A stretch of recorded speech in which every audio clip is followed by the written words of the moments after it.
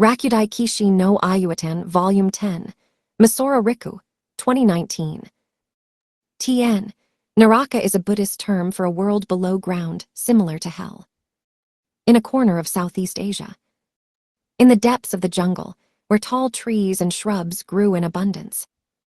There were historic ruins of Khmer architecture covered with ivies.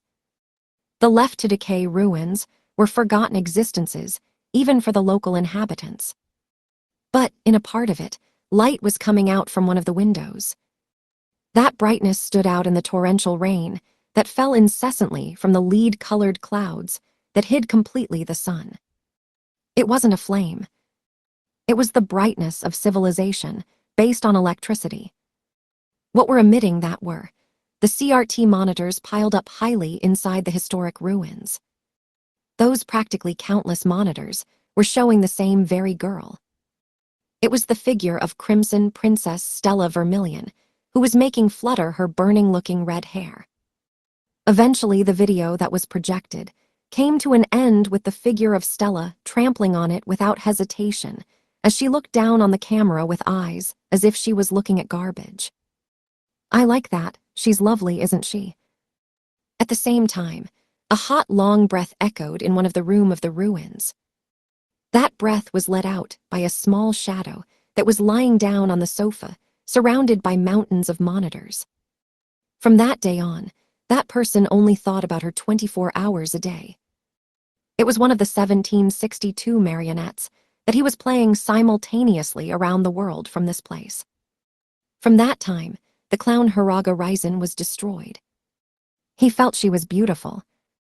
Her well-featured looks. Her refined voice, similar to a chirp of a bird. Her body that overflowed with charm as a woman. And above all, how her soul was, that she could even get angry for the sake of others. And for this reason, that person thought, I want that girl. I want to make that girl a doll for myself only. And to enjoy myself. To make that beautiful face disfigure. To squeeze out shrieks from her throat until her voice becomes hoarse. To besmear with sludge her beautiful soul with whatever method comes to mind. Yeah, that surely sounds very enjoyable, there's no doubt about that. When he believed so, he couldn't keep standing even if he did so again. That's why I shall move. I'll think of a miracle that will make me meet her in this vast world. For the sake of obtaining all of her, I shall move and break everything about her. Chapter 1. The festival has ended. The 62 ND 7-Star Sword Art Festival that showed a climax rarely seen in the recent years with fierce fights after fierce fights, came to an end with the victory of the worst one Kurogane Ikki, who defeated Crimson Princess Stella Vermilion. The spectators who were watching attentively their fight head to their respective homes, while talking about the magnificence of the two knights with each other, with a look that didn't cool down its excitement even after the awarding ceremony that happened one night after the finals. At the same time, the protagonists of this festival that gathered from all over Japan, the representatives of each academy returned home. The stallholders who put out their shops to take advantage of the 7-Stars Sword Art Festival also retired, and the day after the awarding ceremony, the reclaimed land of the Gulf Coast was taking its original ghost town shape. The festival was over. However, the representatives of Hagun Academy, including Kurogane Ikki, were still in Osaka. That was because the star of Naniwa Moriboshi Yuyudai, who was a worthy opponent and crossed swords with him in the first round of the 7-Star Sword Art Festival, led a group and held a victory celebration with the friends of Ikki at the Okonomiyaki shop Ikibenboshi, which was also the home of his parents.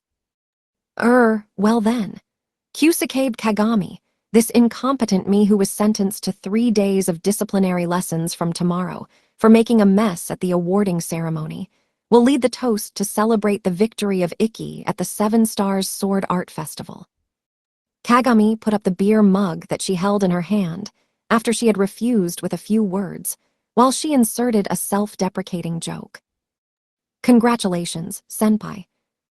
With a loud voice, She blessed Ikki, who sat on the seat of honor of the long table that was made by connecting several tables. What followed that was, "Congratulations." The friends and acquaintances of Ikki who gathered for the victory celebration also gave their blessings while toasting. The gathered people were Stella and Shizuku, who were representative members of the same Hagun Academy. His friends Arasuin Nagi and Ayatsuji Ayase, and also the members of the student council, including Taudu Tauka. In addition to Moriboshi, who offered this place, and his other friends, Jaugasaki Hayakuya and Asagi Mamaji. The figures of Yakushi Kuriko, who was another protagonist at the finals, of Sarah Bloodlily, who unfolded a fierce combat with Ikki at the Seven Stars Sword Art Festival, of Kazamatsuri Rina, who came along with Sarah somehow, and even her maid Charlotte Corday were there. Although Ikki was shy and slightly embarrassed due to the words of congratulations from everyone. Thank you, everyone. He also raised the beer mug and participated in the toast. Thus, the party began. Hurry up, they're cooking. They're super cooking. Clank *** clank, make your orders rapidly. Moriboshi, who stood in the kitchen, called out to them while clanging the metal spatula. As if she was waiting for this, Stella raised her hand while raising from her chair. Tama porks for me, and 10 of them. Coming right away. Stella-chan, isn't your gluttony getting refined somehow? It can't be helped, Alice. The fuel consumption of the dragon spirit is way too much. If I don't eat properly, I get dizzy, you know. Well, it would be great if you could consume properly as well. Shiro, what are you going to order? I will order tendon with green onion. What will Mamaji get? Since we're eating a lot now, I wonder. Which? Will it be? Oh, that's right. Can it be the Neapolitan that you were preparing the other day? Let me see. A Neapolitan yakisoba, right? Yeah, sure. And the corpulent Ning-chan over here. Well, can I get these Tama mix? I'm sorry, we'll have those starting next week. Is that so? Oni-chan, why are you spouting such a stupid lie? It was a little girl with bobbed hair who raised a voice of protest. She was the younger sister of Moriboshi Yuyudai. She was Moriboshi Kum. Although she was unable to speak before, during the battle of her older brother and Ikki, she miraculously recovered her voice. And while her tone of voice was still unstable, she was taking orders from everyone while chatting without relying on writing. And then, and until the ordered dishes were prepared, everyone gathered around Stella and Ikki, who were on the seats of honor, and gave them their compliments as they raised each of their beer mugs. Congratulations for your victory, Kuragen-kun. It was incredibly cool. To think that I've been receiving sword lessons from such an amazing person, I'm immensely happy. Yeah, it was really a great thing, but I'll overturn the outcome from that situation. My alias 50/50 was eclipsed after all. I always believed, that Kuragen-kun would win, since he's a knight that defeated my blackbird in the end. Ikki responded to them with gratitude from the bottom of his heart. Thank you. If I hadn't met everyone, I wouldn't have been able to get this strength by myself. I'm grateful. Though it was unfortunate for Princess Dono, the difference was millimeter. Stella showed how she shrugged her shoulders, a little with the comfort of Seiju Ikazuchi. To suffer a loss with almost no difference, it's the result that comes out when you do what only you have to do, and I accept it, but... And then, she paused her words for a moment, drained in one gulp the beer mug that she had in her hand with excitement. The next time I'll absolutely not lose. She boasted, while vigorously hitting the wooden table with the bottom of the beer mug, while she scattered flames phosphorescence from her scarlet hair. Everyone who was gathered around that valiant-looking applauded with "You can do it," as expected of Stella-chan. Taudu Tauka, who was sitting in a seat somewhat away from the seat of honor, and from that situation, stared at those cheerful smiles. Foo-foo. It seems that next year's Seven Stars Sword Art Festival will be exciting. It's regrettable that I can't participate in it. Kyukuku. That rematch was also the fate written down in the Black Chronicle. The moment when thou will know will come. Aju-sama says, I am looking forward to next year. Even so, it went too far this time.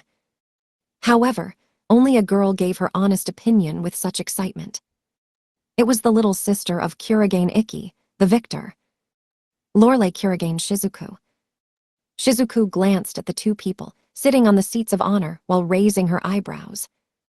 Since both Oni-sama and Stella-san are a couple, why you two weren't more worried about the health of each other?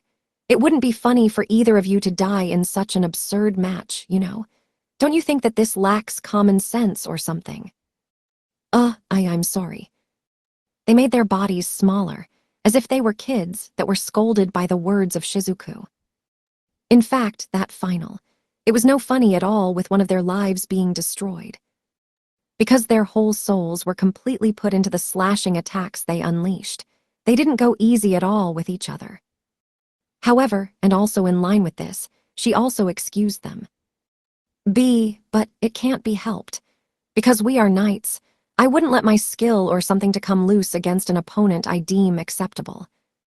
If one were to expose a gap, one would be immediately slashed, losing the match.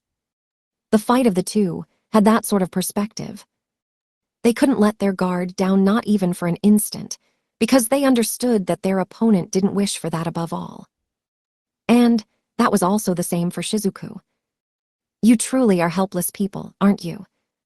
Even Shizuku knew that. The bonds of the two was stronger than anything else. That's why their relationship could do so. She was jealous and envious of the bonds of the two, but at the same time she was delighted. You truly are suited for each other. Shizuku muttered with a small voice that nobody could hear, and let out a sigh as if she was amazed. Shizuku, did you just NOW Japanese letter? Why are you placing a boneless ham on your knee? This is my leg. And then, when the cooked okonomiyaki and the teppanyaki reached everyone from the kitchen, and once their bellies were filled. Estimating that timing, and after Kagami tidied a part of the table, she spread the pictures she took at the 7 Stars Sword Art Festival. From the first match to the finals, all the great efforts of everyone in this place were selected from within the time that passed by. They had fun talking about the memories. Oh, please look, Senpai. This is a picture when Senpai used Idu Razetsu for a second time. I was able to photograph it neatly, didn't I? This will be used on the whole surface of the next wall newspaper. Though in this one I look mostly worn out. But you were very manly and fantastic. The gentlemen who have that much of a naughty side are fascinating. There's also a picture when Shiro received a record in Stackle. That's a coincidence, Momaji. I also came across with this picture when you fell and fainted. I see. Is this the father of the bloody Da Vinci? I was able to remember his face. Yeah, that's him. If you have any pictures you want, I will make extra copies, so don't hesitate to tell me, okay? By the way, my best shot is this one. The uncensored panties of Her Highness Stella, the second princess of Vermilion Kai. But the moment Kagami took out the photo from her flat bosom and tried to show it to everyone. The left jab that held the light and heat of Stella, and that was released with a sharp, wind-cutting noise, penetrated the picture that Kagami held in her fingers and turned it into ashes. And then, she grabbed the nape of the neck of Kagami with her right hand. Give me the data. Pulling her towards herself with all her strength, she brought her close with bloodshot eyes and ordered her. The jaw of a dragon that got near until the very eyes of Kagami, which she was able to see clearly. Why yes, as you wish. The pen yielded before the sword. This is no good, because Stella-san didn't get the joke, ahaha. Seeing the state of all the presents who were chatting like that, Moriboshi called out to Coom from the kitchen. Coom, the orders have settled down already, so I'll join them. Will you be fine on your own? Don't worry, leave it to me. Oni-chan also worked hard. Thank you. To appreciate her words of gratitude, Moriboshi patted and ruffled the head that Coom had placed down, and she made her cheeks smile broadly with eha. Then Moriboshi took off his apron and with a double tama pork dish that he had prepared for himself, sat down next to Tauka, who wasn't involved in the photo viewing. Hey, can I sit next to you? Tauka unintentionally spilled a smile, looking amused with that question. Aren't you sitting there already? But yes, you can, help yourself. Thanks. Like I thought our okonomiyaki is the best, the #1 in Osaka. I agree, they were very delicious. I would love to make my family eat them as well. Ding asterisk ding, that's our business after all. They're here in the Ikebanboshi of okonomiyaki. Moriboshi had dinner somewhat late than everyone else while he returned so. He ate the double tama pork completely while sticking out his tongue. And then, when the sauce taste in his mouth was unified with the beer, then poured into the stomach. Hey, Taudo. The irregular swordsmanship that used electromagnetic force that you showed in the fixed match with Kurigane is what you call Inazuma, right? If so, then you had a plan against my Hakuboshi. He touched on the matter just before the final match. Tauka, who got that, returned a nod. It's not that my noble arts assumed an anti-Hakuboshi only, but naturally I have been forging it so that I can meet that purpose. Last year, I didn't dodge Hakuboshi, and you took the pace from there. Unfortunately, I wasn't blessed with the opportunity to use it. I imagined so. That's not it, right? It's what I thought when I gave a glance at it. Certainly, if you had such skill, then it wouldn't have gone like last year. Inazuma was a noble arts that created a special magnetic field in the cross range, and because of its attraction and repulsion, it made the sharp turns to accelerate abruptly. The sudden changing gaps of angle and velocity boasted unequaled strength in mid-range pace fights. That power was also guessable from the fact that Ikki, who was able to master the sword of twin wings, pushed back the distance between the swords, the thing he was excellent at. That was why Moriboshi said it with regret. I wanted to give it a try too, what a shame. The 7 Stars Sword Art Festival was for form's sake a tournament. It was difficult for the rank to become a ranking of strength. From the point of view of Moriboshi's sense, Tauka was the most difficult enemy that stood in his way last year. The skill that such formidable enemy had refined to defeat him. It was something he wanted to try on the stage, the 7 Stars Sword Art Festival. But STILL, Japanese letter. Well, I would be the one who would win, isn't it? Grin, Moriboshi turned a sidelong glance to Tauka with a smile that looked provocative. Towards that, Tauka also returned a full smile to Moriboshi. I don't think so. By suppressing Hakuboshi, I would have won this year. Nah, impossible. I think otherwise. Nope, you're lying to yourself. Not at all. This is an absolute fact. In the end, the two of them were rubbing their foreheads with each other while smiling. That was the very picture of an explosive situation. It was natural, because their personalities couldn't yield in topics like this with each other. But that didn't last long. Pie. Yeah. After they exchanged killing intent for a moment, they laughed tiny and separated their foreheads that got a little red. Let's stop. This is nothing but a talk of a fight that never happened. You're right. Let's drop both of our ego, we're just wasting time. Besides, the dejected losers won't get nothing by biting each other. We have to knock down Kurigane. Our mutual target is way too high. Judging from that way of speaking, Moriboshi-san is going to continue being a knight after graduation. Is that surprising? Tauka nodded. Yes, it is. I thought that you would only become a reservist and would surely take over your family business. Well, I thought about that too, but although the reservists have a mage knight license, they work in their respective workplaces in the same way as ordinary people, but for emergencies only, and when requested by the League branch, they would be people in charge of criminal investigations and national defense as mage knights. The people that were running a family business like Moriboshi, the majority of them became reservists. And then Moriboshi also planned to do the same. HOWEV, Japanese letter, Japanese letter. I know, but I finally was able to hear the cheering that I wanted to hear, you see, and I can still get stronger. Now I can stop shooting this air of superiority. Tauka nodded slowly and deeply, with the words of Moriboshi. I agree. Having people who are pushing our backs, that's a very happy thing. We are third years. It'll be impossible to participate in the 7 Stars Sword Art Festival, but, Taudu, what are you going to do from here on? For the present, I think that I will thoroughly train this summer vacation with my master. When I saw the battle of Kuragenkan and the others, it made me realize that the lack of self-reliance was there, that there is still some ways to go for me. And then, simultaneously with my graduation, I will register in the National League and someday aim for the A-Rank League. The A-Rank League was the popular name of the top league of the King of Knights, KOK, which was a close combat performance done by Blazers and hosted by the League of Mage Knight Nations.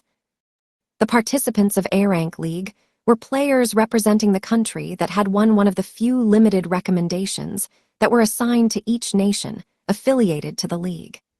The fights of the most prominent individuals in the world were done by knights that were singled out. The fights were loved by people all over the world as supreme pleasure. Tauka had set her next goal there. Moriboshi nodded with I see. That's the easy course now.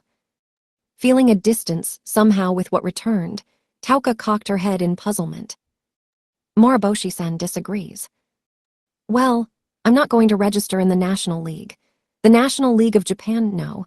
The national leagues of the participating members of Mage Knight leagues have many knights who emphasize on black magic, because it's the policy of the leagues. Though my Tiger Bite isn't an ability of the type that has destructive power like black magic itself. That's because the way of the Taijutsu and how it is applied are essential. That's a lifeline for me. However, I didn't reach Kuragain with my Taijutsu. His current Taijutsu and spearmanship didn't fit into the first-class world. Moriboshi fully realized that when he fought against Ikki.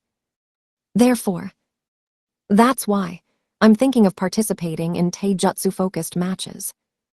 Does that mean? Battles that emphasize Taijutsu while being a blazer. There was only one tournament in the world that was held with such policy. A continent spread beyond the Sea of Japan. The world's toughest league matches were taking place there. Its name was I'll Challenge the God of War League.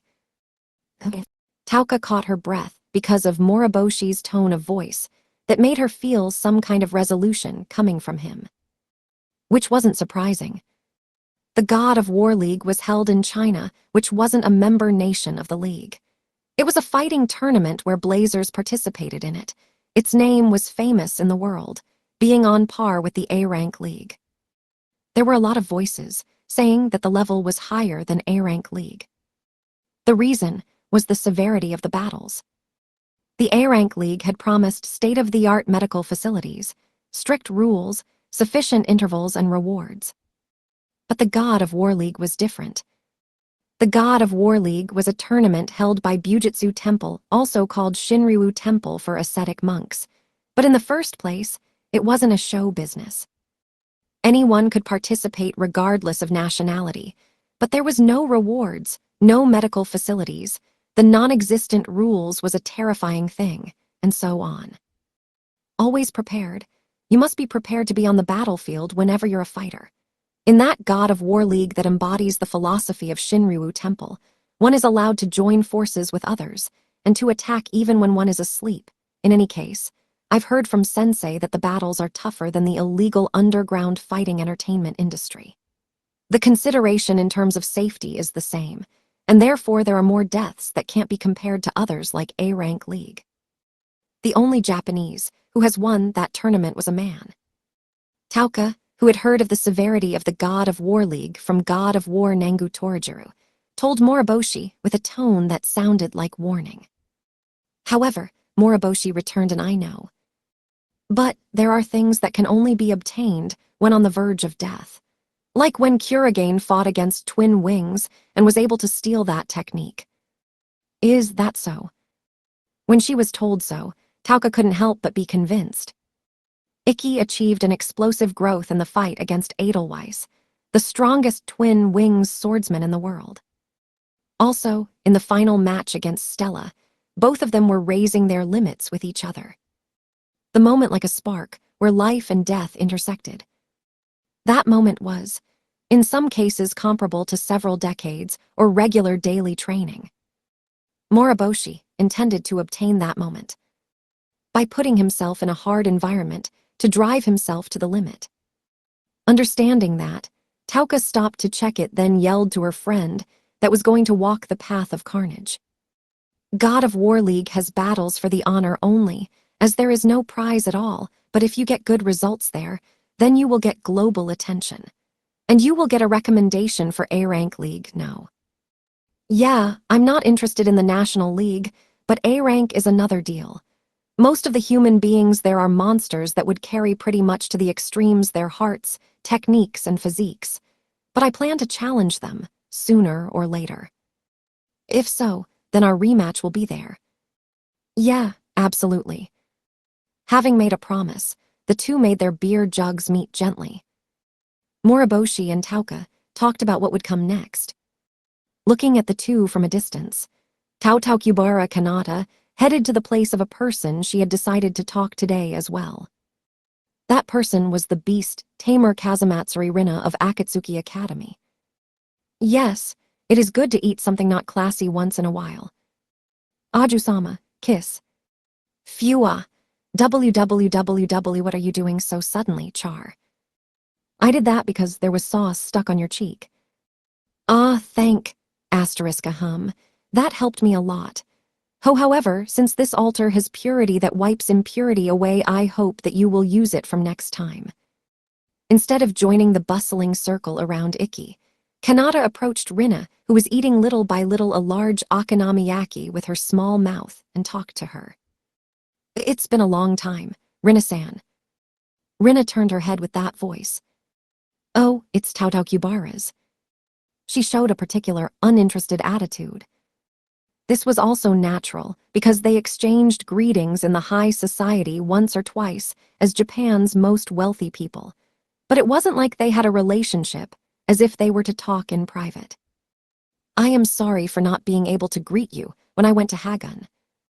Don't worry, I, the ruler of the night, don't care about such trivial things. Chewing.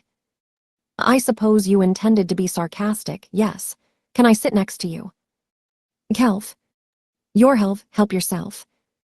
Go ahead, it's what Aju-sama is saying. Then by excusing herself, Kanata sat down next to Rina. But I was surprised. Tautaukubara also knows that Kazamatsuri has strong connections with the underworld, but to think that Rina-san, who is the biological child of the head Kazamatsuri Kuzu, is involved with the activities of rebellion. Gatsing Goject, that's incorrect. They. Not the subject of head Sama, but Aju-sama doesn't belong to rebellion. Charlotte explained instead of Rina, who was stuffed with okonomiyaki in her mouth.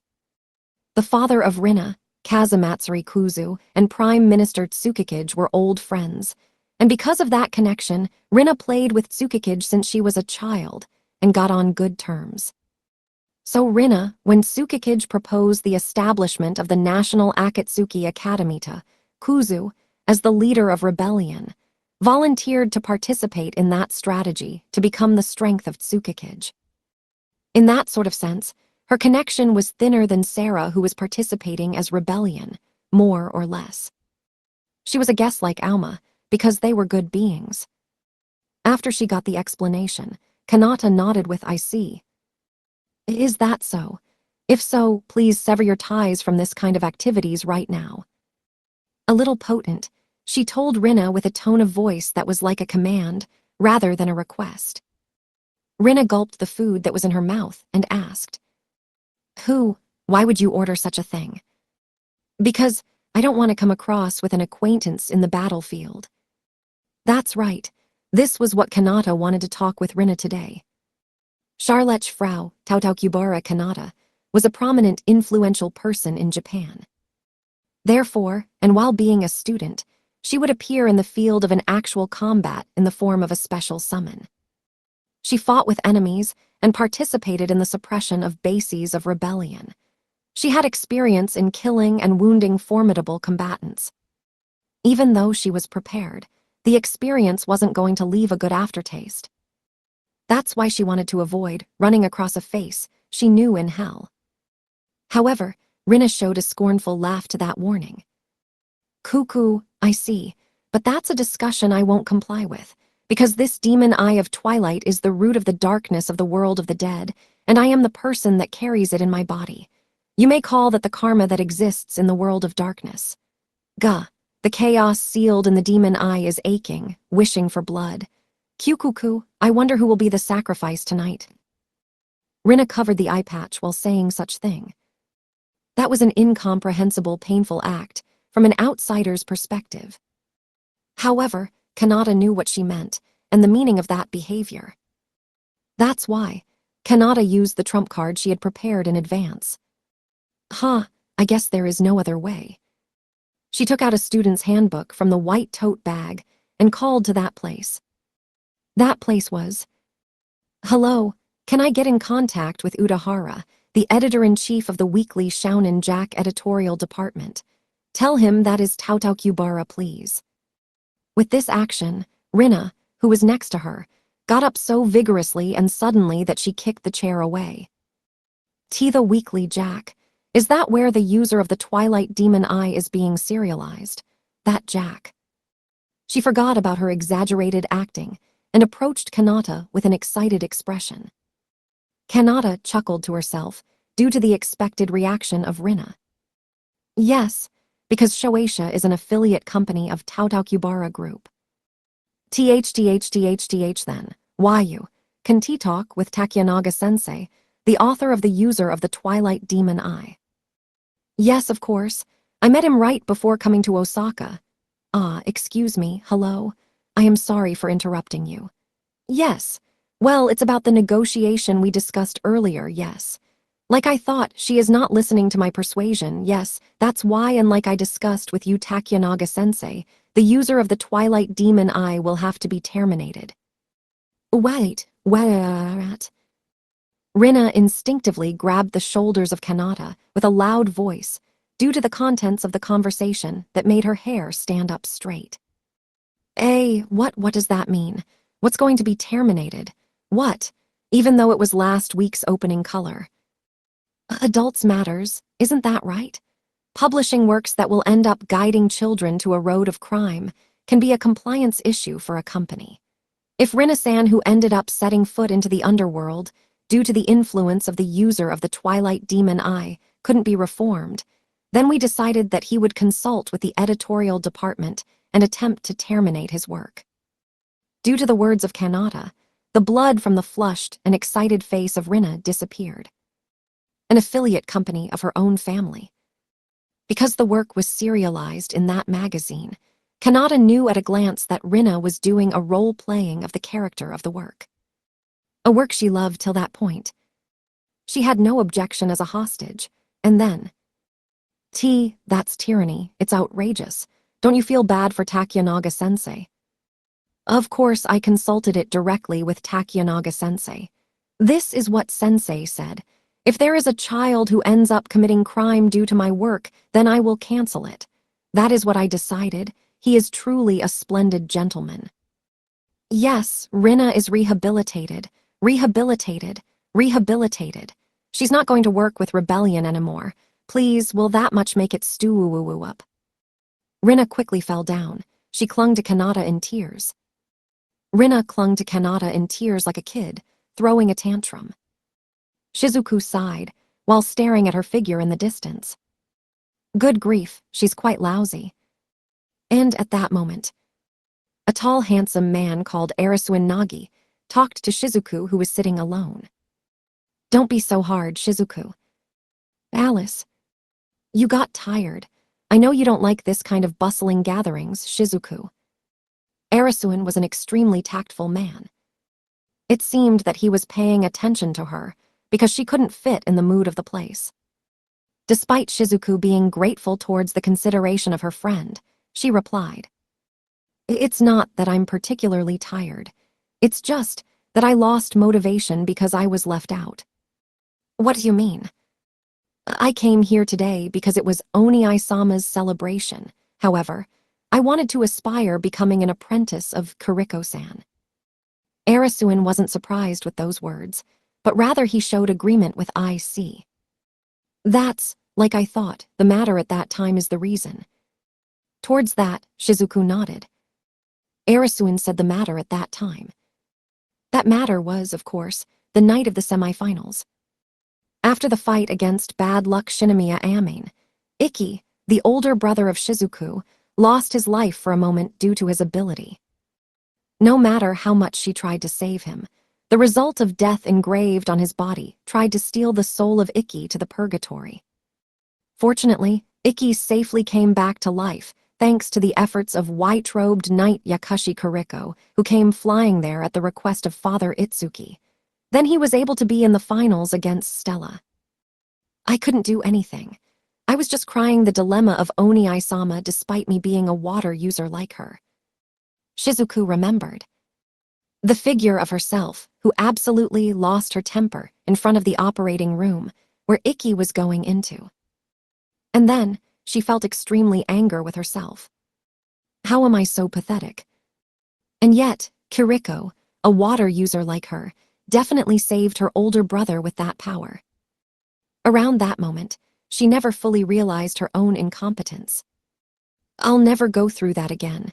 How was I unable to do anything else but cry the dilemma of Oni-sama? That will never happen again. That's why. You thought about trying becoming an apprentice of woman Dr. San. Shizuku nodded and showed affirmation. But... She turned a little fed up, gazed to one corner of the table. Arasuin also followed the destination of her gaze. There was the figure of the drunken Kuriko that toyed with the body of bloody Da Vinci Sarah Bloodlily. She had stolen the freedom to Sarah by wrapping her legs and arms around her like an octopus. Oh my, the muscles of your physique are unexpectedly insufficient. My body is weak by nature. Besides, I just paint and draw while sitting, so it can't be helped. That's not good. If it's with such everyday life ***, the bomb will explode immediately after you've passed your 20s. The bomb is ticking all throughout your whole body, you see. Boo-tea don't wo rry. Kuriko-chan. Actually, I'm currently researching a revolutionary healing technique that transforms fat into muscle. So, I have nominated you as the first human testing subject. Kuriko-chan is so kind. Help me, anyone. Lick ***. Sarah had to experience the fetishism of a certain woman doctor called Kuriko, since she had a lot of exposures from the beginning. Arasuin showed a slightly disgusted smile because of the very lascivious scene where such two women were entangled while disarranging their clothes. She was influenced by Sake, that woman Dr. San. Despite that, she's not going to talk a lot. Or perhaps I should say that even I might get involved if I get close to her, so I don't want to approach her. No. Yeah, I also think that's fine. Well, I will visit her directly in Hiroshima during summer vacation. Arasuin asked with a little surprised look, as Shizuku said so as if she had given up. Then you are not going to accompany him to Vermilion. While facing Shizuku that pouted her lips, as if she sulked a little. Even I wouldn't do an absurd thing like that. I felt that it was going to be something like that, but... He thought, but Arasuin wasn't a man who would say such a thoughtless thing. They knew that the relationship of Ikki and Stella advanced greatly in the finals of the tournament. And those two were going to visit Vermilion Empire to greet Stella's parents. If the discussion there were to be settled smoothly, then that would become the key of their engagement. Gazing at that coming day, Shizuku started coming to an understanding within herself. Shizuku also loves Stella-chan, isn't that right? Although the person herself would never admit it. Otherwise, it would be impossible for her to allow her to get close with her beloved older brother. Such sweet Shizuku was so cute, Arasuin pressed her cheek with a finger that got a little sulky, as if poking fun at her. With that, Shizuku raised her sullen eyebrows, then raised her index finger and poked the cheek of Arasuin. No, rather than saying she poked it, she stabbed it. Arasuin smiled wryly as he rubbed his cheek, due to the very competitive spirit that had such strong Shizuku-like countermeasure. Shizuku asked him, "More importantly, does Alice have any plans for summer vacation? If not, then would you like to come with me to Hiroshima?" However, Arasuin returned "I'm sorry" with a sad expression towards that invitation. He had something he wanted to do. "I've been thinking of going back to my hometown for a while during this summer vacation. I couldn't go there for a long time, but I will visit the graves of my friends." "I see. Then we'll spend our summer without each other. That's a bit unfortunate. I hope for your training to go well from the distance." Around 2 hours after the start of the victory party, every person who surrounded the pictures and had reminiscent talks of the festival were more than satisfied, then divided into small groups of fellows with whom they usually hang out and started having a nice talk. When they were getting to that step, Ikki, the guest of honor, was finally released from that crowd. View asterisk. Ikki sat deeply in the chair, deposited his back on the back of the chair, and looked up at the ceiling. He had received the blessings from many people. His endurance was somewhat drained due to such unfamiliar situation. But that wasn't all. He also responded to the interview of Kagami, so his throat was dry.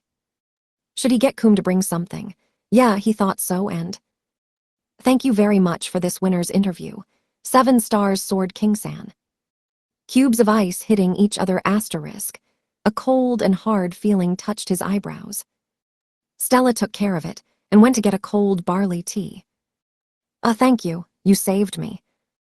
And by thanking her, Ikki gulped down the content of the mug and drank around half of it.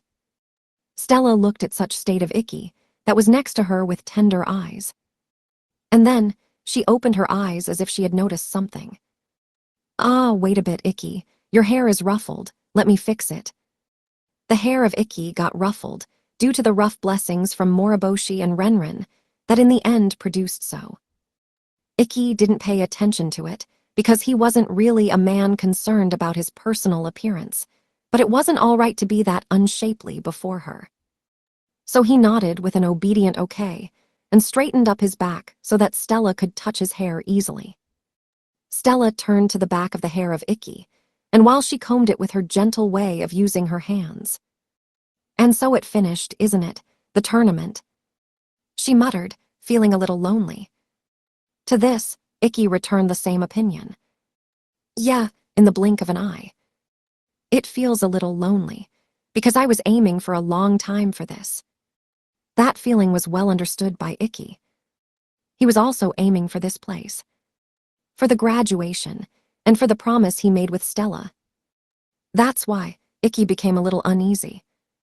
"Have you perhaps burned out?" However, Stella laughed Ikki's uneasiness down with "You serious?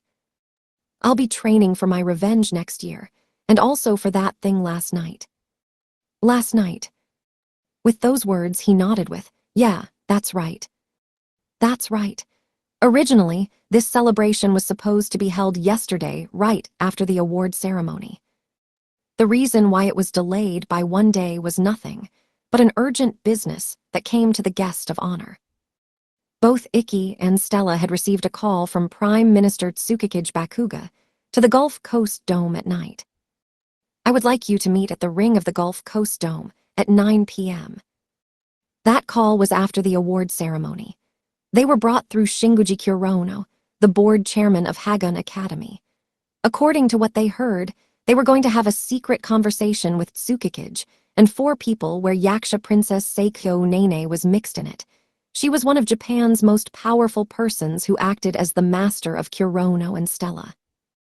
What on earth do they want to talk about, and calling it such hour nonetheless? Come now, I don't get it either." The two entered the dome at the appointed time, walked through the empty passage, and cocked their heads in puzzlement while heading towards the ring. If this was an invitation of terrorists, then I'll wipe the floor with them.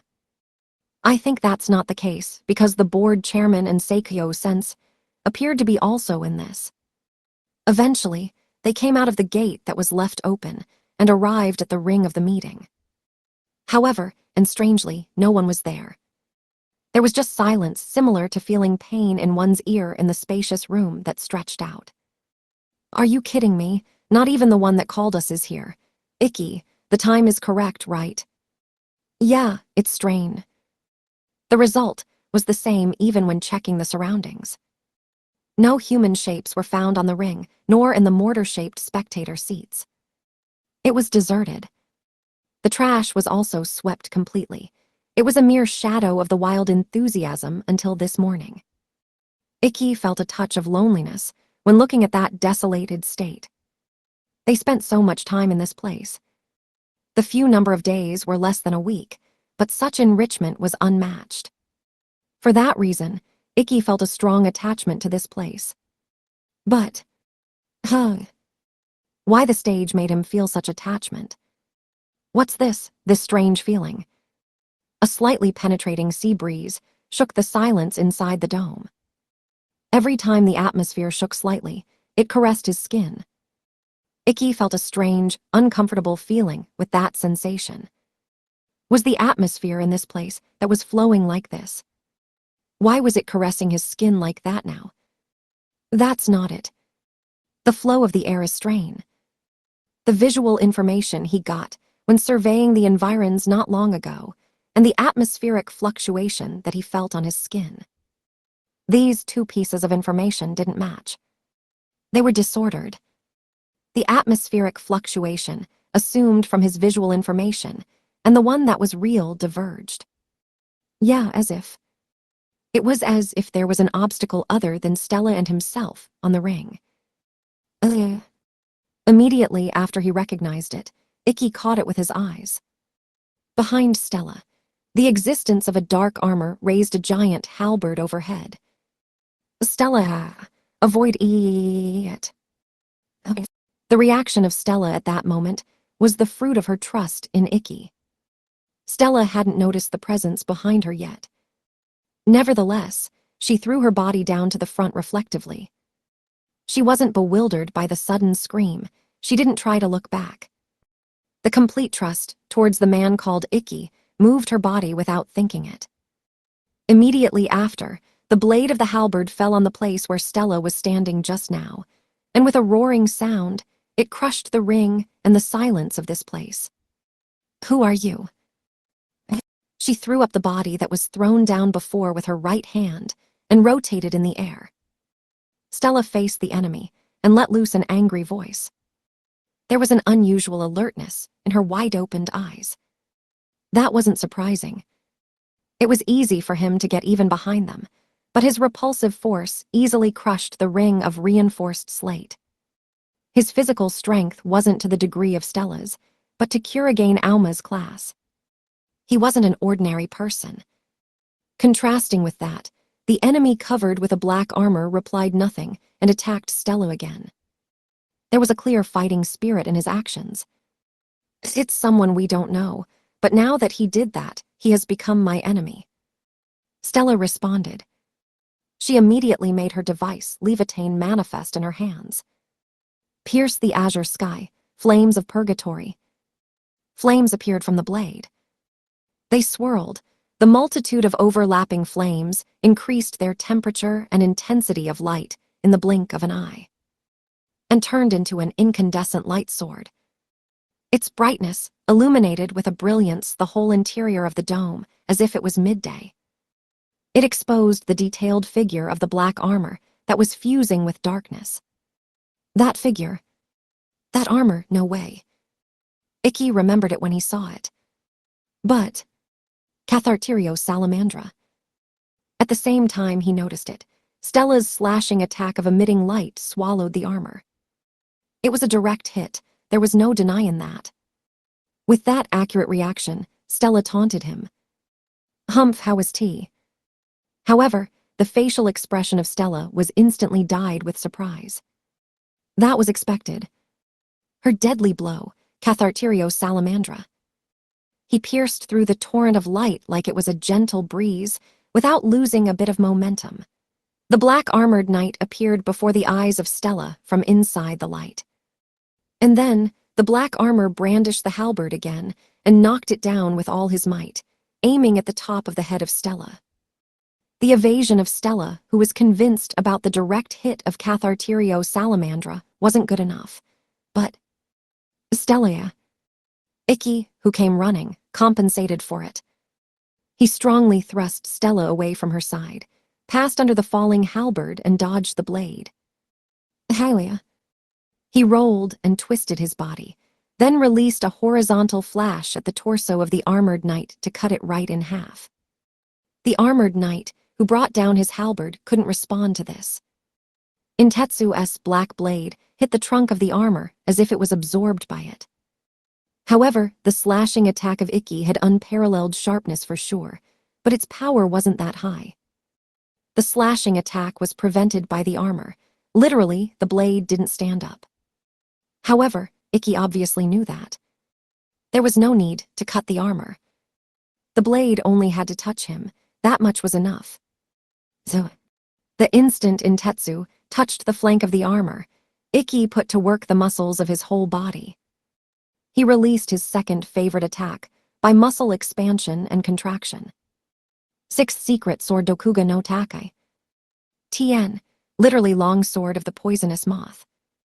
It was a technique that caused ripples in the water inside the body of an armor user by hitting a certain kind of vibration against the weapon and armor of the opponent, ignoring all defenses and destroying the enemy from inside.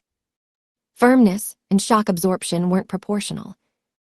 The poison, called vibration, spread in the entire body of the armored knight in a flash. Fresh blood gushed out from the small openings of the armor. Regardless of that, right after that, the black armor released a sharp kick like a spear against Icky. He didn't make him feel any damage, even though he was struck by Dokuga no Takai. However, Icky wasn't surprised by this. The reason was that the attack just now wasn't aiming at damaging Icky himself. He was convinced with that blow. Who was the person, the armored knight before his eyes?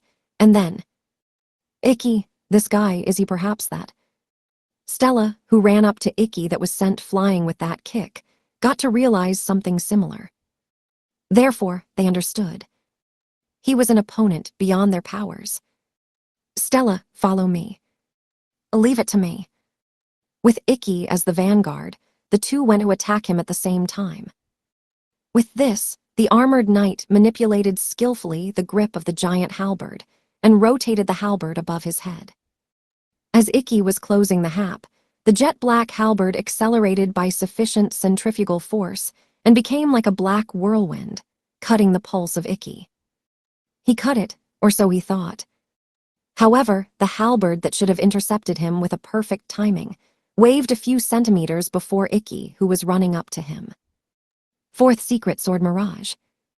Tien, kanji's given our Chinese letter, Chinese letter, Chinese letter.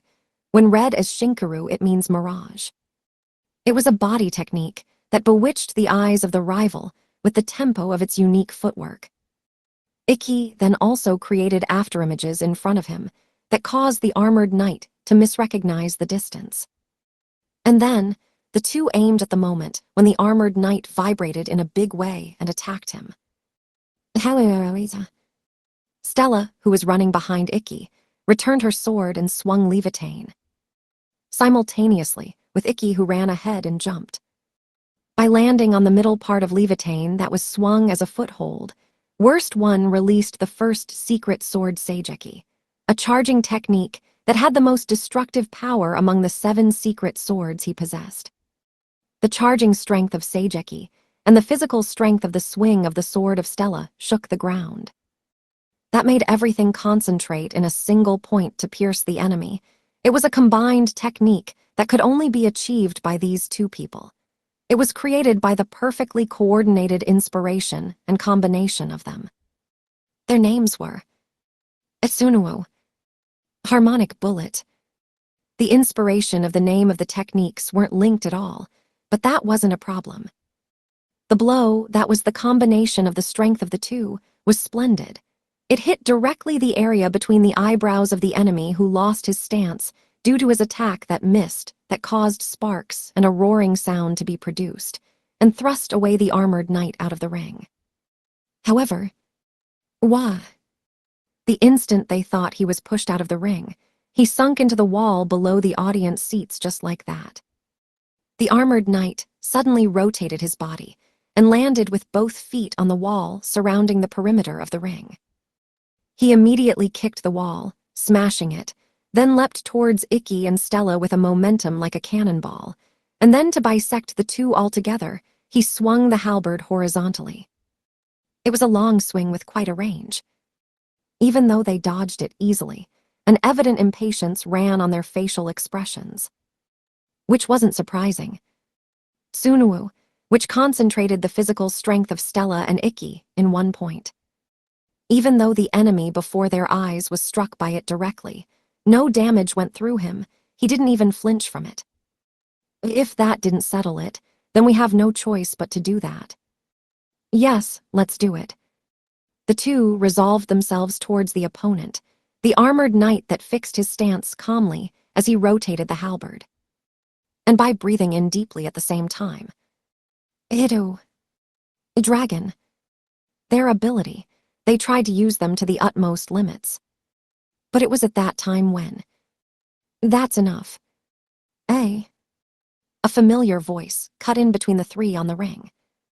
When they looked towards the direction of the one who spoke, the one who was there was Board Chairman and Nene-sensei and Prime Minister Tsukikage. The three people that they were supposed to meet at this place today came up to the ring. Kurono, who was in that group, told the armored knight, "Any more than this and you will kill each other. Can you drop your weapon?" The armored knight undid his stance without showing an attitude that opposed so, and dropped the tip of the halberd to the ground. The fighting spirit of not long ago disappeared from that figure. So, Ikki and Stella also dropped the point of their swords for a moment and asked, "Board Chairman, what is the meaning of this?" Towards that question, it was Nene, who was next to Kurono, who returned some words. "Well, this was some sort of petty entertainment. However, I'm aware both Kurogane and Stella-chan know who this guy is, right?" Yes. They knew him. They thought no way with that peculiar appearance, but they got convinced while fighting him. The notion of fortitude that keeps restoring the body of the user infinitely. By wearing the device orichalcos on his body to use it, this guy, the A-rank Knight of France, was registered in the KOK A-rank League for the first time last year and climbed to the top of the rankings in the twinkling of an eye with a tempestuous and steady advance. He's the current top 4 in the world. Black Knight Ascaride-san, isn't that right? Black Knight didn't respond to Ikki's question. He kept being silent like he did until now. However, that strength. There was no need to take a commitment to that anymore. What they didn't know was why a first-class knight of a country member of the league attacked them. Kurono gave an answer to that question. Ascaride really wanted to see your strength at any cost. Since that was a sign that he would launch a surprise attack if we had left him alone, we let him do so under our watch. We let him do so. I'm pretty much a state guest. I'm the second princess of Vermilion Empire. This perfectly could have been an international issue. Stella glanced at Tsukikage, who was behind those two due to the blunt words of Kurono. Tsukikage showed a wry smile. I stopped her, but we approved it. Aren't you our teacher? You won't have many opportunities to meet knights of this level. Experiencing the strength of League's top-class knights on your skin is affection that you may call it like becoming experience which is good for you. Trust me. Even so, wasn't there another way of doing this? Stella dropped her shoulders, exasperated. Certainly, Sparta had a limit. And while Stella was complaining to Nene and the others, the assailant, Ascaride, still didn't say anything, then tried to leave the ring to which she had returned to. He accomplished his goal, so it seemed that it was meaningless for him to be here anymore. He was really a man that did things as he wanted. Tien, please take into consideration that during all this time, the sex of a scaride hasn't been mentioned at all. But the line above explicitly mentions a man, Chinese letter. For sake's consistency, I left all mentions towards a scaride as he. Well, if the other party didn't show intention of fighting Ikki, then there was no reason in particular to chase him. That's why he took away his eyes from the back of a scaride who went away. I understand the reason why a scaride-san attacked us. There's no need to discuss this any further. More importantly, Prime Minister Tsukikage, what is the matter you have to talk with us? He presented interest to the man who summoned them to this place. Tsukikage, who had given a single step till now, showed an expression similar to gratitude on his face for having changed the flow of the conversation. There are two matters about why I called you both today, because there was something I want you to hear and something we ought to talk.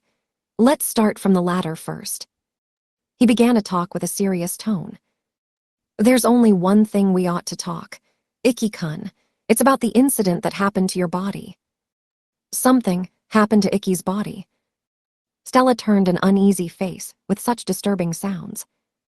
But Tsukikage didn't answer the question of Stella. Ikku-kun already knows what I'm talking about, isn't that right? He asked Ikki. Ikki nodded to that question. It was because he remembered so. Is it perhaps no other thing, but when I used Idu Razetsu for a second time in the match against Stella? Towards that, Tsukikage affirmed with exactly. Magic power is the influence that is related to this world and the thing Blazers have by birth. For this reason, the aggregate amount is determined as fate. But there are exceptions in this world that disprove that premise, like those who have severed the chains of fate by their own strong will. There are exceptions that broke the limits of their souls as persons and got out of their destiny. We call those existences desperados. Tsukikage said. The moment he received Stella's Catharterio Salamandra, Ikki was defeated in his original fate. But he burned with his feelings for Stella and shook free from that fate. The fate surrounding this world transcended the limits that was allowed for the being called Kurigane Ikki and caused an unbelievable miracle of raising the upper limit of his magic power and overturned his fate. At that time, you leveled up the rank of your soul and became an existence different from the regular Blazers. You, who have reached this awakening, have been removed from the circle of fate surrounding this planet, and now you have become able to raise the upper limit of your magic power depending on the training. My first task is to tell you a fact, that you have become an existence that set foot into the current domain of the Desperados. Wait a minute. Then, Stella interrupted the words of Tsukikage. She was showing a strong irritation on her face. Certainly I saw the moment when the magic power of Ikki increased. It was impossible, but I thought that if it was Ikki, then he would do around that much.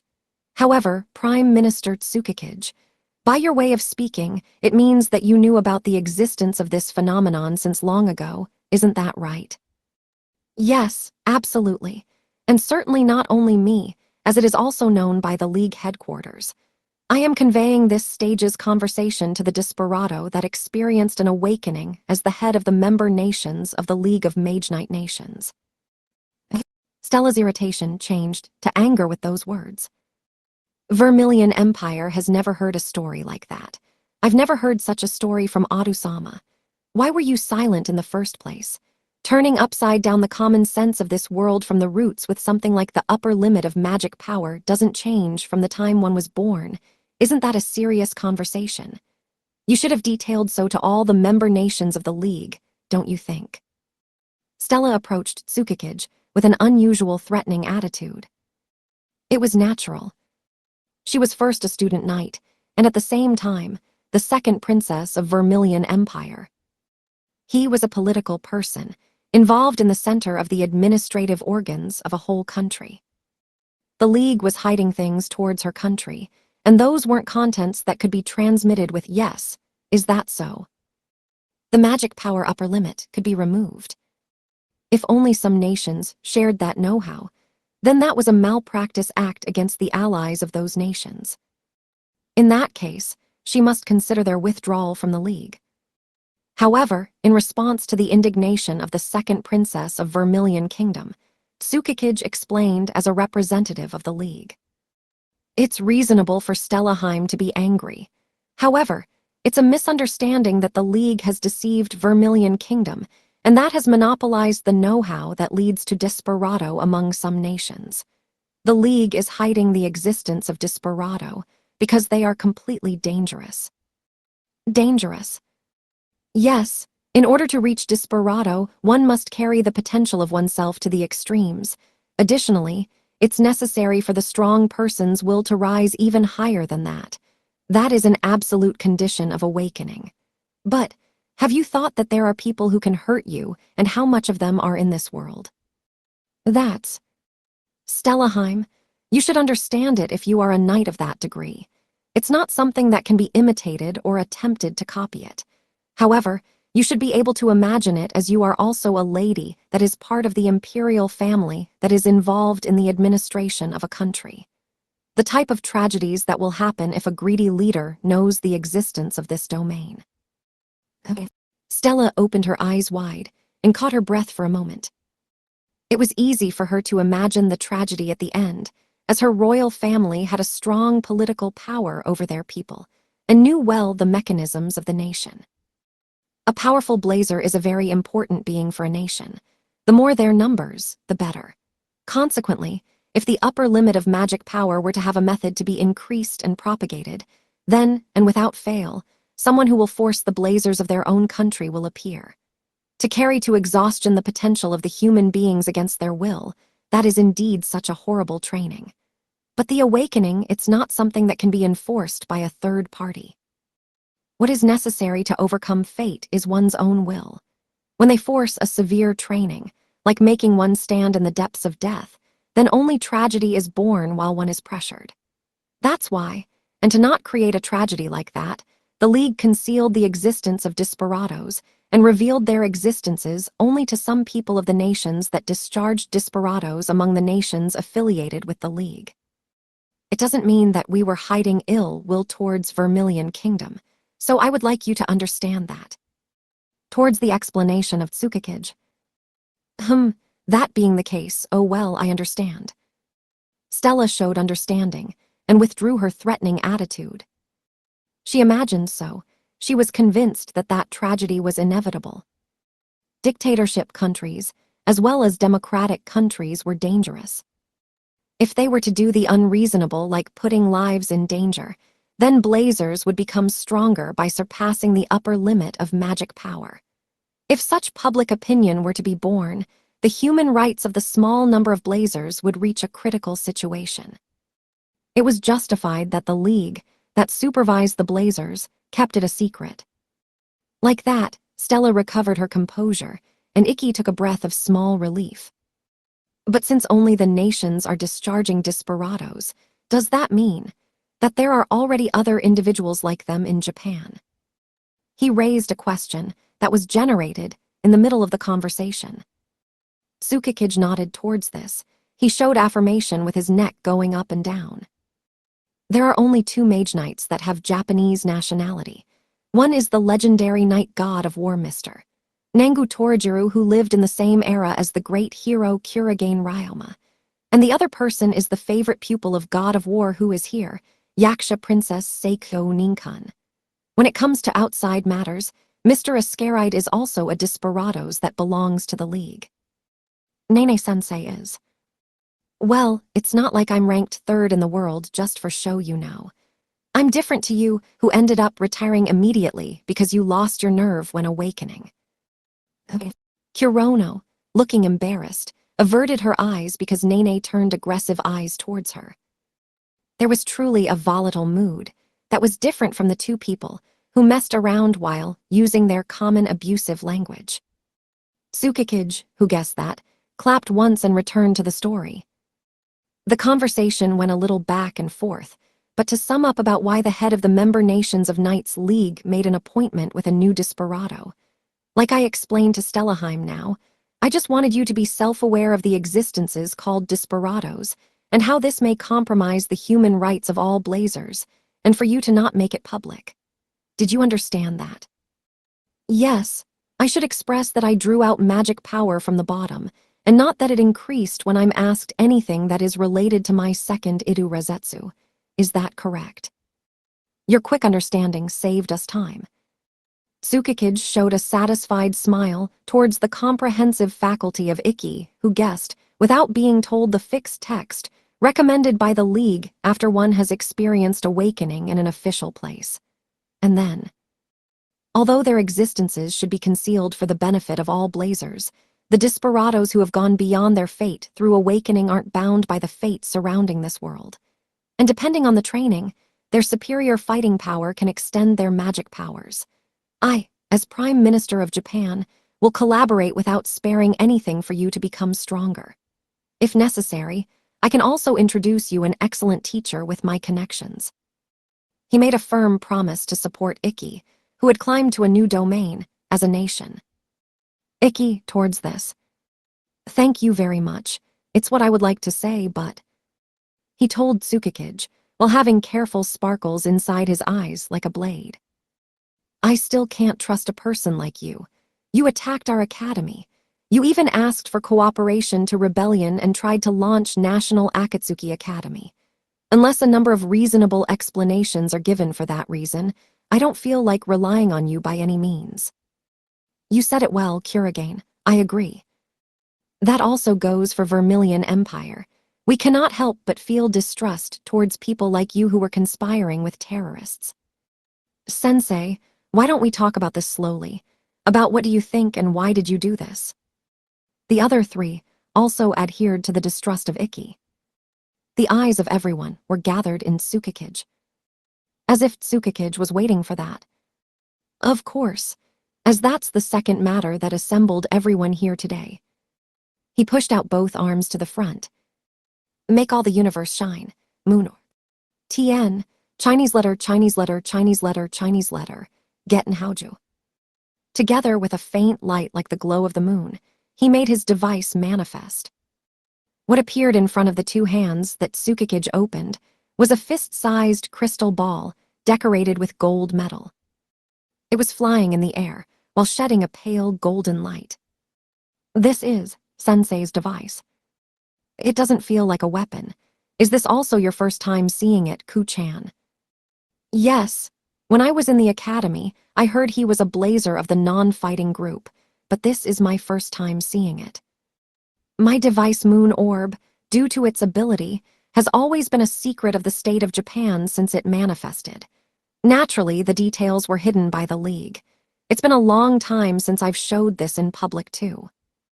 How does this device relate to the reason that Prime Minister Tsukikage started to act this time? Tsukikage smiled with a look that made him feel a little fatigued due to the question of Ikki. Well, let's postpone the conversation for a minute. I want you to see this first. Saying that, he flicked Moon Orb that was staying in the air with his fingers. Then, a wave stood on the mirror surface of Moon Orb, and a drop fell from the bottom of the orb. It fell on the reinforced slate floor. At that moment, the drop that fell caused a shining ripple under the feet of Ikki and everyone, and projected an image on the floor in the dark. This is. Everyone caught their breaths, and made their facial expressions become stiff with that image. What showed the device of Tsukikage was hell. A city where the whole surface was engulfed in flames, and people burned while being alive. It was a sight of blood, cries of pain and flames. It could only be described as hell. What is this? The sea children are. Stella. Lower half of bodies were crushed by the debris. Stella crouched and covered her mouth. She was unable to bear the scene of boys who were trying to escape from the flames desperately, but were swallowed up by the flames without realizing their dreams. Ikki immediately rushed to Stella and rubbed her back that became rounded, but his face was also pale. After all, this wasn't just a video. In a simple video, Stella would have just knitted her brows in discomfort, no more than that. However, everyone in this place certainly felt it. The heat of the flames encircling the surroundings. The screams that pierced their ears. the smell of human flesh burning to a crisp. And clearly with all that, none other than they themselves were convinced that the feeling they felt was beyond their understanding. That this scene wasn't fake. There was no place for doubt. This was reality. "Sensei, what on earth is this?" Kurono raised a voice of protest towards the action of Tsukikage that she couldn't understand. However, at that moment, Kuchan, that, look at that. Nene watched intently the video while knitting the part of the eyebrows closest to the nose. Then, by getting aware of a certain thing, she pointed at one place in the video. After that, Kurono also did the same. She shuddered. What was indicated by Nene first was the shape of Toki's sky tree that leaned diagonally with violence. "No way, are you telling me that this is Tokyo?" Tsukikage told that's right to that awareness. Moon Orb has the power to look into the past of people and places of a defined range. However, the power to read cause and effect sometimes shows me the future that exists on the present line of cause and effect in the form of prophetic dreams. This is the memory of the future that such power showed to me. If the fate of the planet changes as it is now, then that will be the appearance of Tokyo of the day that will come sooner or later. I'm playing this from the past of the human called me. What? All of them opened their eyes wide altogether with the words of Tsukikage. "You're saying this is the future of Tokyo?" "No way, how could that happen?" The question of Stella escaped with a trembling voice. Towards that, Tsukikage shook his head. "I don't know that. My power is only to see. However, I can guess the circumstances from the current world situation." Tsukikage, who said so, snapped his fingers to extinguish Moon Orb and close the video of the floor. He then approached Stella, who fell to her knees, and presented his hand, while apologizing with "I'm sorry for showing you something unpleasant." But Stella returned a stern expression to this person. She didn't took his hand and stood up by relying on Ikki. "You don't need to apologize, so keep going." She wanted so. The other three also showed the same opinion to Tsukikage with their eyes. Tsukikage continued speaking, after confirming that the four gazes have gathered at him. "I presume Stellaheim knows about this, but this world maintains a temporary peace in the rivalry that exists between the three potencies. One of them is the League of Mage Knight Nations, to which Japan also belongs. Another one is the Union, where big countries such as America, China, Russia, and Saudi Arabia are connected. And the last one is Rebellion, a tremendously large crime organization that is nested in the darkness of this world.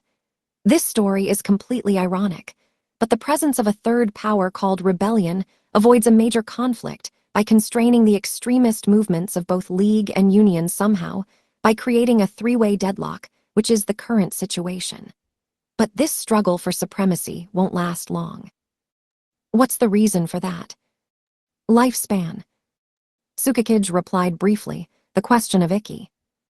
In each of these three potencies, there is an extremely powerful desperado. For League, the knight who serves as the general manager of the League and is ranked 1 cent in the world ranking cock, Whitebeard Arthur Bright. For Union, the man who serves as the head of Scion and whom America is proud of at his young age of 20, Superman Abraham Carter. And for Rebellion, the rascal king who continues reigning in the dark world since before World War II, the leader tyrant. The three potencies struggle for supremacy because there are three desperados with unimaginable strength. However, Tyrant, whose name has been in history since World War II, is considerably old. It wouldn't be strange if his life were to end soon. At that time, when it comes to how the world affairs will move, the first would be the competition for the enclosure of the remnants of Rebellion. How can you declare so? Because it has already started, Stellaheim. Not only every country of Union like United States, Russia, and China, but also some of the member nations of League have made contact on their own ways with Rebellion. As Kazumatsuri-san was able to say, when it's about the members of Rebellion, there are many persons who have taken a position in their own ways in the public world. And in this competition, League is tremendously falling behind Union. Because League is also the parent organization of Knights League headquarters, which has clearly taken a hostile stance against rebellion, correct? Tsukikage nodded greatly. That's right. There are individuals who have small connections like me, but connections as an organization are deeply stronger in the side of Union. If Tyrant dies, the great majority of fighting power will flow to Union. And then, what will inevitably produce after this enclosure will be World War III. Tsukikage said. Union aimed to put this world under divided control by the big countries, and League attempted to preserve the shape of the current world by cooperating with small fellow nations. These two organizations that could never coexist in the same planet. If the third potency called rebellion were to lose, a great war would definitely occur. And that result, I think it's the scene we saw in your dream. In other words, does Sensei think that this future couldn't be avoided if he sided with League, and so he took a series of actions to switch over Union? Is that what he means? Generally speaking, that is the case. Superman Abraham Carter, the strongest man of Union who was born in the United States of America, the largest country in the world, was still young. Given the risk of his low age and the fact that Union was strongly connected to rebellion, I thought of just one method to save Japan from going to ruin, and that was to join Union even if we had to accept some disadvantageous conditions. But I executed it. I launched Akatsuki Academy, and with its strength, it increased the trend of leaving the League and made a strategy to get the majority of votes in a national referendum that had to be cleared in case of withdrawing from the League. More than a decade ago. Ever since he saw this nightmare, Tsukikage devotedly lived only to accomplish so. For that reason, and while he had nothing in his favor as he was a mere teacher, he brought in an influential person who put up an anti-league that shifted the public opinion. The Conservatives' former ruling party had to step back, and they assumed the reins of government. Because there was no other way for Tsukikage, who had no fighting power. However, that's an impossible dream now. Akatsuki Academy lost, and the public opinion has increased the tendency to reevaluate the policies of League. In this state of affairs, it's impossible to win majority of people's will through drastic reforms such as withdrawing from League. In other words, it seems that I lost to you. Tsukikage dropped his shoulders and sighed. But, compared to what you said, you look very happy. Ikki judged that his words and his emotions were diverging in a big way. And Tsukikage didn't deny this. The wrinkles of his face that were very deeply engraved in this decade smiled much more stronger. Foo-foo, is that so? It's been 10 years. I just fought believing that was the only salvation. But the only emotion I have in my heart now is joy. He answered that he didn't have regrets or anything like that. Because even when he were to lose control spontaneously, then commit a crime and lament the future. Young power is strong enough to break fate because you were raised indomitably. Tsukikage saw that at this 7 Stars Sword Art Festival. The moment when young forces intersected, enhanced each other and finally tore off even their fates. They won't struggle in an underhanded way when trying to defeat fate. They would do it directly from the front and magnificently. He understood so when he looked at the figures just before his eyes. It wasn't his place to say anything anymore. My ability is the power that sees the fate surrounding the planet and nothing else. Outside of that fate, I can't see the past of the ones that reached the domain of the desperados and the future they will create. That's why I believe that you will lead this country to a completely different future from the future of despair I've seen. If so, there's only one thing I should do. Realizing so, Tsukikage looked at all of them. He smiled like as if he was saved. Please take care of this country and the world. He entrusted his wish and the future of his beloved country to the young forces. At that moment, Prime Minister Tsukikage was crying, right? Yeah. Ikki, who recalled the event last night, rethought about the last expression of Tsukikage and nodded. At that time, there was no doubt that small teardrops were rising in the outer corner of his eyes. He became miserable with an exhausted look on his face, however, as if he was saved. Stella also felt that. So, I hated that person. I don't care about the reasons. He's the one who hurt everybody of the academy. I thought that I would punch him if I had the chance. However, Stella said it. She didn't hate him anymore. Stella was part of the royal family. Stella was conscious of the dreadfulness of something called political world, so she understood him well. How difficult was to climb to the top, to go as far as being the head of the administrative organ of the whole country in just 10 years. The marks of those hardships were clearly recorded on the face of Tsukikage. However, Tsukikage accomplished it, solely for the sake of saving his beloved country. Stella felt even respect towards that dynamism and willpower as a fellow politician. There was no way she could embrace hatred. And then, they unexpectedly defeated Akatsuki and crushed that dream. When you win, you take responsibility for it. Those were the words of Tauka-san when they announced the representative members, but I think we were burdened with the wish of Prime Minister Tsukikage, a preposterous and incredibly strong wish. No, that wasn't either such scene. There was no way they could turn that into a reality. The premonition of Tsukikage, the defeat of League in World War III. If such scene truly reflected the future, then it wasn't going to be a problem just for Vermilion Kingdom, that was also a member nation of the League. Above all, Japan was like a second home for Stella. There were many important friends in this country. She wanted to protect them. She will absolutely protect them.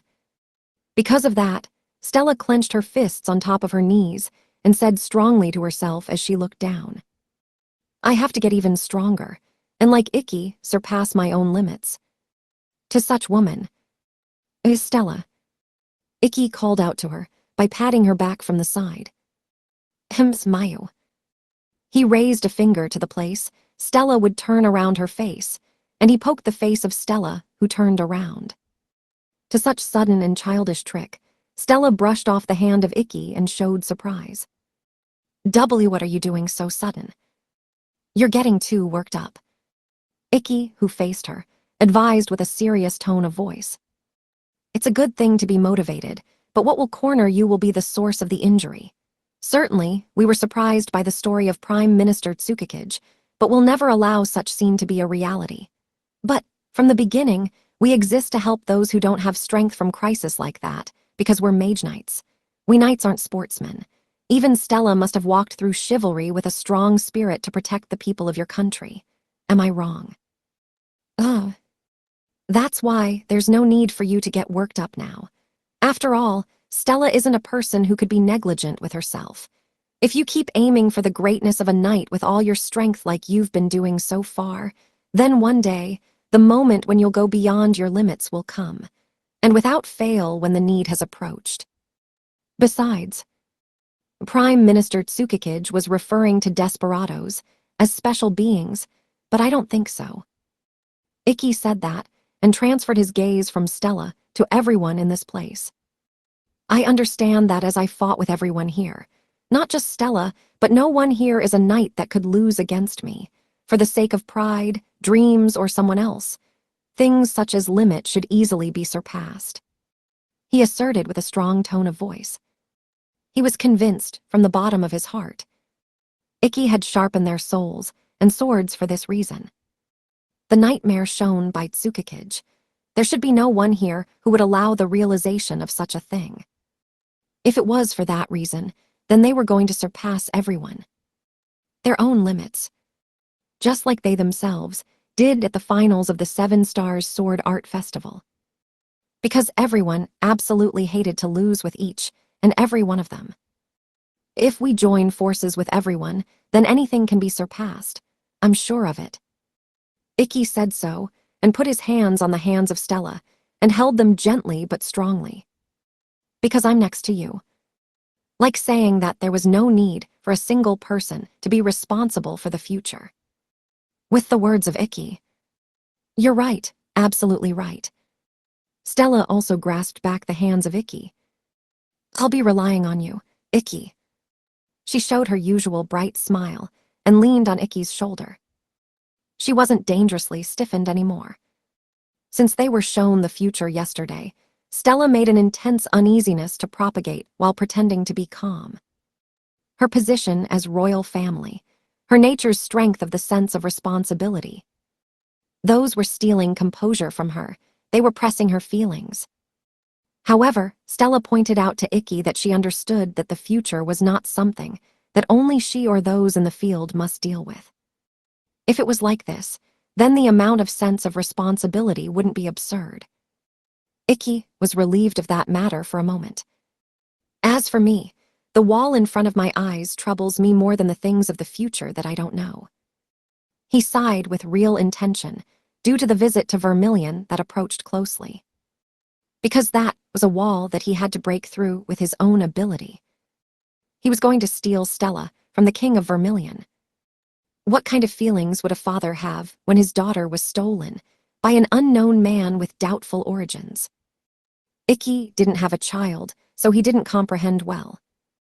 He didn't know, but he at least knew that it wasn't going to be a somewhat friendly meeting. If I have to bring up the topic, I wonder in what way it would be better. When Ikki was worrying about the contents of the imminent greeting. Oh, really, thanks a lot. Moriboshi was talking to someone on the phone, then stood up from the chair and spoke loudly to everyone. Hey guys, the people working at the public bath near here had a break today, but it seems that they made a reservation for us. Our bellies that were full are in good condition now, so let's all go to the public bath.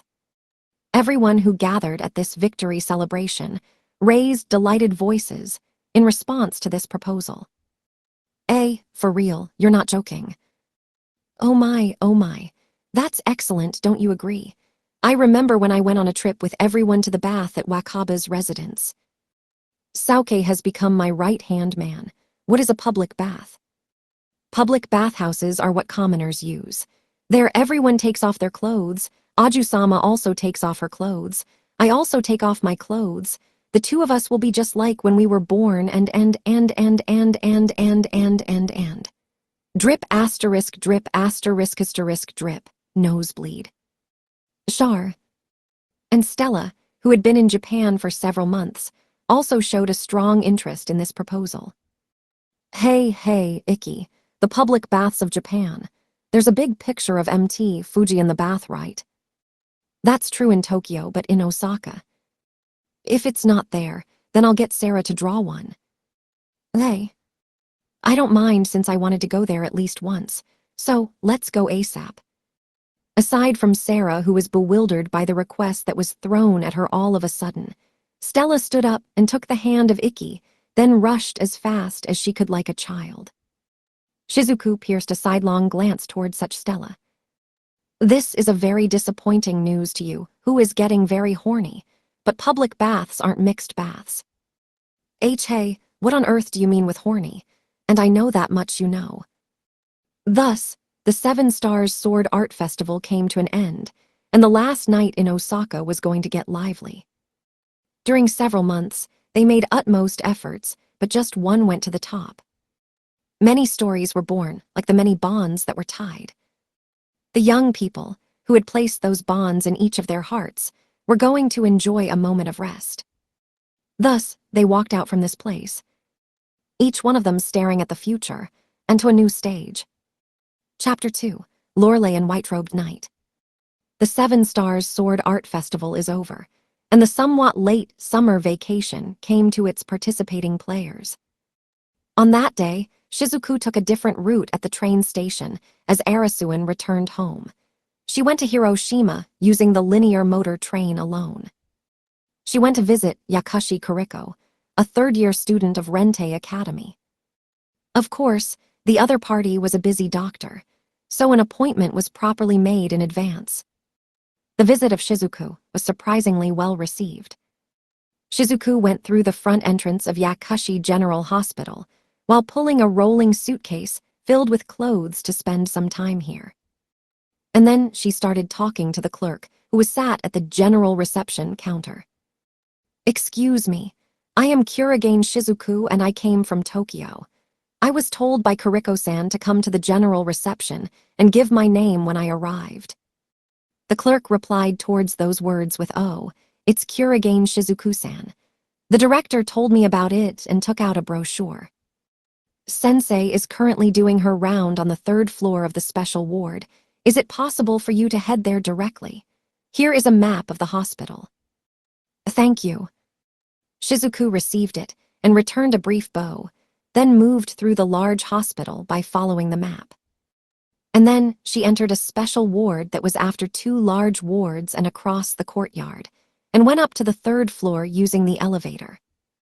Once she got there, hey, Shizuku felt puzzled due to the view before her eyes. The 3rd floor of the special ward was, in a nutshell, a view that didn't seem to feel like a hospital. It didn't have the nuance that the interior was luxurious, like a VIP purveyor's hospital. The interior itself was the same as the other wards, but the mood of the people who were inside didn't give a vibe of being patients at all. Because not a single person wore hospital gowns, there was a woman getting a makeup, people were chatting happily here and there, and even figures of children playing a card game while eating sweets on the sofa. It was a very lively place. Although Shizuku felt a touch of anxiety about whether she was really doing her round here or not, the map didn't lie. So she decided to take a look at all the rooms there. The result, the target was found in the 3rd room. White-robed knight, Yakushi Kuriko was grasping the wrist of an old man lying in the bed. At first she thought she was taking his pulse, but she understood that she was using some sort of magic because the facial expression of Kuriko was extremely concentrated in it, and because a fleeting sky-blue magic light was overflowing from the grasped wrist. That was probably a healing technique. If so, it wasn't good to disturb her, so Shizuku silenced her voice that was about to call out to her and stared at the work of Kuriko from the distance. All right, that's all for today's treatment. How are you feeling, Yoshioga-san? Well, the pain ended up going away a little. Now I can go and eat with my old lady. Thank you, sensei. Foo-foo. You have to drink alcohol in moderation, otherwise it's no good, okay? Hee-hee, then I'll remember to get drunk. Kuriko shrugged her shoulders towards the old man who smiled broadly and showed his yellowed teeth.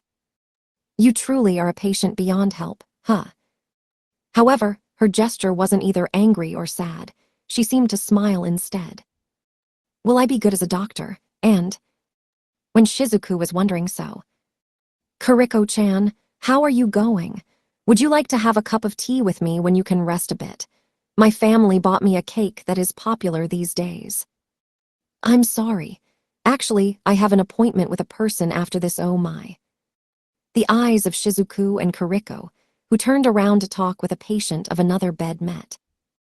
Shizuku-san, you're here already. Yes, I arrived just now. This is quite a very bright hospital room, isn't it? For a moment I thought, did I get lost in the staff's dormitory? I was bewildered. Foo-foo. I apologize for how loud is getting here. Kuriko put a finger on her lips and laughed sophisticatedly. Then she stopped laughing, excused herself briefly, and said to Shizuku, Thank you very much for finally coming here, but can you wait a bit longer? My round time is slightly pressed for time, and I haven't been able to do a rotation yet. The patients of this room are the last ones. Towards this, Shizuku. Please don't worry about me. The one who barged in when you were busy was me. She returned, got into the hospital room with a step, and pulled to the side so as to not be a nuisance, and studied by observation the medical treatment of Kuriko. During her hospital round, Kuriko was talking with the patients all the time. Sensei, hey I'll go to a display of fireworks with Mom and Dad tomorrow. How nice. Are you going to wear a yukata for that moment then? Yup, I was wondering, wouldn't Sensei go with us? Yeah, why not? I don't have plans for tomorrow night anyway. Yay. Are you also taking acquainted little children with you? Yup. From elderlies to small children. The incredibly big thanks and trust from the smiles that everyone turned towards her were felt by her. It was a charming scene that she saw from beginning to end. But, Sensei, I will always be grateful. Thanks to you, I could see the faces of my grandchild. Now I have no regrets. They. One of the patients that surrounded Kiriko. Shizuku wondered about the words of the elderly woman. Have no regrets. How does she say that, even if it's at such age? Towards the question of Shizuku. Oh my, the young girl doesn't know. An elderly woman who was reading a book in the bed closest to Shizuku gave her the answer. All the patients on this floor are nothing but people who have no hope, who can't be saved and have no life expectancy. Hey. Shizuku revealed amazement at this fact. Does that mean that little kid too? Towards that, the elderly woman nodded slowly and returned an affirmation. Everyone possesses a disease that can't be undone by current medicine. Essentially, it's just a life where you spend your short remaining years in bed.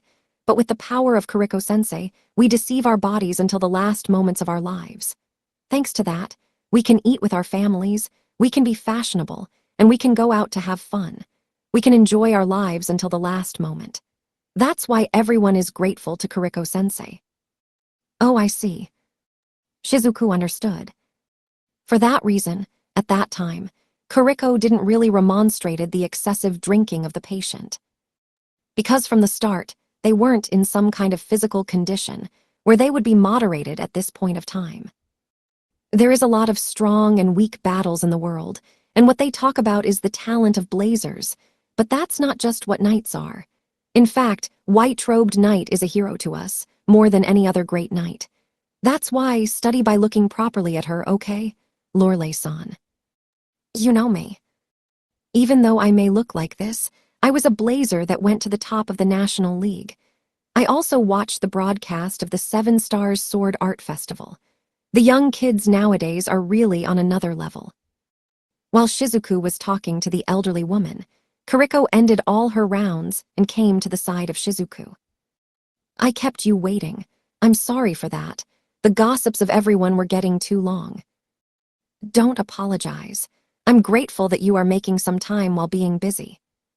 Kiriko waved her hand like saying, don't worry about it. It's fine, it's fine. After all, I had some business with Shizuku-san. She had said so. With me. Yes. Well, first of all, let's go to another place. We can't talk at ease here after all. Shizuku descended to the basement of the special ward via elevator while being guided by Kiriko. When the door opened, a space of about 12 tatamis that had light suppressed was spread there. There were bookshelves lined up on the walls of raw concrete, filled with spines of books from which one could understand at a glance that those weren't Japanese, and there was a plain bed as if that was made by combining iron plates and iron pipes in the center of the room. At first glance, the space looked like an operating room. What is this place? My private laboratory. It's like my room, you know.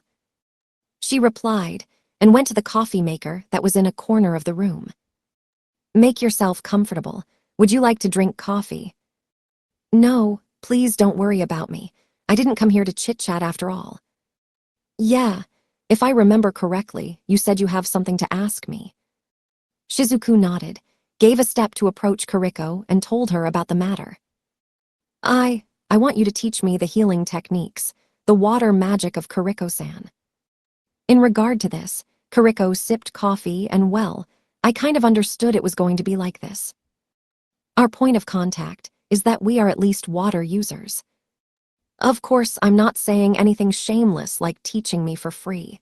I was wondering if there was something I can do, even being the subject of an odd human experiment, anything.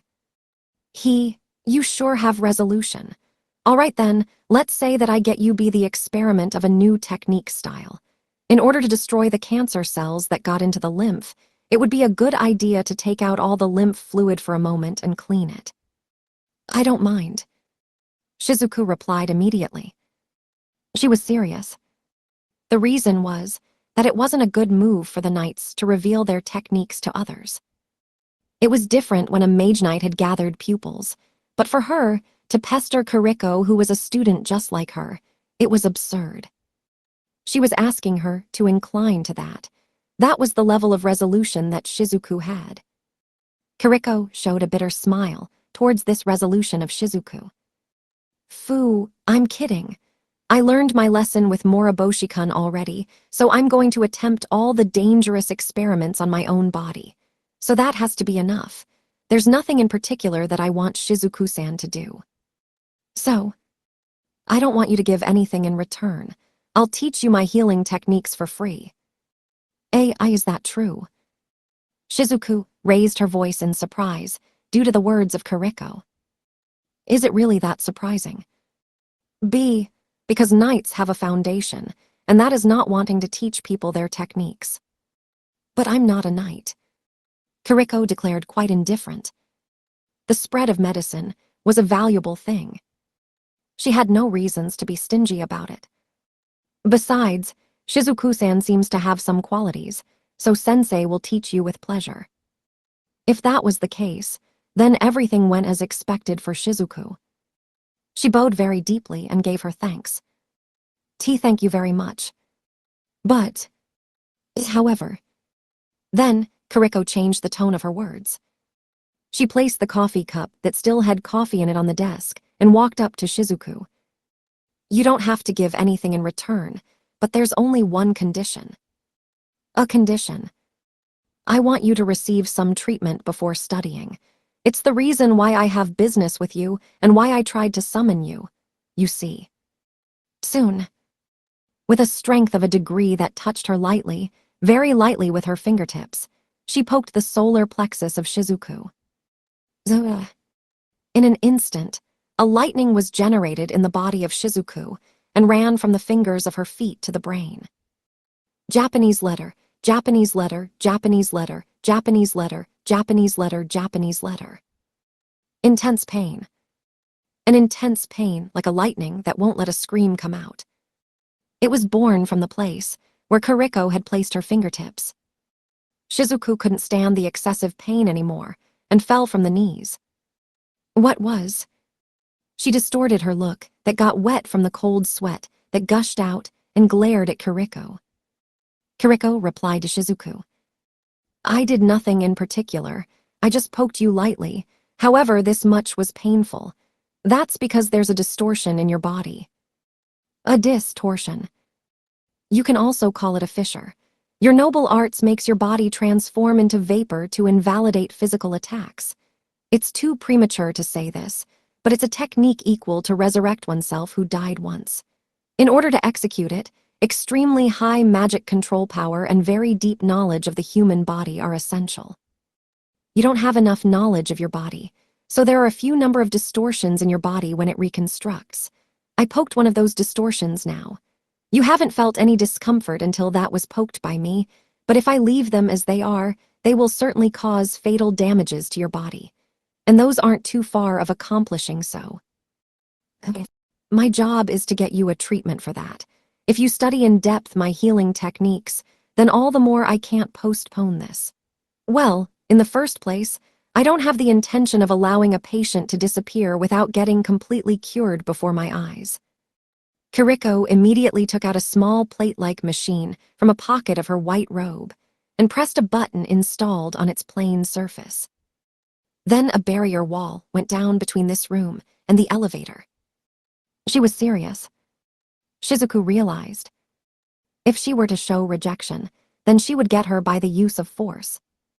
But for Shizuku, there was no reason to decline the proposal of Kiriko that was going to cure her. I understand. I'm under your care. Obedient patients are my favorites. So, can you take off everything except your underwear and then lie on the bed, looking upward? Shizuku followed the instructions obediently. She took off the clothes on the spot and put herself on the designated bed with just her underwear. At the same time, Kiriko turned on the surgical light on top of the bed. Shizuku asked Kiriko while narrowing her eyes due to the white light that was lighted in the room where Lig was suppressed all of a sudden. Approximately how long will it take? Half day of work, but don't worry. It will be an instant for you as I'll use magical anesthesia. She would lie on the bed, but everything would be over once she woke up. Shizuku said, with an earnest look to Kiriko who told her so. Thank you very much for your kindness, but could it be possible to do it without anesthesia? Huh. Kariko showed a flabbergasted expression on her face that one couldn't imagine could be there from her image that usually didn't hide the height of her intelligence. But that wasn't impossible either, because it was a proposal that she didn't understand at all. However, that's the story from the point of view of Kariko. For Shizuku, this proposal made a lot of sense. She said, "So that I can experience the healing technique of white-robed knight, Japan's #1 doctor in my own body. I don't want to waste such a unique opportunity." Kariko made a somewhat displeasured expression show on her face and, "Hold on, have you forgotten the pain just now? From now on, I'll be turning and thrusting my hands into painful places against your will, even if only I had to poke them lightly from outside, you know. And there's a lot of them. It's not a pain that you can stand while conscious. I can't say yes to your request because you could act violently and things can go wrong." She refused clearly. This proposal was no different from a laparotomy without anesthesia. As a doctor, this wasn't a proposal that could be accepted at all. But I can do it. Shizuku didn't withdraw. She appealed to Kariko with a cornered and desperate voice. What time did this point to? It was transmitted to Kariko, who was the person concerned. At that time, when Shizuku couldn't do anything but just cry in front of the operating room. Even though she was continuously thinking that she wanted to be helpful to Ikki, longer than anyone else and stronger than anyone else. At the most important time, she didn't have the ability to accomplish that. Luckily, Ikki was saved due to an excellent doctor named Kariko who came running. But if Kariko wasn't there, Ikki would have lost his life now. A world without Ikki. Her head was just getting full of that just by imagining it. She couldn't forgive herself. There was no way she could forgive herself. Then, what should she do? The answer was one. I want to be stronger, enough to cure any injury and strong enough to save Oni-sama from any predicament, even if it's a second faster. That's because she was the only one among her companions that could use healing techniques.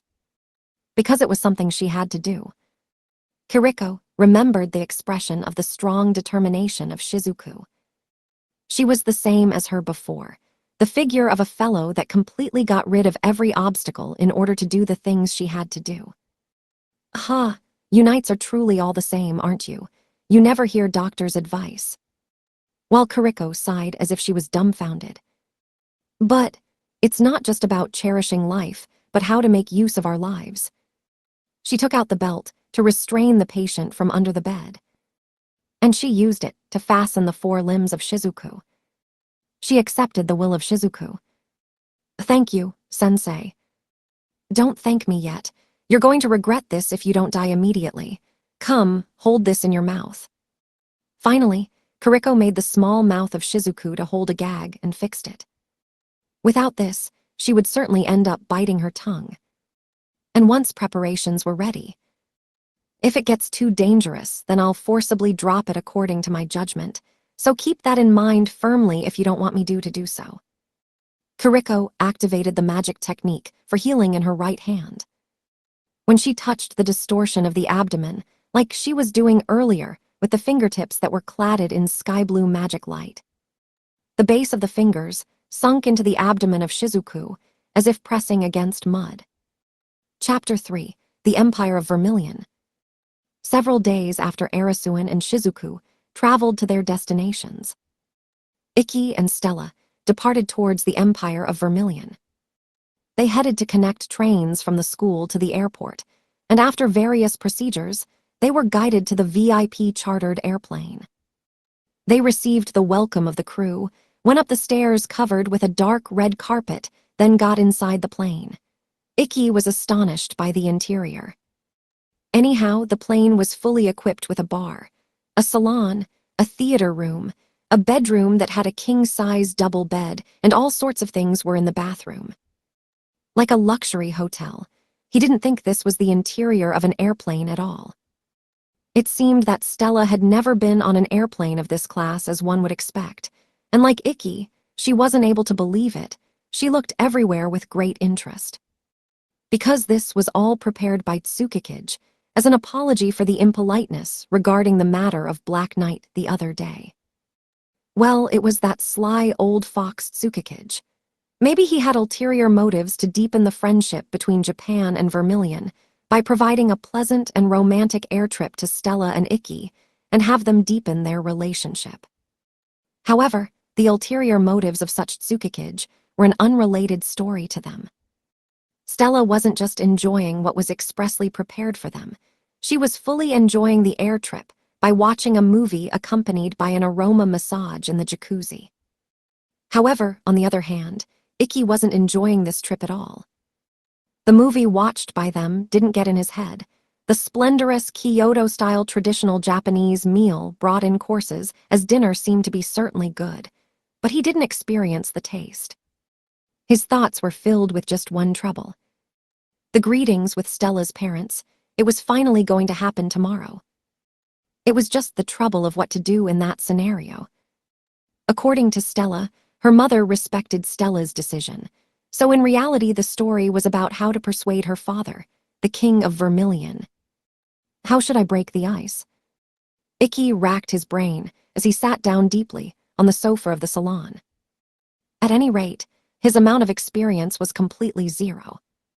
He didn't know, but for the time being, the plan I came up with when I was arrested by the former League branch is discarded. It was a plan to express aloud as he showed sincerity by prostrating himself, saying, "Please allow me to marry your daughter," without using even the small ounce of masculinity. Tien, the verb within the brackets, was placed by me. The original sentence just says Atom-san o kudasai, literally means, "Please, verb your daughter." At that time, he was rejected by his father, who appeared inopportunely, saying, "I'm not going to leave Shizuku to you with a serious face." That was an ill augur. In addition, to convey his good faith without adorning it. In the end, if I immediately prostrate myself, then that would be a bad move, huh? Everything had something called procedures. Rather, his true feelings were far away from it, when only his feelings were suddenly thrown at the other, and that other was not in the mood to listen to his true feelings. One may say that was just self-satisfaction, and that was no good. In any case, I don't think it should be enough to get Stella's parents to listen to my true feelings first. The first was from there on. And from there on was the start. So, the question was what to do to get to the start line. Then, at that moment, Fua. Japanese letter, Japanese letter. Ikki shuddered when he felt a breath that went into the hole of his ear without any previous notice. Naturally, it was Stella who breathed into his ear. Stella, AW, what are you doing so suddenly? Stella inflated her cheeks, as if pouting discontentedly, and returned a protest. Don't come with, what are you doing? You were absent-minded all this time since I started talking to you a while ago, or perhaps I should say, you just gave absent-minded responses. Why are you acting so weird, Ikki? Ikki turned an awkward expression before this, because he had no memories of being addressed by her. Maybe he was unconsciously ignoring her. I'm sorry, I was just thinking a little about something. Are you perhaps nervous because you'll meet my parents tomorrow? Ikki returned a nod to Stella, who asked while sitting next to him. Why, yeah. I was thinking about more and more about the moment when I'll have to come down this plane. Well, you're getting nervous. When I met Ikki's father, I also got frozen. Just remembering it makes me feel embarrassed. Haha, that thing also happened to you. With those words, Ikki showed a smile as he reminisced that such behavior was exactly the same as to what happened to them before. And that was Stella's behavior when she met Father Itsuki, the father of Ikki, in the medical office by coincidence during the Seven Stars Sword Art Festival. Since Stella did her best at that time, now it's my turn, but I'm worried about in what way I should bring up the topic. It would be better to pass on doing a doujutsu. I know that much. The problem was that no alternative plan came to mind. At any rate, Ikki had no experience doing greetings like this and had no information about the other party. However, Ikki realized something there. Information could be gathered regardless of having experience or not. If he asked Stella about what her father liked, then he would be able to get a starting point in one way or another. "Hey, Stella, I was wondering, what are the things that your father likes?" "My father." "Yeah, going straight to the issue at hand all of a sudden is a little frightening, as you can see. So if there's something to warm up the situation or information to initiate a chat like a jab to grab the pace, that would really save me." Stella responded to the question of Ikki after she thought for a short while. Me. How you say that with a straight face?" Ikki hung her head. His hopes were gone. Stella spoke words of encouragement to Ikki. "It's all right, you don't have to think too hardly.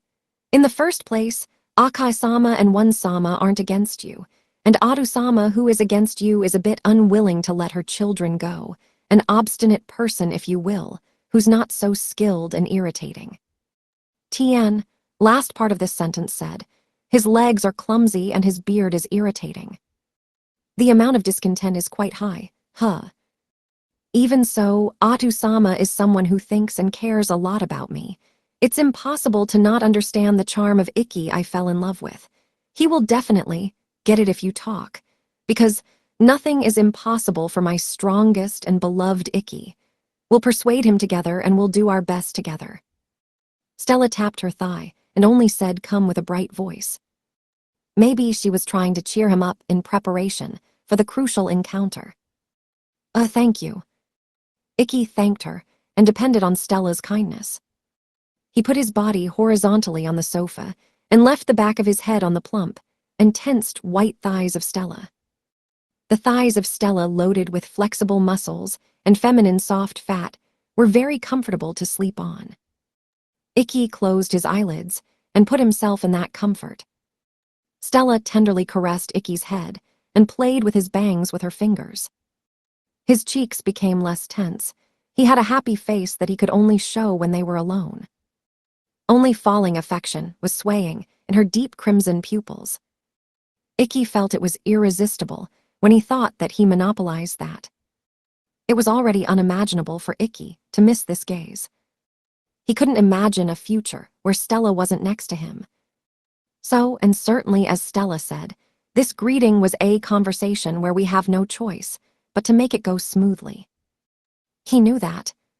But maybe it's not going to be easy to convince Stella's father.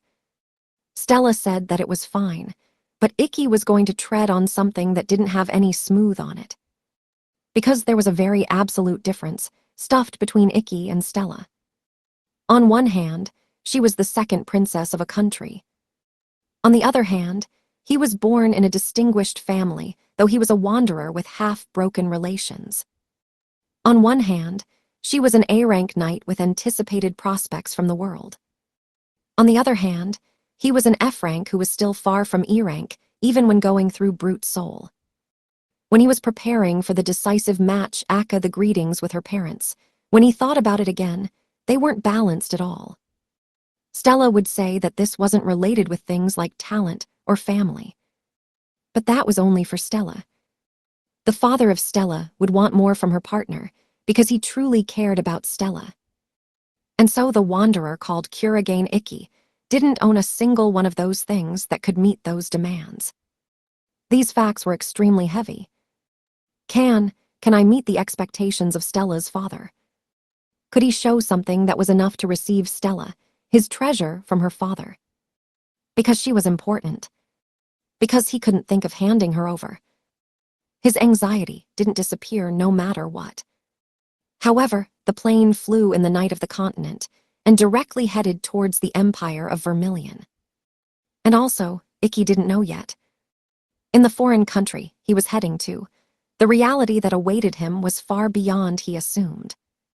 The next day, around the time when Ikki and Stella finished eating somewhat late in the morning, the plane finally reached the skies of the empire of Vermilion. "Ikki, look, This is my country, the Empire of Vermilion. Stella raised a happy voice to the hometown she hadn't seen in a long time. Ikki chased her eyes and also overlooked the territory of Vermilion from the airplane. What was in his field of vision was the plain Vermilion and almost all of its territory. It was a vivid green carpet that spread gently everywhere. Windmills stood in lines here and there, and a settlement where enumerated small private houses were seen along the river. It was a complete different view from Japan that had a little jumbled-up impression with all its mountains and buildings. Ikki recalled the information about the Empire of Vermilion while looking at such idyllic view. The Empire of Vermilion. It was a rare, absolute monarchical country in the present day that existed along the Gulf, facing the Northern Sea in a corner of Europe. It was originally a part of the neighboring country of Kledeland, but it got its independence several hundred years ago, and that is how it was now. The main occupation was the animal husbandry by making the best use of the vast open fields, the exportation of cut flowers. The tourism made use of the beautiful nature, exportation of natural gas and the like. Up to this point, it could be said that it was quite an ordinary nation, which wasn't unusual in Europe. However, the Empire of Vermilion had a big feature that no other country had. And that was the height of the loyalty towards the nation's imperial family. There was a famous episode, the World War II, that yielded many tragedies. Due to the rise of the Nazi Germany, Europe became a sea of fire. The war also reached the Empire of Vermilion, and the imperial capital Hriesvelger fell. The Empire of Vermilion had lost its shape as a nation for a moment. In that occasion, the Nazi Germany that naturally put the Kingdom of Vermilion under their rule set out to eradicate the imperial family of Vermilion, but that didn't turn out well. That was because the people of the Empire of Vermilion continued giving refuge to the imperial family, with whom they had become one. When the trend changed, and until the Nazi Germany completely withdrew from Vermilion, they didn't yield to any kind of unjust torture. And when World War II ended, the citizens disregarded completely the flow of democratization of politics that had spread at an accelerated pace all over the world, and Vermilion imperial family stood up once again as the only and absolute ruler.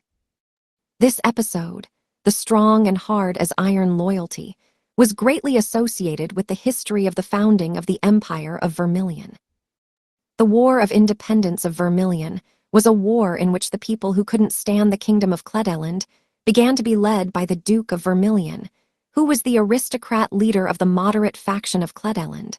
During this period, the relatives of the influential nobles took the form of a marriage to the public in the capital city and were kept as hostages. The Duke of Vermilion wasn't the exception, and the Kingdom of Kledeland used the life of his family as shields and forced the Duke of Vermilion to stop the insurrection. However, the Duke of Vermilion didn't stop the war. He didn't give in to a nightmare situation in which a part of the body of his beloved family was sent to him every week. He was going to do to completion the War of Independence in exchange for the lives of all his own family members. For the weak citizens that had asked for his help, the people never forget, even now, the dedication of the Duke of Vermilion, also named the first emperor of the Empire of Vermilion. That was widely transmitted as a children's story and as history, and raised the strong and hard as iron loyalty. We are one nation, we are one family. When did that happen? During a casual conversation in the dorm, and when Vermilion became a topic, Stella had confessed that that was the relationship between the royal family and the people. All the people loved the royal family, and the royal family also loved such people by spreading out a good government. The strong wishes regarding Stella's national defense were probably also the foundation of those feelings. Ikki also was capable of even knowing that as general knowledge. He understood that the royal family and the citizens were closer than any ordinary nation. However, notwithstanding, he was overwhelmed by the sight that jumped in the moment he got off the airplane. The very instant he took a step and walked under the sunlight of summer, and his eyes were dazzled by it from inside the airplane. Ikki was kind of surprised for a moment, then looked towards the point where the shock had soared. And there, Stella-sama, welcome home. Your combat training is much appreciated. Kaya, Stella-chan, your matches were very cool. There were people. Hundreds of people were just filling altogether the site of the government-dedicated airport. The shock just now was their cheers. Everyone, I'm Ba. Stella shook her hand and returned those words while showing a lot of surprise to the beyond-the-norm cheers. The excitement of the people gathered here skyrocketed. The cheers that pretty much shook the earth raised. And then, the interest of the crowd reached Ikki, who stood next to Stella. Ah, that's the boy I saw on TV. That's the guy who defeated Stellaheim. That means he's Stella-chan's fiancé, right? No way, he's quite attractive, isn't he? He looks amiable, completely different from the time of the match. He came to greet the king as he promised. Welcome to the Empire of Vermilion. Welcome. Hundreds of thousands of cheers and gazes leapt at him. He experienced a big stage like the Seven Stars Sword Art Festival, but this wasn't the case. Ikki didn't know what to do, so he waved his hand, imitating Stella for now. And then, the crowd returned cheers and applauses in response to what Ikki returned. Yuyua, this is really embarrassing. Although he was born in a distinguished family, Ikki, who was treated rudely, was hopelessly bad at this kind of situations. He showed his gratitude to others. I'm probably not such praiseworthy person. He eventually ended up thinking so. Stella-sama, Kurigane-sama, a welcoming car has come below here. Please be careful of your feet when descending. Thank you. It was a very enjoyable trip. They thanked the crew members that saw them off and descended the stairs covered with the same deep red carpet when the two had departed. Below the stairs, a pure white luxury car stood there. The car was appreciated, as Ikki wanted to escape from the gazes, concentrated fire quickly. Then, at that moment, without waiting for the two to arrive, the passenger seat's door of the courtesy car was opened. Thereupon, a petite, long-waved, peach-blonde woman got out of the car and looked upward. Welcome back, Stella-chan. She welcomed Stella's return home with a gentle smile on her childish-shaped face. Hey, you came to pick me up. Stella, next to him, raised a surprised voice and ran down the stairs in one go, stood in front of her and held her hands. Reacting to this, the woman grasped back the hands of Stella. Of course, now that I can see Stella-chan after several months. Thank you, I also wanted to see you. They were delightedly meeting again and smiled together. The pigment of that little girl's hair was slightly light, but the smile that made her cheeks become softer with Banya was exactly like Stella's smile when she was off guard. She looked very young, but was she the first princess or something? When Ikki stood idly while thinking about the figures of the two intimate girls, Stella guessed the left-behind state of Ikki and said to him, Ah, I'm sorry, Ikki. I'll introduce her to you. She's my mother. Your mother. Is she the same type of monster as Seikyo-sensei? When he thought such rude thing in his mind. You are Kurigane Ikki-san, yes. Nice to meet you. I'm Astria Vermilion, mother of Stella Vermilion. I hope we can get along. When Astria finished her self-introduction with a calm tone of voice, she bowed facing Ikki. Before she finished her bowing, and while he felt it was an oversight of his, Ikki also bowed, panicking a lot. Ah, I appreciate your politeness. I am Kurigane Ikki. Thank you for inviting me today. I will be indebted to you during summer vacation. Fufufu, you're a very polite boy, so different from the powerful image I saw on TV. You aren't like those kind of boys. Akasama also watched the broadcast. But of course, I also ended up watching the finals of the Seven Stars Sword Art Festival on TV. To be honest, I was surprised because I didn't think that Stella-chan would lose. You're very strong. No, it was very, very close. That match. Whether it's a complete victory or a narrow victory, it was your win, no. Astria said so, and firmly grabbed the hand of Ikki. And then, she put nothing but her thanks in her voice. Ikki-san, thank you very much, for competing to that level with Stella-chan.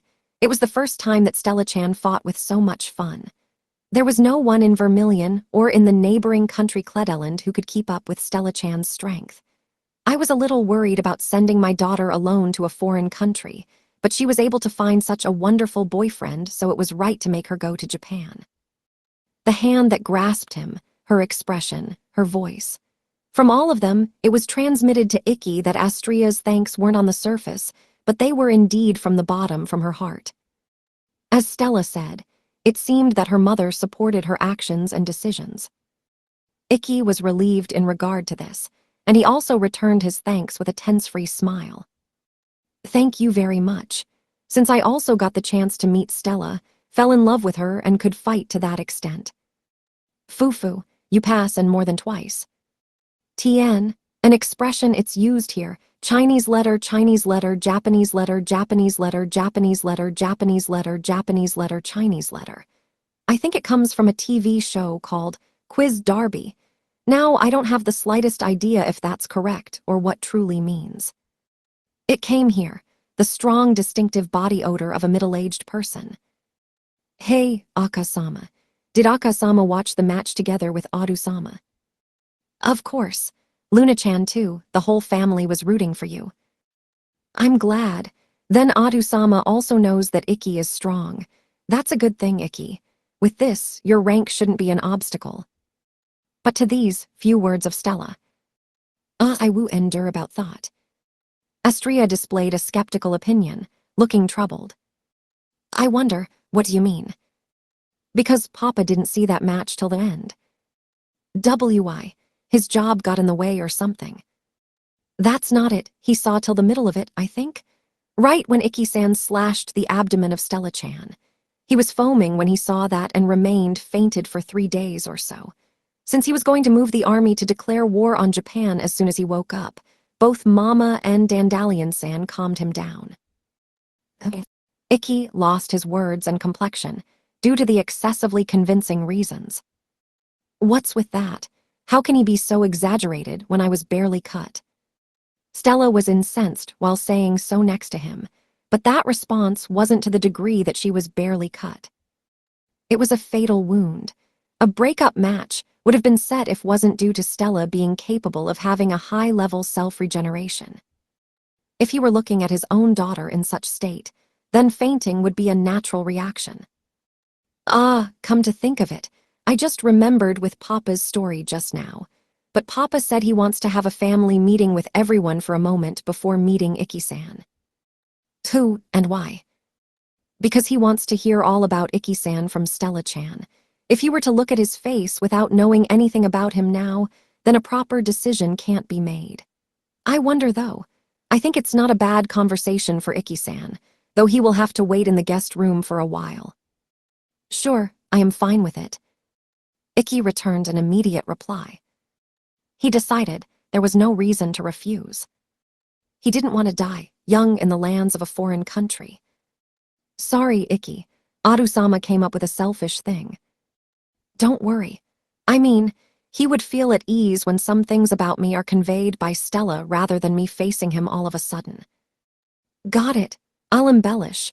Or perhaps I should say that I'll rapidly convince him like a jet engine about the wonderful things of Ikki. Don't rise his expectations too much, all right. Thus, when the conversation was settled, Astria recommended the two to seat in the back seats. A middle-aged woman with a good physique appeared from the crowd that kept silent to not disturb their conversation, until now, and proposed to the three of them. Hey, I've been hearing your conversation from a while ago. If Groom-san is going to be free, then would you like us to show the imperial capital to Groom-san in the meanwhile? What do you say? In fact, we've been preparing for their homecoming, and we wanted to teach a lot of things about the city and the country to Stella-chan's darling. Of course, if you don't feel like it, then we won't insist. At the suggestion of the middle-aged woman, The crowd behind her showed interesting reactions such as "it sounds good, isn't it?" and "say yes." That was the same for Stella. "Yana-san, that's a very good idea. Please accept it, Ikki." Yana seemed to be the name of the middle-aged woman. Once her name came out, they began to talk. He was able to see that they had a close relationship. In that case, there was no problem in trusting in her. Ikki concluded so. "Yeah, then I accept your offer. I will be under your care." He accepted Yana's proposal. For Ikki, it felt more significant to look around the city, where his lover was born, rather than just waiting in the castle. "Well then, you'll be contacted by Stella-chan once the family meeting is over. So until then, please enjoy sightseeing in Vermilion, Ikki-san. Everyone, I entrust Ikki to you. Y.E.S. Japanese letter, Japanese letter, Japanese letter, Japanese letter." Thus, the princess and the Empress of Vermilion entrusted Ikki to the crowd and headed to the castle first. Ikki gave his thanks to Yana and the crowd again once they saw off the car. Yana-san, was it? Thank you for your kind suggestion. It really helped me because I wouldn't able to calm myself down while waiting alone in an unknown castle." Towards that, Yana and the crowd showed a grin on their whole face. No, don't give your thanks. We don't want to hear it." "Lei." The warmth in Yana's voice vanished abruptly. And then, in front of Ikki, who was bewildered by her change of tone, the crowd jostling in the runway of the government airport suddenly out of nowhere, and at the same time took out things with nails nailed on top of rectangular lumber, spades, hoes, and tachydacuras. "Tien, Chinese letter, Chinese letter, Chinese letter, Japanese letter, Japanese letter, Japanese letter is the complete name of the object. I don't think it has a translation outside of Japan, but I could be wrong." Hung.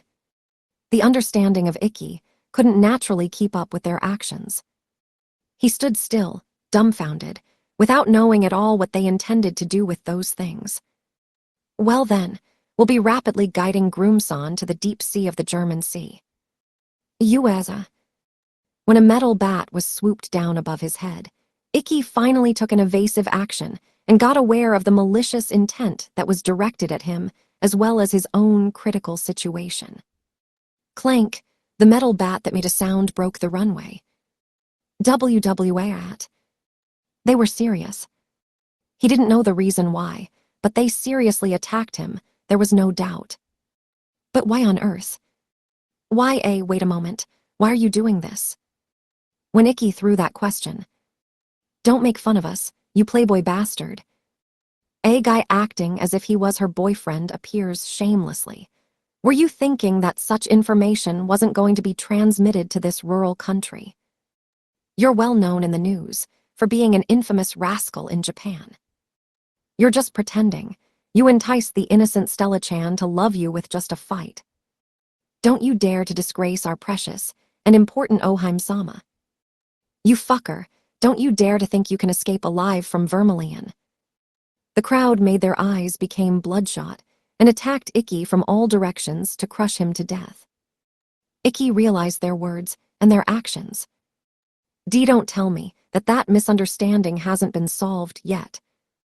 That was, of course, the false rumor about Ikki that Akaza circulated at that time, his previous scandal with Stella. That Ikki played with Stella or something like that he was a long, infamous rascal since a while ago. Ikki also remembered that he had become a man that led a very rose-colored school life, and that he had multiple relationships with female students other than Stella. This misunderstanding had been solved at least in Japan, thanks to the cooperation of the ones surrounding him and his own personality. However, in Vermilion, which was half an orbit around the Earth, it seemed that it wasn't the case based on everyone's reactions. Well, that was an understandable argument. Basically, the mass media made humorous fusses and stirred them up, but they hardly followed them when it was a mistake, because that would make them admit they were wrong. Shocking information was transmitted to every corner, but the truth almost never reached the same level. If so, he had no choice but to solve the misunderstanding. If not, everyone's eyes are dangerous. They aren't in a state where they'll talk a lot. Then a way of escaping from here was the right answer. Ikki decided so, and brought down his body while looking for an escape route. Yana noticed the expression of Ikki, who recovered his composure for an instant and peeked at his surroundings to try to escape from this place, then raised her voice. "Don't let him get away, you guys. Oh, ooh, ooh, ooh, ooh. Oh, Japanese letter, Japanese letter, Japanese letter, Japanese letter, Japanese letter, Japanese letter, Japanese letter, Japanese letter." The crowd put much more motivation in their war cry and brandished the specialized weapons in each of their hands. But, immediately after, the crowd that attacked the overbearing Ikki lost sight of his figure. The brandished specialized weapons grazed the emptiness and hit hard the ground. He disappeared. From before their eyes, all of a sudden, the human. In that situation, everyone showed confusion and bewilderment. They weren't able to conceal those. Kaya.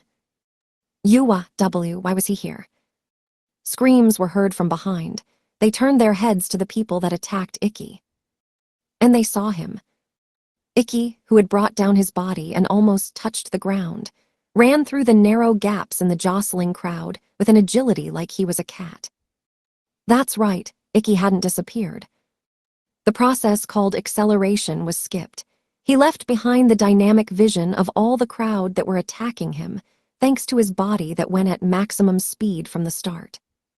The crowd that was comprised of amateurs of this art couldn't keep up with his speed. The special movement of Ikki was one of the reasons, but because they were too cramped, there were many restrictions to their visual field and their movements. They were just a few good for nothing. No matter how crowded it was, they didn't become an obstacle for Ikki. Ikki went through the gaps of them that became flustered like gliding, without losing speed at all. And when he escaped from that enclosure, he got in a car that someone of the crowd drove. He stole it and ran away from the airport. I can't believe it. The hell's that guy? How could he run so fast in this crowd of people? Yana clicked her tongue while in the stunned group of people. So he's not the man that defeated Stella-chan just for show, huh? However, something of this degree was calculated and handled it. She took out an old foldable cell phone and got in touch with a certain person. "Signard, Groomson stole a car and escaped to the city. I'll tell you the license plate." Meanwhile, Ikki, who had gone through the enclosure of the people of Vermilion without difficulty, drove along the empty road due to the majority of the citizens living in the imperial capital gathering at the airport. He was going towards the huge castle, seen far beyond the townscape of the imperial capital Hriesvelger. Even if he explained something from his own point of view, it wasn't going to enter their ears. He thought that he had no choice but to rely on Stella from here on. However, in such Ikki's path, something moved towards him from the opposite direction of the heat haze that waved in the summer sunlight. It ignored all the road lanes and spread across the width of the highway. Just like a flood, a fleet of vehicles that he had only seen in worlds of movies and animations. It was a large army of tanks, and their cannons turned towards him. You must be kidding. Immediately after, thunderous roars and impacts reverberated loudly in the sky of Vermilion. Ara, what was that sound? Astria inclined her head to the side in doubt, due to the sound of something that burst open in the distance. It was the sound of countless tank cannons that blasted away the car Ikki was in, but Yana-san told they had lots of things prepared, but to think they are launching welcoming fireworks for Ikki. Yufufu, I'll have to give my thanks to everyone later. The two people who didn't know anything were completely in harmony.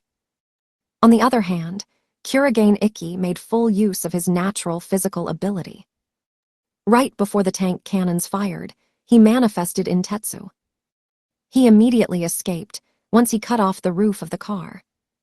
At the moment of the impact, he took in his hands the roof he had cut off and let it take the direct hit of the blast like a shield, then jumped using the momentum of the blast that struck the shield.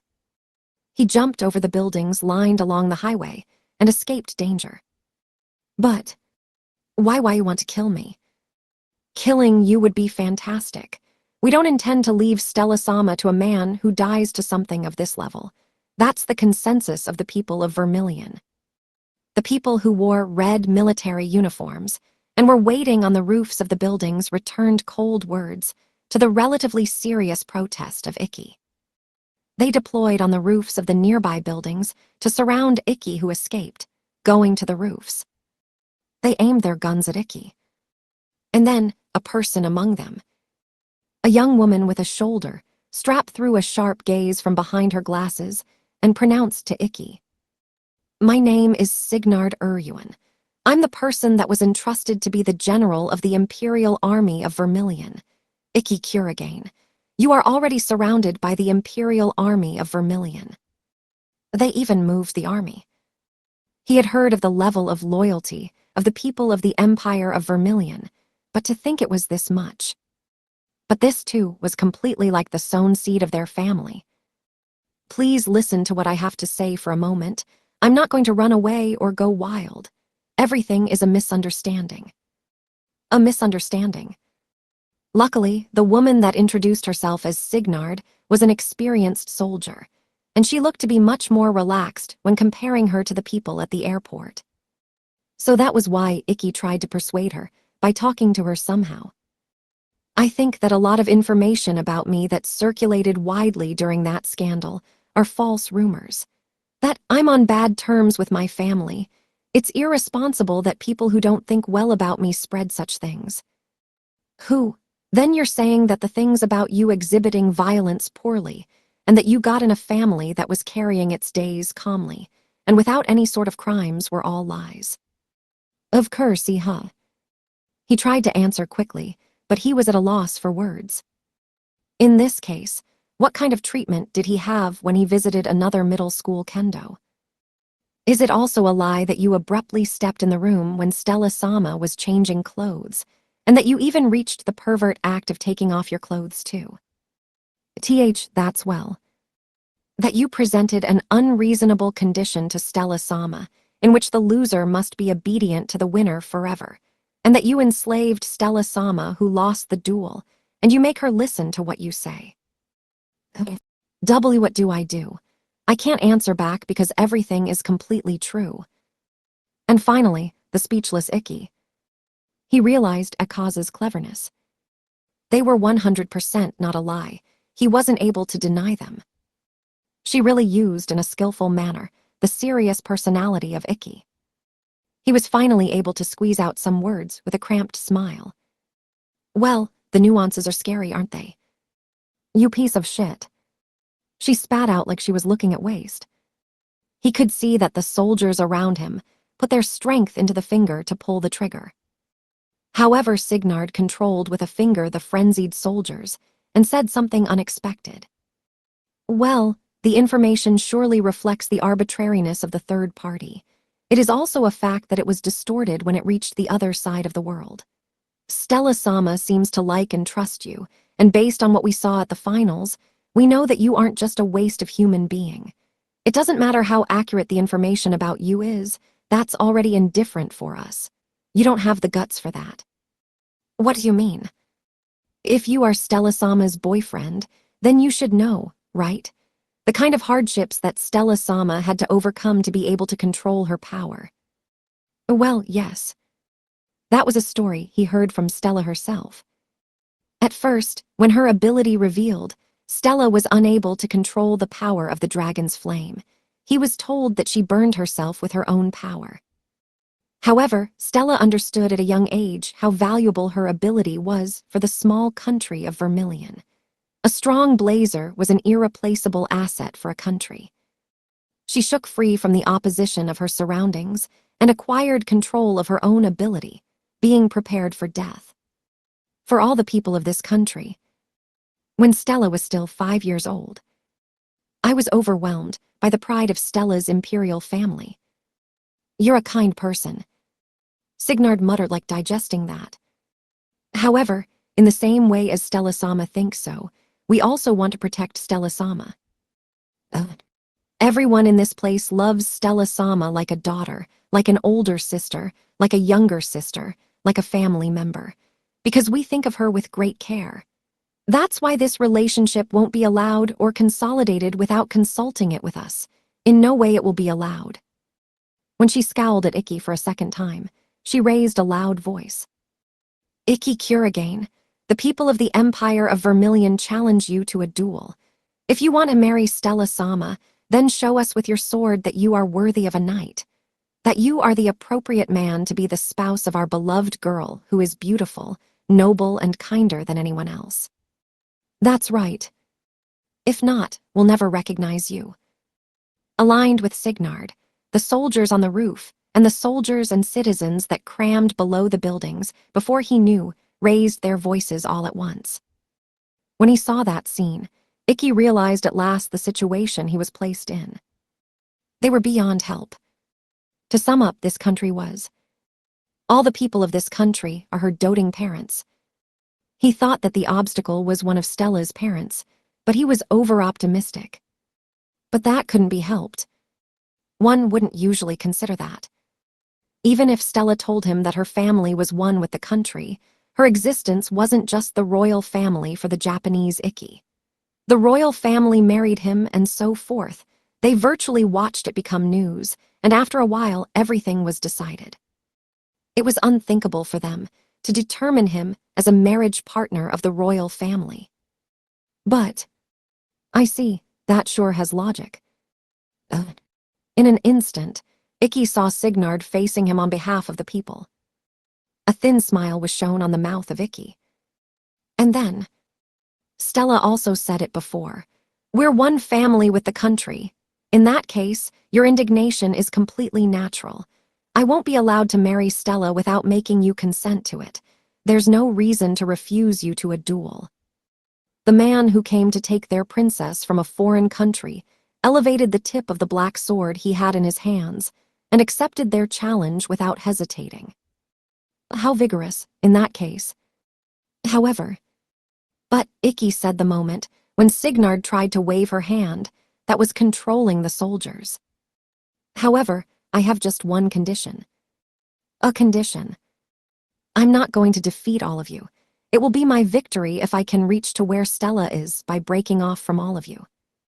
Isn't the victory condition too weak? Ikki just replied no.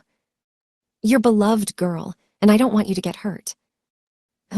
Signard was at a loss for words against that, because Ikki showed a deep understanding towards the girl named Stella. I get it. Certainly, the people that rejected the proposal weren't qualified to show their love to Stella. If so, I accept. If you can get away, then show you can get away. Signard accepted Ikki's proposal and swung her right hand, controlling the soldiers. A sound like a waterfall sprayed. Hundreds of lead-rain sudden showers were aimed at Ikki in an instant. But at that time, Ikki had already finished his action. The moment he had raised Intetsu and accepted the challenge of Signard and company. In the instant, that couldn't be followed by the eyes of ordinary people. He cut the roof under his feet. When Ikki hit lightly the roof with his heels, the roof that was cut off collapsed easily. It ended up swallowing Ikki into the perfect circular hole. As a matter of course, he wasn't hit by the shooting. That guy, he cut the roof and ran away by going down. Look at the doors and windows of the building. Don't let him get away when he comes out. Signard immediately ordered the vigilance of the entrances of the building. This was a big mistake. Because Ikki didn't go into the building from the hole, just like that he was just grabbing the edge of it with his fingers. Heave-ho. Ikki made sure that the watching on the roof was removed under the instruction of Signard, then threw up his body with his fingers and jumped out from the hole. Then, General Signard, there. He rushed out of the castle before the soldiers noticed him. Signard had a disgusted look on her face, looking at his retreating figure. Damn it, he feigned it, don't let him escape. Yes, ma'am. The soldiers fired the rifle they had in their hands while chasing the distant Ikki. However, he was able to let all the bullets fired go past him by stepping to the left and right. He checked with his sense of hearing the location of the shooting sounds. He predicted the arrival time of the bullet's speed. He didn't look back, not even a single time. His movement was extremely quick despite the unstable footing. Even when compared, when he was running on the level ground airport. That was because Kurogane Ikki's mind and body conditions had recently reached their climax. Everything was thanks to them, the people of Vermilion. Ikki was able to notice them because they were facing him seriously. To get them, recognize him as Stella's companion. To get them to hand over Stella. If they truly loved her, if they thought about her wellness more than anything else. Was she something that they should and could hand over? As if he couldn't hand over Stella. Ikki was aware of the serious attitude so far of the people of Vermilion. They were just like him. In that case, there was no way they could coexist. Trying to coexist was the great mistake itself. Fellows that loved the same girl from the bottom of their hearts. If he wanted to get the girl, there was only one thing to do. That was to pull Stella's hand, hold it tightly and take her away. With stronger feelings and physical strength than the others. If it's the strength of my feelings, then I won't lose to anyone. Never to them or to Stella's father. Other than that, there was no way to make them agree. The moment he arrived at that mental state, Ikki was finally able to determine his feelings. He may not get them to recognize him. Such weak idea, that was filling the head of Ikki until just now, dissipated, and he stared straight at the castle with burning eyes. He didn't think that he'll get them to accept him and hand her over again. He would take her away and made them recognize him. Because that was Kurogane Ikki's way of life, and the Ikki that Stella loved. That man, does he have eyes on his back or something? And with this unstable footing, how can he run so damn fast? General, it's useless. We can't catch up with him. Tusk. The heavy burden of his heart vanished. The soldiers couldn't catch up with Ikki that became more agile. Ikki jumped between the roofs and separated from his pursuers in the blink of an eye. The soldiers fired bullets at Ikki with the rifles they had in their hands, but none of them hit him. The soldiers weren't unskilled. Ikki stepped to the left and right to evade the bullets with precision. He never looked back, not even once. He had already assessed the speed of the bullets and remembered them. If so, the timing at which the bullets came flying from the angle and position of the firing sound could be roughly calculated. It was possible to avoid them, including the calculation error if he had to evade it with a bit more room. Signard clicked her tongue. Although she knew about the level of his physical ability, what Signard saw was just Ikki on top of a flat ring. It was nothing but the skillfulness of his main, sword technique that caught her attention. The impression of his noble arts Irushura was also combined with it. She thought he was a strong knight specialized in matches. But that wasn't it. Signard realized it. The fundamentals, the foundation that sustained that sword technique. The sharpened physical ability and concentration ability of Ikki weren't common, and his ability to grasp space. Ikki wasn't bothered at all by the terrain or the surprise attacks. He constantly turned his head and selected the best movement at the very instant. He understood the art to break the battle. This tenacity, this determination to use everything he noticed. This guy's the type that exists for war rather than for regular matches. The non-Blazer forces weren't opponents for him. It should be possible for Ikki to return and take the head of the enemy general by himself. He wasn't flashy so as to blow up the large army in one hit like Stella, but he had the penetrating ability to deeply pierce through the enemy like a sharp needle. He was making light of them. They couldn't stop that by themselves. However, still, I can't break off from those girls. It's weird. Ikki felt an uncomfortable feeling as he rode past the roofs of the buildings of Vermilion alone. He completely got separated from Signard and company. Even though he broke off from his pursuers and didn't see their figures anymore. There are two gazes, that were able to stick to me this whole time. Moreover, one of them was so close he could hear their breathing. Where were they? They weren't to the right. They weren't to the left. They weren't in front or above him in that case. From below, a water sound and a splash rose in an instant. A three-pronged lance popped out of the roof right below Ikki. Ikki barely blocked it with Intetsu. But his movement was stopped. Heth, now Millie. The barley-skinned girl that appeared from inside the roof, with lance in hand, shouted. Or rather, I know what to do even if you don't tell me. Immediately after, the ears of Ikki made a dry, bursting sound. Together with that, he felt like a lightning running in his femur. She's sniping. Fuh. Whoa. The intuition that was sharpened to be out of danger many times moved the body of Ikki like drifting. He launched a kick, loaded with his weight on the long handle of the lance, and pulled away one of the assailants. Haiza. A black, circular bullet that flew and broke through the wind was cut in two. It was chopped. The divided, severed bullet slid on the blade of Intetsu and passed to the left and right of Ikki. Ahia. At that moment, the hemispherical bullet took a sharp turn and thrust into both feet of Ikki from the left and right. Ikki dodged them by jumping to the back right away. It was an evasion that owed everything to Ikki's power of concentration, who had always won through disadvantageous fights, and to not being careless because he let the attacks of the enemies go past. The semicircular bullets lost their target, sunk into the roof and stopped their movement. Not good, this guy's super fast. They were dodged with such a timing, this'll be a serious boo-othersome. Hee.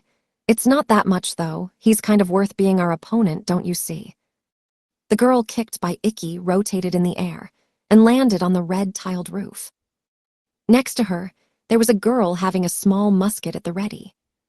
She suddenly appeared, as if jumping out from the water's surface, without destroying the roof. The bullets that followed him here had an almost impossible trajectory. Ikki realized. Without a doubt, these two girls were. Blazers, huh? Nice to meet you, Stella's boyfriend. I'm Tilmit Gracie. I'm in first year of the National Black Magic Institute of Vermilion. Your reaction just now was very good, you know. Huh, are we self-introducing us now?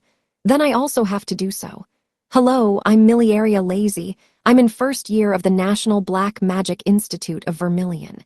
It seems you're a close friend of Stella-chan since not too long ago, yes. I'm Kurigane Ikki. Are you also going to test me for the sake of Stella? When he asked, the girl named Tilmit laughed. No. We don't care who marries Stella. That girl is free to decide who she likes. Our goal is Thias. Milieria said so, and showed a rough paper to Ikki. There was a photo of Ikki in it, and the characters dead or alive. I've become a wanted. Yup, we'll get a bonus from the army if we defeat you. That's 1,000,000 Lulis. Millie-chan found a super cute bag last week, but she's totally troubled. She's running out of money. Can this be then a lifesaver without a doubt? It appeared that the wanted poster was scattered throughout the whole town by the Imperial Army. By the way, 1 Lulis were 100 Japanese yen. It was an extraordinary amount. Ikki understood that amount of money. The degree of seriousness of his opponents, and the presence of those behind the army and Tilmit. I thought it wasn't an arbitrary decision of the people, because they're even moving the army, but only one person could withdraw this amount from the national treasure, from the absolute monarchy that was Vermilion. The king of Vermilion was also involved in this mess. He didn't know if he was leading it or if he was cooperating, but either way, he approved it. Their murderous intent is high. That perhaps was natural when looking at the match. And when Ikki Riley smiled at the level of hate directed at him. This is it, 1 Lulis. Damn, another problem child combination is already coming into contact with the enemy. Those girls, they barely work with honesty at times like this. Don't let the two have a favorable moment. Let's go. Besides Tilmit, those who were dazzled by the prize money rushed along the roof.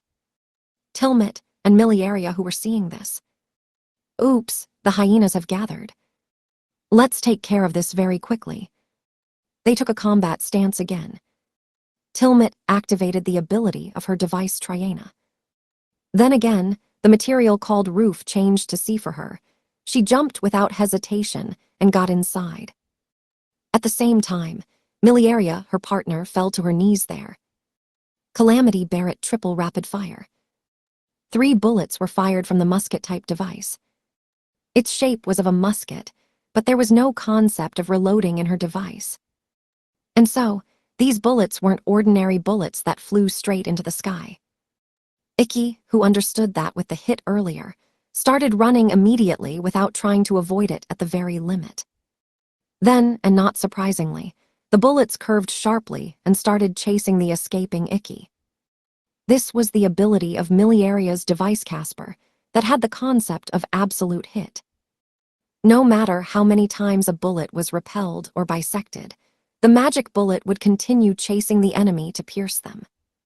It was a very annoying ability, but the capture method was already identified. Ikki aimed at a certain place on the roof, while struggling to barely dodge the bullets that attacked him while turning around him. There was a chimney.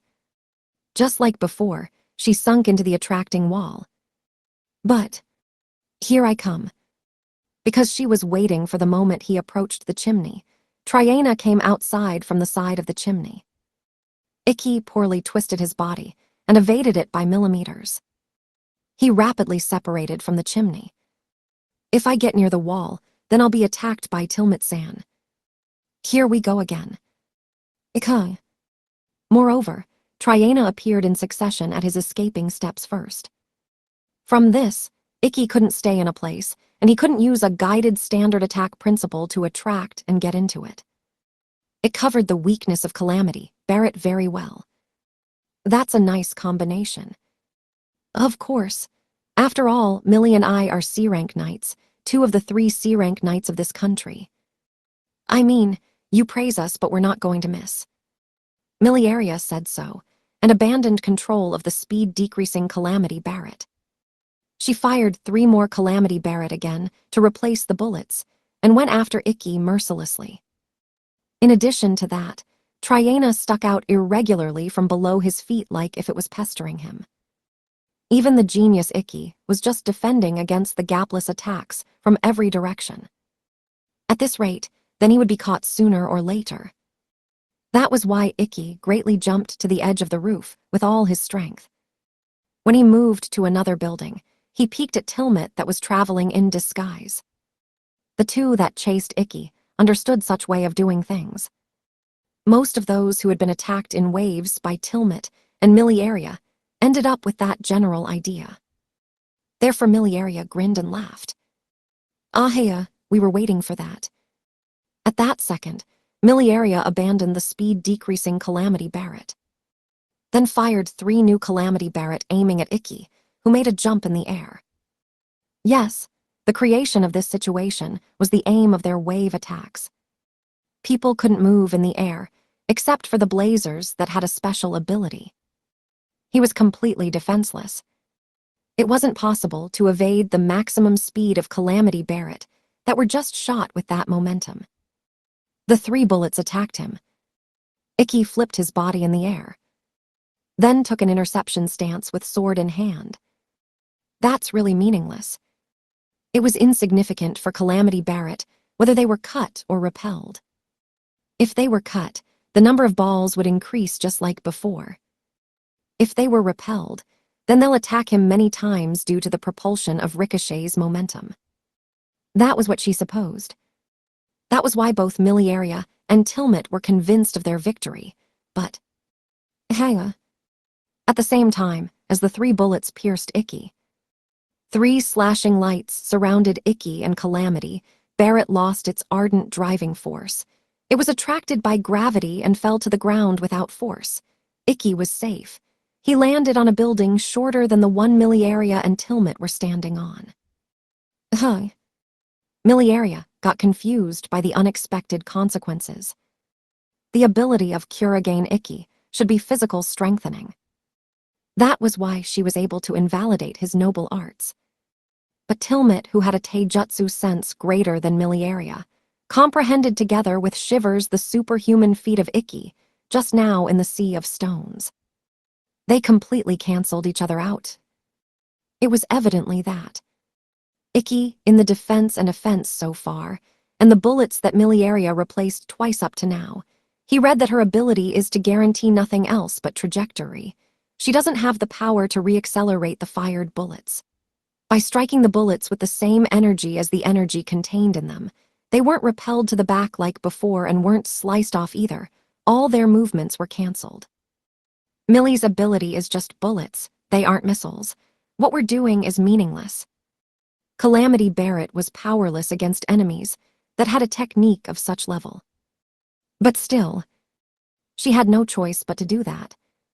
Tilmit decided so. She strongly kicked the bottom of the water and jumped to the surface. Dolphin crash. She jumped out from the wall of the building. The distance between the two buildings was indeed 10 meters. Tilmit flew that distance without difficulty and drew near Ikki. She pushed out Triana and aimed at his head from above and diagonal of Ikki, who landed on a short building. The movements of the opposing Ikki were also fast. He immediately raised Intetsu and took a defensive stance with his blade against the thrusting lance of Tilmit. It was easy for him to defend against that attack, like a charge from 10 meters away. However, that was a trap. That momentary preparation did it. That was her first strike. Tilmit was performing a preparation for the moment when Calamity Barrett couldn't shoot him down. That was the first strike that made Ikki defend. At that moment, Tilmit had instilled an understanding by purposely making Ikki defend against her thrust. He was able to block the thrust of Triana. But it's not like I can just hide in buildings. The device of the opponent was no exception. Now it was the time to move the trump card, prepared, in case the collaboration with Mirialia didn't go well. Triana slipped through Ikki's Intetsu that tried to stop the point of the lance with a water sound, and hurried to the face of Ikki in a straight line. Got you. The moment Tilmit was convinced about it. That's too open. Certainly, Triana supposedly stabbed Ikki's forehead, but it turned away to the side like sliding on the skin of Ikki. It was the secret technique that warded off the blade with only a slight defensive body movement flawless. Ikki dodged the lance attack of Tilmit with that. Fine. He slashed Tilmit, who became defenseless in midair, due to the unexpected protection with the blade of illusory form. It was as if you were saying, please receive the charge from that distance. Given the special characteristics of your ability, it's easy to anticipate and slip through your device, and so turning the tables. That was quite dangerous now, so it's better to not do it again. In the real battlefield, if his real enemy was an opponent, then her current careless attack could have cost the life of Tilmit. So, Ikki scolded her imprudence with severe words. But soon after she reflected upon those words, a strong sleepiness that resembled a blackout of consciousness attacked Tilmit, and she fell on the roof.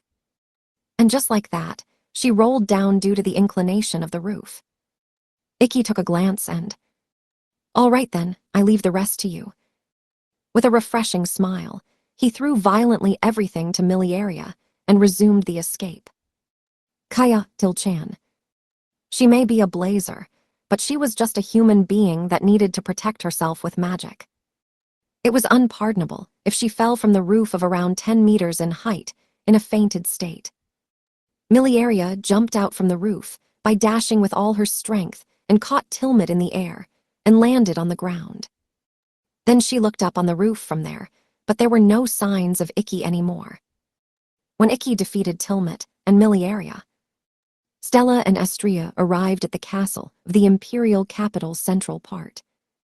Like I thought, my home is quiet. Stella breathed in a big way while walking through the spacious marble corridor. Everyday cleaning should be done carefully, but her home had a smell of marvelous and harmonic air. However, leisure was for later. Even though the citizens were keeping company with Ikki, it was painful to keep him waiting too much. "So, where's Adu-sama waiting?" "He told me to bring you along to the dining hall, so I guess he's still there." Then Stella tried to hurry up. She left the luggage to the maid and headed towards the dining hall. And then, she pushed the large double doors open that lead to the dining hall and... "SSS Stella Aya, I so wanted to see Yao." A middle-aged man with a thick beard flew like a rocket, aiming at the lips of Stella. "Wow." Naturally, she punched him. A counter with all her might. Raising a snap and a no sounds, the fist of Stella sunk into the face of the middle-aged man and knocked him off his feet. The middle-aged man of large build that was knocked off his feet protested against Stella with a shaking voice while holding his nose that was bent in a weird direction. "I did you. I just wanted to give you a welcome kiss." "That's the reason why I did that." The exasperated expression of Stella to this middle-aged man. She shouted at Sirius Vermilion, her father and the current king. "You think that such an assault is allowed for your adolescent daughter that turned 15 already. This is exactly that case.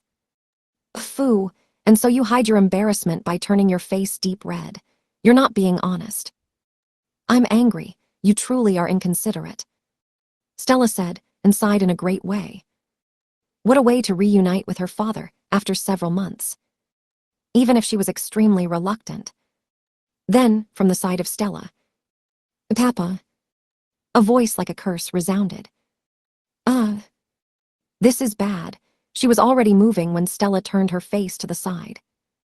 She, Astria, put both hands on the face of Sirius, who fell to one of his knees as he was hit by Stella, and made him look towards her. "What do you mean by approaching our daughter to kiss her when you have me?" She opened her eyes wide, to the limit of her big pupils, with eyes filled with darkness like mud, and asked Sirius, Mama, are you cheating on me? You're cheating on me now. Was Mama perhaps cuckolded by Papa with our daughter? Did you notice the importance of the two only after you were separated?" There's no way such a thing is happening. I've been devoted to Mama since always." Is that true?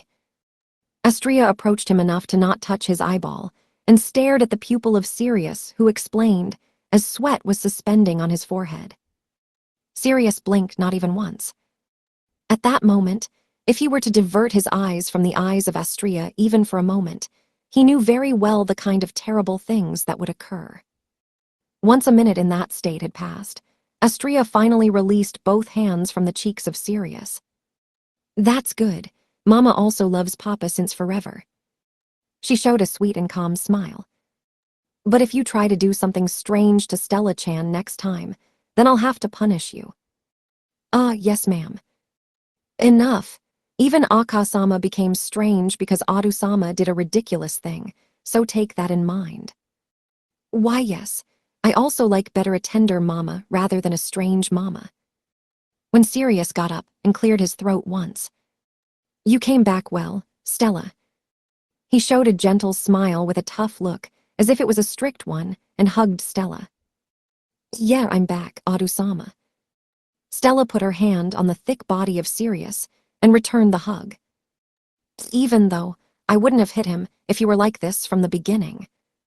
He really was a helpless father. Well, maybe it meant that he loved her so much. After their bodies separated.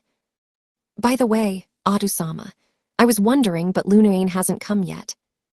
She asked Sirius about something that was weighing on her mind from a while ago. She though that they were going to have a family meeting in the dining hall, but the figure of her older sister wasn't there. Sirius put a look a bit bitter. Since Luna arbitrarily had decided long ago her own conclusions, she went and locked in her own room. Even though this is a serious affair that involves all members of the family. It can't be helped. Since the war preparations this time apart from the preparations of the coronation are entrusted to Luna-chan, she has been quite busy. She said that she would go on a business trip to Kledeland tomorrow. Stella showed agreement to the words of Astria. War was an important diplomacy, done once every 5 years. With those things before her very eyes, it was like she was being chased by reconciliation businesses. In that case, it would be unwise to disturb her. Above all, her older sister, Luna's Vermilion, was on her side about her actions and decisions, so there was no need for her to be present. Stella concluded so. Well then, let's immediately start the family council without Lunane. She sat down in a dining hall chair. There's no need to start so fast. This is our first reunion in several months. Nope, because Ikki is waiting for me while we're doing this. Don't worry, because will that guy be able to get here after all? Oops. Adusama. It's nothing. That's right. It's a shame to keep your boyfriend waiting forever, so I would like to hear what you have to say ASAP. Stella inclined her head to the side, because her father became obedient all of a sudden.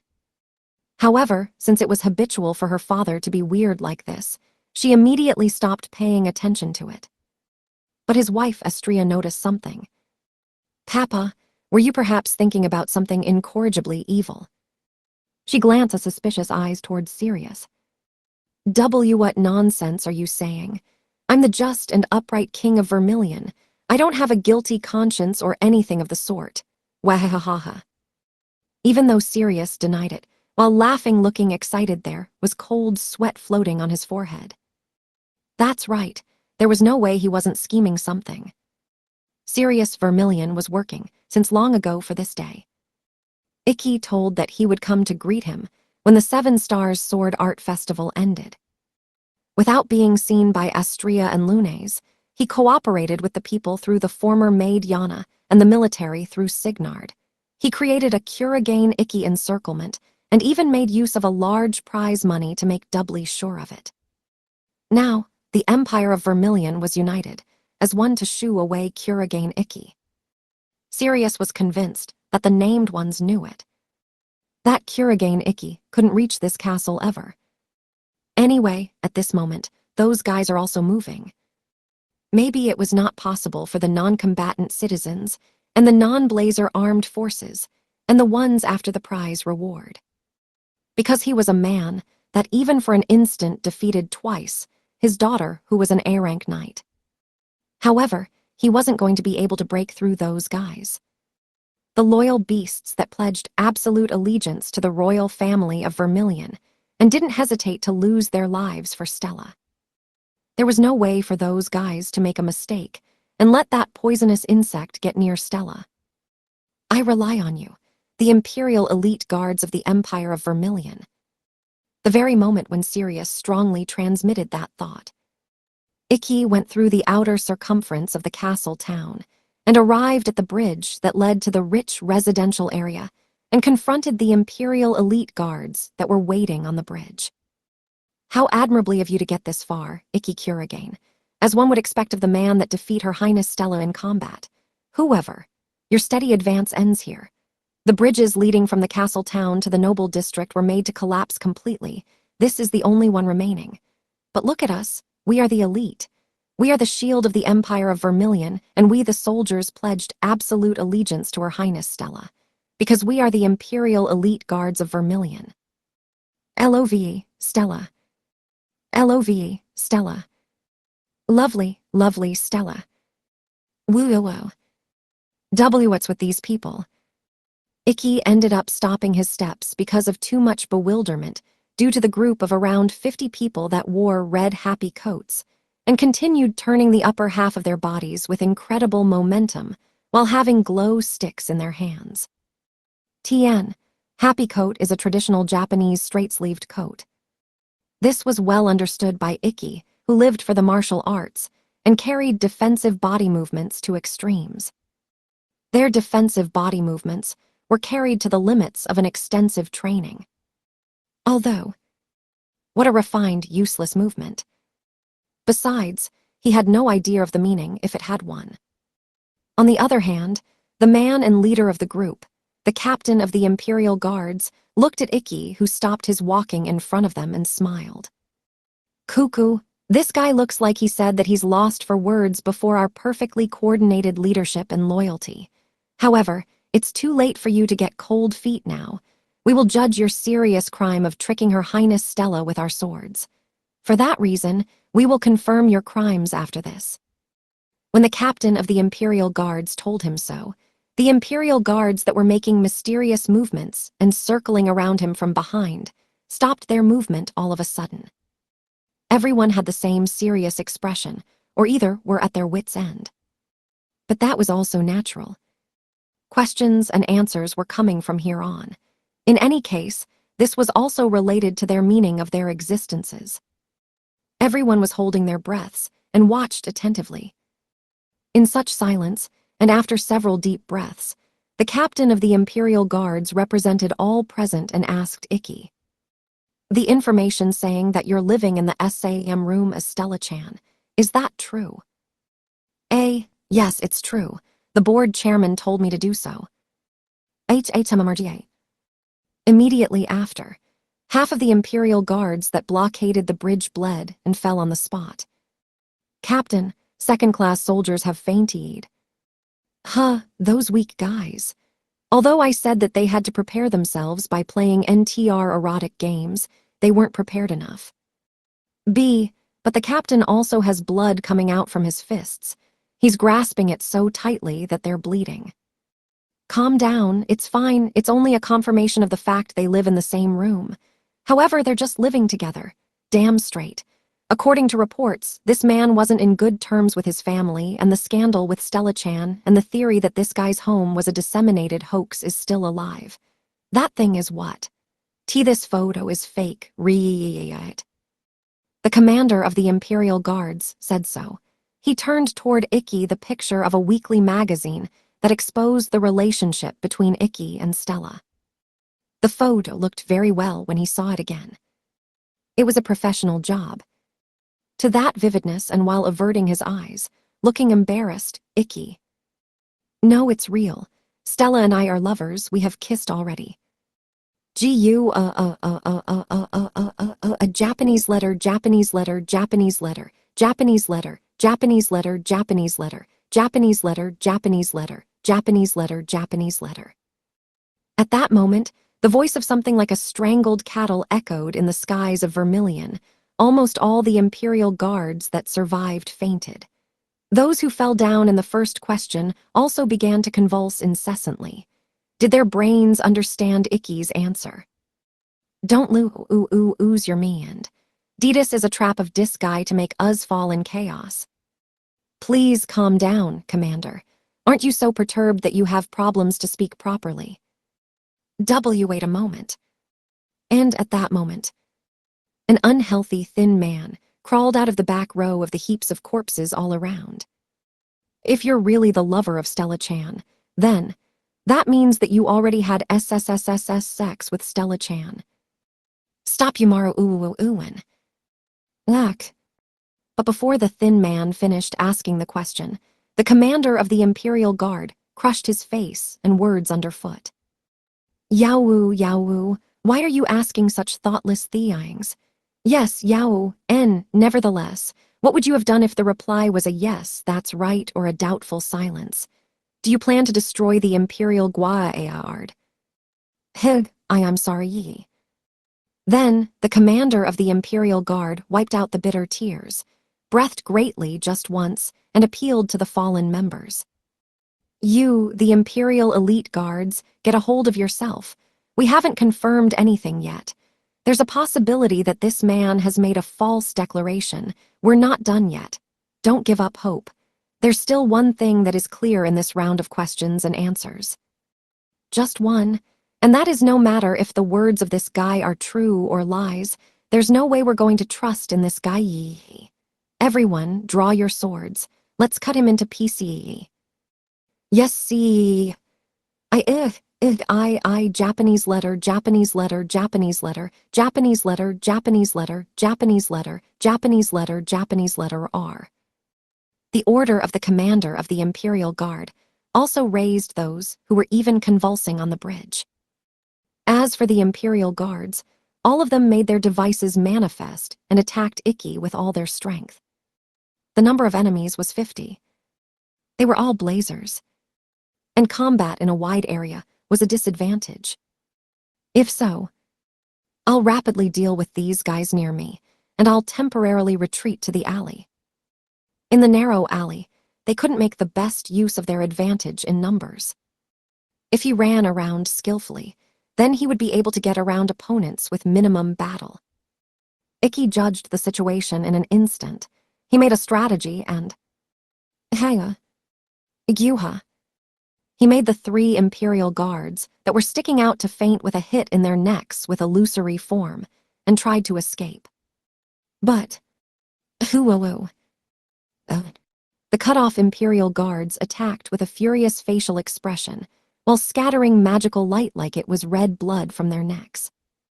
Ikki protected against the drawn swords of their counterattack with difficulty and also showed agitation. They didn't collapse with illusory form. The damage of illusory form chipped off their stamina directly. It didn't deal physical damage. If an arm was cut, then that arm wouldn't move. There was actually no damage. These were all temporary actions, by means of strong wrong impression. Essentially, this wrong impression by the device acted strongly in the human body. It couldn't escape from that. If they received a fatal wound, they would faint. That was the usual. But very rarely, there were those who could avert this wrong impression with the strength of their will. Individuals that faced battles with a willpower that transcended both the body and mind, as long as their willing to die was weak. Towards such type of guys, the blade of illusory form was almost powerless. But such individuals rarely existed. Ikki was amazed because they didn't exist. But the Imperial Guards that were in front of him now, the appearance that this odd bunch had, the strength of their hearts is real. If he didn't have a strong mind, he would be swallowed up by their strong determination. Ikki believed so, and pushed aside the 3 people with his own indomitably strong force. At that moment, he saw a piece of paper lightly fell from the Imperial Guards, sliced off Happy Coat's hem. Then the pieces of paper fell like sliding under the feet of Ikki. Is this? Ikki touched them with his hand, almost by reflex. Don't touch that. The collapsed Imperial Guards stopped Ikki's action with a shouting, close voice. But Ikki caught sight of that a bit late. It was Estella's swimsuit photo that captured the precise moment she was fixing the part surrounding her buttocks. That's a medal that can only be given to the Imperial Guards who pledged allegiance to the Imperial family. Give it back. They wouldn't hesitate to give their lives for the royal family. In exchange for such loyalty, a dear treasured picture was given by the commander of the Imperial Guard. The man whose treasure was arbitrarily touched raged and swung downward the western sword against Ikki. That was such a foolish act, wasn't it? In that case, the fact that this was only given to the Imperial Guards means that all these guys have something similar to this, isn't it? He made a smile with just his mouth, because he would waste the last chance to escape from the man that was the most broken in this place. Later on, the Imperial Guards spoke while shaking. Of the day when their princess came back, accompanied by a demon from the country of Japan.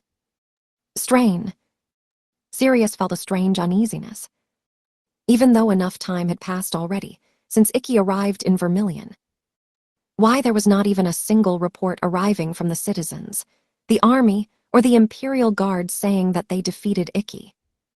His ability with the sword was certain, however. He had an F-rank fighting power after all.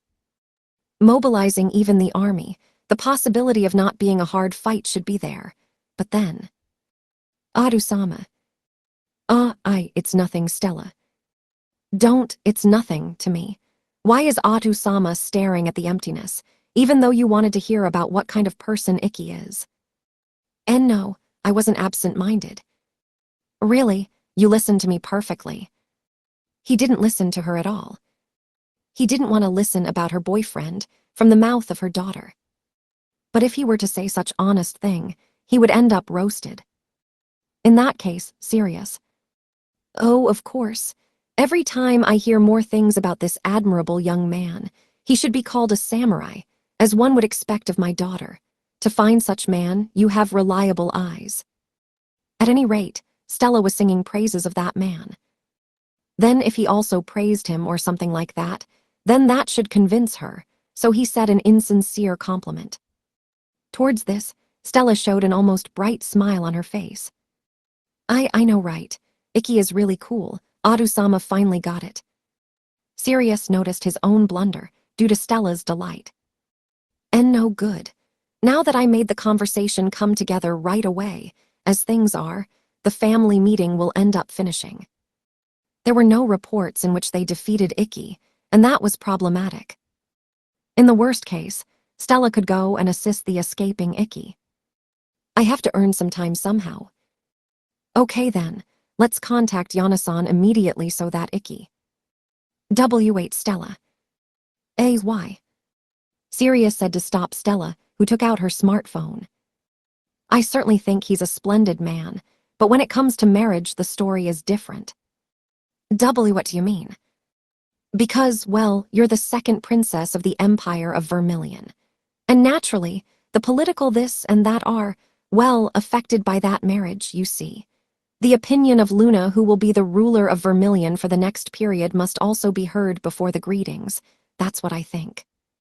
Stella raised her eyebrows towards the words of Sirius. Don't say such things at this point of time. She protested. It was justified. That was something that should be said before the family council began. Isn't it okay to summon Ikki? Besides, Lunawane wasn't against him from the start. But it's not like she declared her approval, am I right? But Sirius didn't withdraw. He persisted, while getting self-aware that what he was saying was an absurd thing, that he wanted Luna's opinion at this late hour. This is an important conversation for the Empire of Vermilion. I'd like to properly unify the opinion of the Imperial family. I'm sorry, Stella. Please summon Luna to come here. I also want to be certain of his attitude as the current king of Vermilion based on Luna's opinion. That's fine. Sirius' insistence was completely late.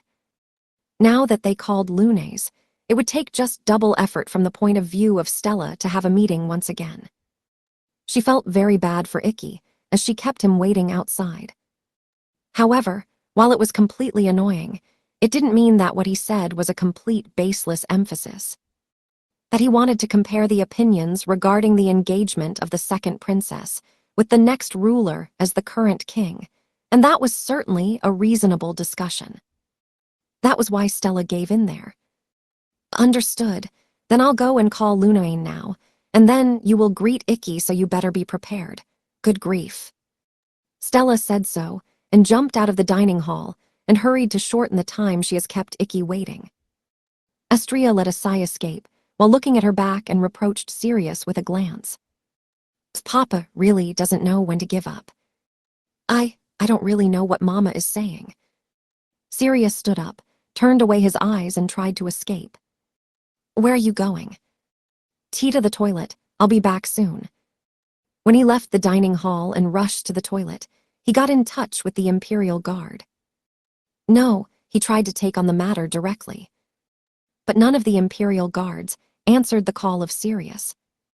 The only thing he could hear from the cell phone was the eternal inorganic call sound.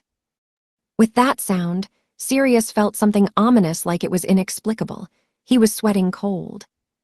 What the hell is happening outside? Almost at the same time. Finally, Kurigane Ikki finally broke through numerous obstacles and came just outside of the castle walls that surrounded the castle. However, he hid in the shadows of the buildings. He hid himself and stopped walking. While Ikki sent all the Imperial Guards to the hospital and took extra time to dispose of the photos, the allied forces of the citizens and the military led by Signard and Yana gathered in front of the wall. They spread out to protect the iron wall by taking advantage of their numbers. It was difficult to break through the front with this. No, the breakthrough itself couldn't be done, because it could cause a lot of damage to the other party. They would get hurt, even if he cut them with illusory form. Unlike the group of a while ago, almost all the citizens and the military were non-blazers. The real intention of Ikki was to avoid a battle as much as possible. So he took a look at his surroundings and had his eyes on a certain place. On a church with blue roof that was next to the wall. If it's from that roof, then I can cling to the wall. When he decided so, he moved. Fortunately, the vigilance of the citizens wasn't suited for it. They probably didn't think that he was going to jump over the castle walls of more than 20 meters. Ikki jumped on the triangle roof of the tall church without being discovered by anyone. Ho ho ho, in the end you chose this route. That person stood in front of him. The rumor was true. You are a gentle young man. A bald old man that Ikki didn't perceive, until he stood on the same roof asked with a jesting tone of voice, and turned a shrewd glance towards Ikki from the back of his eyelids that hung due to his aging. How was it? What is your impression of the sightseeing tour of the Empire of Vermilion? You are. Ho ho, my apologies. I am Daniel Dandalion. I was entrusted as the branch director of Vermilion of the International Mage Knights League, and as the sword art instructor of the Empire of Vermilion. I was waiting for you to come. 7 stars Sword King Kurigane Ikidono. When the old man answered, he revealed his device. It was a thin, long sword with a silver sword blade, and the face of a lion was traced on the golden grip. The old man held the specialized weapon in his hand and turned its tip towards Ikki. At that moment, Ikki, who sensed that a sword was produced by him, felt a sensation like the soft hair of his whole body was burning.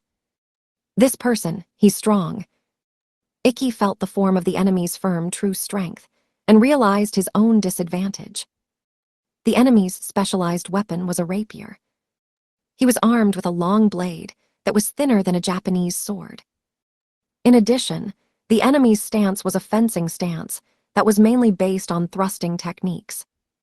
It wasn't wise to oppose that opponent in a terrain that was the top of an inclined triangular roof with limited horizontal movement. Above all, the level of the enemy was different from the ones that were defeated and had come to him till now. He wasn't an enemy of an ability that one would say he was going to deal with as he took an advantageous position. In that case, Ikki jumped to the back to change the location. Immediately after he was attacked in the middle of that and fell to his knees due to the impact, he was shocked. Oh, this. There was an invisible wall behind him. To Ikki, who got aware of this fact, the old man put a smile at the back of his beard that was like a white cloud. Ho ho, you are already in my cage. Is this your noble arts? Correct. It's the noble arts blood circle of my device Lionheart. It's a barrier-type ability that captures an enemy with whom I've exchanged a glance into the battlefield that won't have interference from the outside, creating a one-on-one situation even during a fight. So I was able to eradicate your escape route. If you want to get out of this cage, then you will have to win a duel. It wasn't a very easy-to-use skill, but it was a handy power in case there was an opponent you wanted to fight no matter what. That old man, Dandalion, talked about his ability. Now then, will you be able to get out? I was made to take care of Stella-sama since she was still a baby. I am not going to leave Stella-sama to someone who cannot advance and push aside this old man. There is no way, don't you agree? He came close to Ikki, who had lost the means to escape. If he wanted to go beyond from here, then he would have to defeat him. Then Ikki. Understood, come, Intetsu. He manifested his device and took a fighting stance. The battlefield was on top of a very inclined roof. No matter how stable the trunk of Ikki was, it was an angle where he couldn't escape to the sideways as expected. The battle was on top of the roof. It was to be done on nothing but straight footings. An absolute favorable battlefield for the opponent that used an armament called rapier, the core of the thrusts, and also that outrivaled him with the reach of his device. However, he concluded that in this setting, he had no choice but to force his way through. And then, now, the fight started. The one who started first was Kurogane Ikki. Before he turned his dominant hand towards Dandalion, he instantly raised straight the point of the sword with one hand and took a stance called Allonges le Bras, thrusting attack that mainly consisted of the same technique as Dandalion, in order to reduce the superiority of his reach even a little. Sagan asterisk, Hasu asterisk, in any case, he went with it because his vitals were too close to the point of the sword of the enemy, so he was going to thrust with an original posture of a Japanese sword. Tien, Sagan means aiming at the eye with a sword, and Hasu is kind of tricky. The kanji used is Chinese letter, and when read as Hasu implies the 8 features that characterize the life of Buddha. Now if we use the furigana reading and look for another use, it could mean style of sword fighting, however I'm not sure what the intention of the author was. And then, he kept that stance and shortened the distance with steps instead of dashes. First is to determine the capability of the enemy on the same ring. In response to Ikki's proximity, Dandalion was in a defensive stance. He didn't move from the spot. The instant the pointed end of Intetsu got in the distance between them, the pointed end of the sword was put against the facing Ikki. He suffered a series of thrusts, like flashes of light. Ikki also responded to this with a series of thrusts. The pace strife, while repelling the point of the sword, started. On top of the triangular roof, flashes of black and silver lights intersected while giving off sparks. If the other party tried to lag behind even a little, then he would immediately go and pierce their heart. In that fight, they couldn't relax their concentration, not even for an instant, however. Kurogane Ikki analyzed the enemy with composure. I see he's certainly fast and nimble. It was a sword handling that didn't seem to be of an old man who had gone beyond his golden age. There was no way he would give him a chance to step into his territory. However, I know very well that my sword is sharper than his sword, and that I'm faster than him. Sword Eater S. Yamata no Arachi. Star of Naniwa, S. 3-stranded stars. And wings abreast supreme / the whole career of Ikki somehow or other slipped through. He wasn't worried about the speed of Dandalion. Dandalion goggled at him beyond his thick eyelids. Because Ikki increased the rate, he projected the point of his sword. He smashed the reach of Dandalion by parrying him before the point of the sword that was all extended. Then Ikki approached Dandalion with certainty step by step. The flash of black lights were approaching at an overwhelming speed and number. Dandalion was forced to retreat before the fierce attack that relied on his physical ability. He was able to corner him up to the edge of the triangular roof in the blink of an eye. One more step. After that one step, Intetsu's pointed end would reach the vitals of Dandalion. If Dandalion didn't want that, then he would have to undo the barrier and jump down the roof. But then at that moment, there won't be chains to prevent his movement. In that case, it would be fine to jump from one castle wall to another before he made contact with his eyes again. Judging so, Ikki went after a thrust while advancing towards Dandalion. Immediately after, a deep crimson splash scattered on the blue roof. That gushed out from the pierced shoulder of Kurogane Ikki. Gah! Ikki opened his eyes wide and distorted his expression. Was he in anguish due to the pain he felt in his shoulder, like it was burning? No. He wasn't bewildered by the pain, but by the process. What was that just now? And towards Ikki, who wavered to the back with his pierced shoulder. Fuh. This time, Dandalion launched an attack. He stepped greatly on his forefoot from Allonges le Bras, thrusting attack, and launched a fast series of thrusts as if returning the favor of moments ago. Of course, Ikki had Intetsu at the ready and tried to brush away the incoming point of the sword. But right after that, the same process of not long ago developed. The long blade of Dandalion's device Lionheart that was brushed away by Intetsu returned and made its body undulate like a snake and attacked Ikki. Again. Ikki, who barely dodged by paper-thin difference the thrust that was extended to his face, understood. The thrusts of Dandalion came back even if he repelled them, as if they were alive. Then, it was impossible to defend against it by parrying. Nothing good would come out if his offensive continued. This should be restarted once. Then Ikki, who judged so, stepped back to try take distance for a moment. Immediately after, Dandalion, who was waiting for that decision, just stepped greatly and deeply into Ikki's territory. The most effective distance was taken by him. My running feet were predicted. And then, Kuwadu Sud. Tien, Southern Cross. Dandalion launched thrusts from the most effective distance. His speed was just like lightning speed. From the offenses so far, this speed was of a different dimension. Instantaneous. The instinct of Ikki that was sharpened by slipping through the verge of death gave birth to phantom pains that pierced his skin. The locations were the lungs, throat, heart, and the point below the navel. What was released by Dandalion was 5 instant thrusts crowned with the name of Southern Cross. He was on the verge of piercing those 5 human bodies' weak points. This is bad. Even Ikki wasn't able to block them. However, Dandalion's thrusts returned even when parrying them. It was difficult to protect against them. But Ikki, against Dandalion's attack. Dandalion also took an unthinkable response. Who? The next moment, Dandalion revealed surprise. Ikki firmly pressed the ground with his feet that were drew back to come down, and charged with all his body towards him who tried to release the thrusts. And when he sustained the first thrust of Kuwadu Sud, that went into his right lung with the sword handle, as a shield he put pressure on the body of Dandalion with all his might. From that, the stabbed Ikki and the pressured Dandalion stepped back at the same time. The distance between the two of them widened again.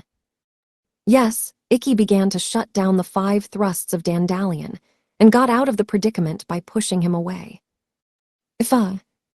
Dandalion had a deep respect to Ikki, who caught his breath. Certainly, you have defeated Stella-sama while being just an F rank. His intuition came from the motion of the enemy, the detailed gaze movements, and the vast combat experience. And also he read through of the enemy's sword. He saw through it even if it was his first time seeing a technique. Seeing that it was too much to be struck by his own ability, he smashed it from the onset without hesitation. Dandalion transmitted his honest praise to his powers of observation, imagination, and his decisiveness to devote himself to it. In addition, you made of the handle a shield, which is indeed a really interesting way of using the sword. You are not different from the rumors. We are of equal status when it comes to interesting swords, aren't we? Contrasting with him, Ikki returned a wry smile to Dandalion's praise. That device, it looks like a rapier, but the sword blade is strangely flexible. If I had to say then, it's a sword similar to a foil, so it's expected to do odd movements. Foil's sword blade had unnatural flexibility for a sword. It bent nicely. That is to say that it bent on how much one tried to repel it, as if the point of the sword came back with the reaction. As for this sword, if it were to be carried to extremes with a different flexibility treatment, then even the special move called Furakomi, Jutaju, can be done to thrust the opposing rival from behind. Tien, a term that I can't really find any translation available, but it's about piercing the opponent's defenses to reach even their backs. I was taken aback, because it was the first time I saw it being used in actual fighting. Ho ho ho, evidently. My Lionheart has this flexibility as its selling point. Not even the blade steel of Ikki-kun can imitate it in the slightest, isn't that right? You know me a lot. If you know your enemy, then the battle should not be eternal, especially because of such ability, so I decided to perform an elaborate investigation beforehand of my fighting opponent. So, I know the next move of Ikki-kun. There isn't enough distance to start Shinkaru in this place, and hard to go through the swaying sword blade of foil with Dokuga no Takai. In that case, only one possibility remains. That said, Dandalion took a stance of allonges le bras, thrusting attack, with the point of sword to the front again. Now, use it to see it, the first secret sword Seijiki. Ikki had his breath taken away, due to the words of Dandalion. His prediction hit the mark. Ikki planned to use Seijiki as his next blow without a doubt. The reason was the armament of the enemy. The foil was a sword endowed with a unique characteristic named flexibility. However, that characteristic wasn't its only advantage. The disadvantage of foil was that its sword blade was too soft. The strength was hard to convey due to that. If that was the case, the most effective was to overwhelm him with power. He decided so. But Dandalion had read through the options of Ikki. He truly investigated me well, huh? Even though Ikki was impressed by Dandalion's meticulousness, he slowly made his stance flourish, lowered his posture, and pulled tight the point of the sword as if drawing a bow, and took a stance of Seijiki. It was uncanny that he read his thoughts, but it was a fact that Seijiki was an effective technique against a weapon called foil. If so, don't hesitate. You don't have to tell me. Ikki released Seijiki with the power enough to smash the roof. In the past, it was a sword technique that couldn't be used unless using it together with Iru Shura. But ever since he used blade steel on Edelweiss's sword, and thanks to his mastered Teigi, he reached the point where he was able to exhibit enough power without Iru Shura. There was no way he could catch it with a soft sword blade like foil. Or so he thought. However, Dandalion caught it completely. Just like wings abreast Edelweiss, the world's strongest swordswoman did. He met the pointed end of his sword with the pointed end of Seijiki. He stopped the charge of Ikki. Ikki shuddered because of this fact. Because even that Edelweiss, the weapon that she was using, was a sturdy single-edged blade, and yet, the soft sword blade that is like wire of foil isn't even scratched. Against the pointed end of Seijiki, foil received all the strength as a straight needle in a single point. This kind of technology existed already. Even though it looks like this, I was the fencing instructor and the opponent of the rigid sword of Stella Sama with this narrow one. The way of power killing is understanding it more than others. Dandalion said. Ikki's Seijiki degree was equal to mere child's play compared to her wielding strong sword. If the timing of the magic released didn't err, and if he didn't make a mistake in the angle, then he could easily catch it. On top of that, if he could force him back. The body of Ikki was further driven to the back. He was repelled by his strengthened physical strength because of Dandalion's magic release. When he became aware of it, the place where the two faced each other first. The distance that was shortened in the previous assault had returned to the beginning. No, he merely shook out the relation of their positions, but the war situation was different. Ikki was much more cornered because he blocked his charge technique Seijiki that had the strongest offensive ability among his cards. But in such situation, Fufa. I see, there's no way that this much of my strength and abilities will keep in touch with my opponent, who had received Stella's sword. Ikki showed a small smile at a corner of his mouth. I'm envious of Stella. I would also like to receive instructions of the sword from a person like you. May I ask for a bout if we have the chance some other time? Today, I will deliberately show you more than enough. There won't be a next time. That said, Dandalion felt disquieted as he raised the point of the sword. Even though he lost his strongest card, Ikki's surplus was there. In that case, when something came to his mind. Iru Shura, or perhaps like me, action reinforcement by magic release. In the process of investigating Ikki, Dandalion, who had also looked over the leaked data of the battle against Ayatsuji Ayase, didn't throw away that possibility. He strengthened his alertness against either of them. To such Dandalion, Ikki. No, I'll hold back for now. I have to go and greet her father after this. I don't want to leave and get to that situation looking shabbier. He said so with a tone of voice, adorned with a joke that made his light shoulders to freeze. He lowered his stance, laid horizontally against the ground, and had the point of the sword ready like drawing a bow. "I'll break through you with this blow, Daniel Dandalion." He trampled hard on the roof and released a second Seijiki. And in addition to that, without emitting magic powers or making use of Iru Shura, nothing was the same as the one of some time ago. Can I overcome this honorable suicide attack? If that is the case, then that is a foolish thinking, Dandalion concluded. Dandalion remembered the speed, distance, timing, and everything else of Seijiki minutes ago. If so, then he couldn't catch this already. There was no need to catch it. He dodged it with paper-thin difference and pierced Ikki's glabella with a bitter counter. Z. Immediately after, the consciousness of Dandalion froze. Because the pointed end of Intetsu appeared in front of him all of a sudden. The time of Dandalion stopped with the predicament of his life. He was astonished in the midst of that halt. Why was the tip of the sword in front of his eyes? Even though the tip of his sword hadn't reached the enemy. Why, when the armament of the opponent had less reach than his own? It was too fast for Seijiki, and too close.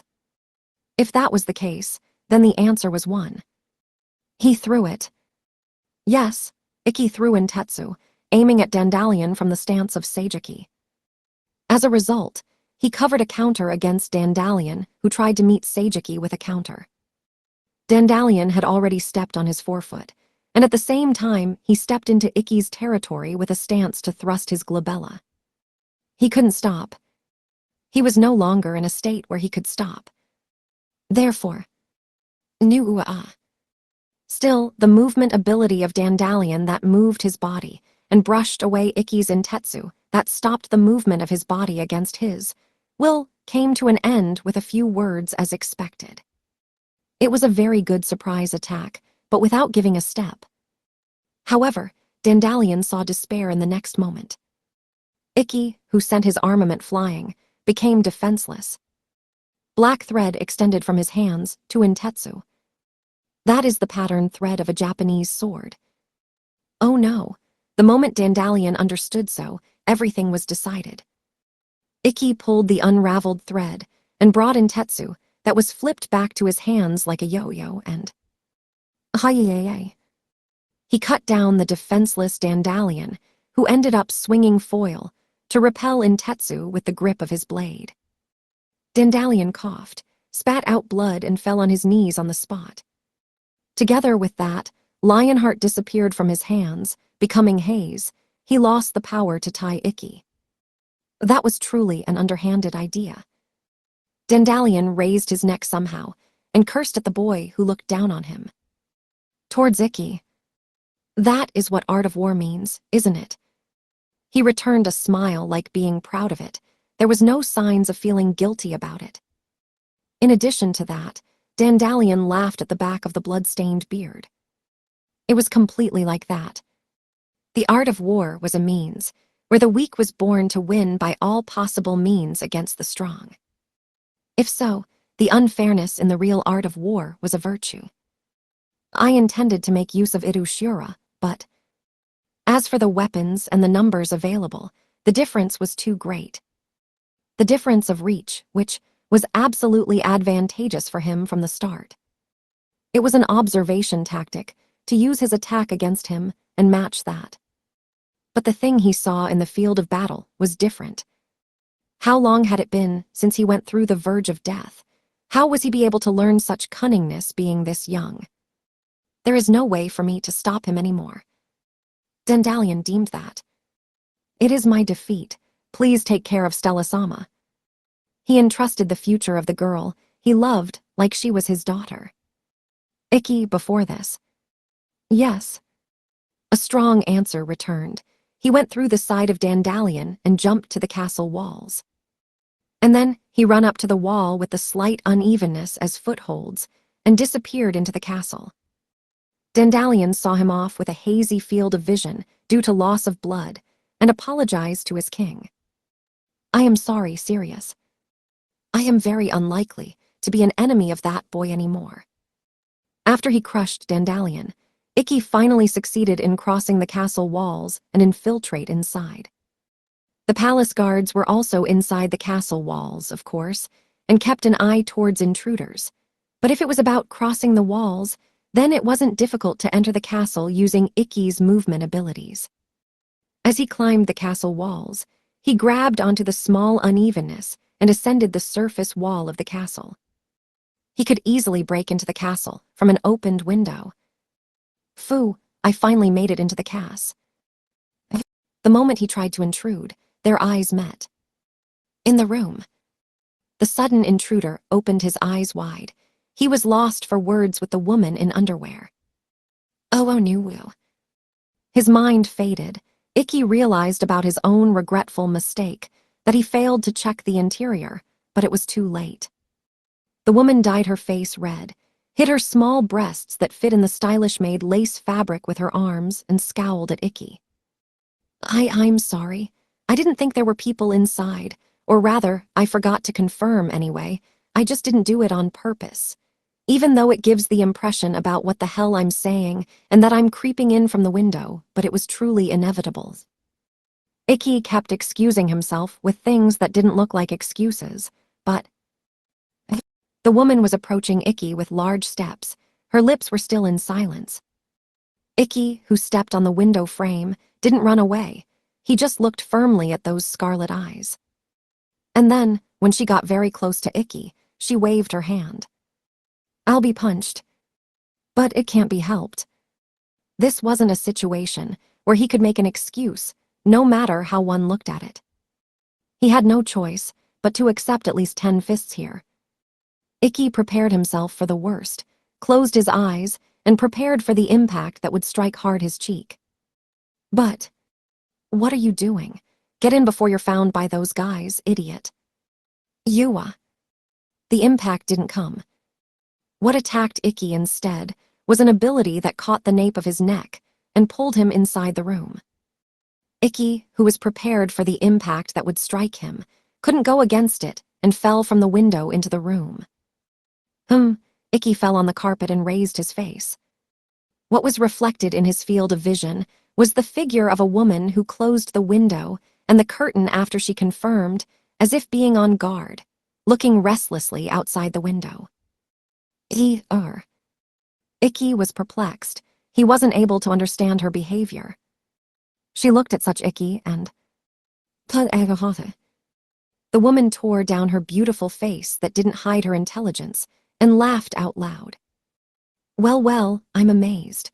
I wanted to know how was the man that Stella brought with her, so I was pretending to not notice the conspiracy of my father, but I certainly wasn't expecting you to reach the castle by challenging the people and the army all by yourself. You sure are amazing, aren't you, boy? Though I'm not saying that you turned that hot-blooded idiot woman into an elegant one. Because of this, the preparations of the government management broadcast that were prepared for your support ended up coming to nothing. And moreover, due to that, you intruded in the room I was changing my clothes. If I remember correctly, didn't something similar happen to Stella when she had just arrived in Japan? I'm completely unsure about the underlined sentence. Ikki noticed the way of speaking of this woman. The color of her hair had the same pale pink as Astria, the mother of Stella that he met at the airport some time ago. Then this woman was. Excuse me, are you perhaps Her Highness Lunes? To that question of Ikki, the woman laughed and wiped the tears that floated in the outer corner of her eyes with her fingers and... She nodded greatly. She showed affirmation. Yup, certainly I'm the older sister of your girlfriend and the next queen of the Empire of Vermilion. I'm the first Princess Lunes Vermilion. Nice to meet you. Ikki Kuragain. Lunes formally introduced herself and presented her right hand to request a handshake. Towards this, Ikki, while confused, stood up and... Why yes, nice to meet you. Thank you very much for inviting me today. He returned the greeting and a handshake, but his eyes were swimming. The reason was that, of course, the appearance of Lunes. She was only wearing lace fabric. Though he was in the wrong for coming through the window, he wasn't going to say that he was troubled about where to look. To this restless gaze of Ikki. "Why are you acting suspiciously?" Lunays inclined her head in doubt immediately after that. She examined both arms of Ikki and opened her eyes wide in surprise. "Hey, aren't you injured?" Lunays, who said that, stared at the left shoulder that was pierced by dandelion not long ago. Although it was thin, there was a piercing mark. The hemorrhage was abundant in itself. Blood spread in the white uniform. It was dripping even on his fingertips. Due to this, Ikki turned an oops expression. "I'm sorry, the carpet is. Don't mind about it, now take off your clothes. I'll treat you." However, Lunays raised her eyebrows as if she got angry at Ikki's irrelevant worry and started stripping him. Hey, wait, it's fine, this is nothing. This isn't an injury where you can say, this is nothing, you know. Those guys did it, they were completely serious about keeping you company. That doting parent that don't care about moderation, hey, don't move. You're not a child, so be obedient. Understood. I'll be obedient, but please wear clothes at least. Leave that for later. It's not that you're going to die by seeing some skin. That's true, but still. Ikki resisted, but Lunays' will was unexpectedly strong. He couldn't tear it off. No, Ikki could have been able to tear it off if he seriously shook her off. But as he was injured, he wasn't able to put strength into it. Then, in the end, Ikki was left at Lunays' mercy, who stripped him of his coat and undergarment. "Lunane, I know you are in the midst of work, but can you come to the dining room? What are you two doing?" The scream of Stella when she saw the scene of her boyfriend and her sister that were entangled and half-naked resounded even in the cellar of the castle. Although it was in an outrageous form, Ikki succeeded in joining with Stella safely. It was Stella who showed a great confusion at first with the gut-wrenching sight that jumped into her eyes, but the misunderstanding was immediately solved with a sheet of paper presented by Lunays. Yes, it was a wanted poster of Ikki scattered throughout the city. After that, Lunays exposed this physical evidence and the behavior of her father Sirius in the dining hall where everyone gathered. From here, the strife that started because of the visit of Kurigane Ikki would reach its conclusion at once. In the dining hall, a denunciation meeting that surrounded Sirius, who was made to kneel with the tops of his feet flat on the marble floor, was being held. I see. In other words, Papa conspired with Yana-chan and Signard-chan, then took out a prize money from the national treasury and tried to drive Ikki-san out by forming a crowd with everyone. Yes, the family council had also divided work for that reason.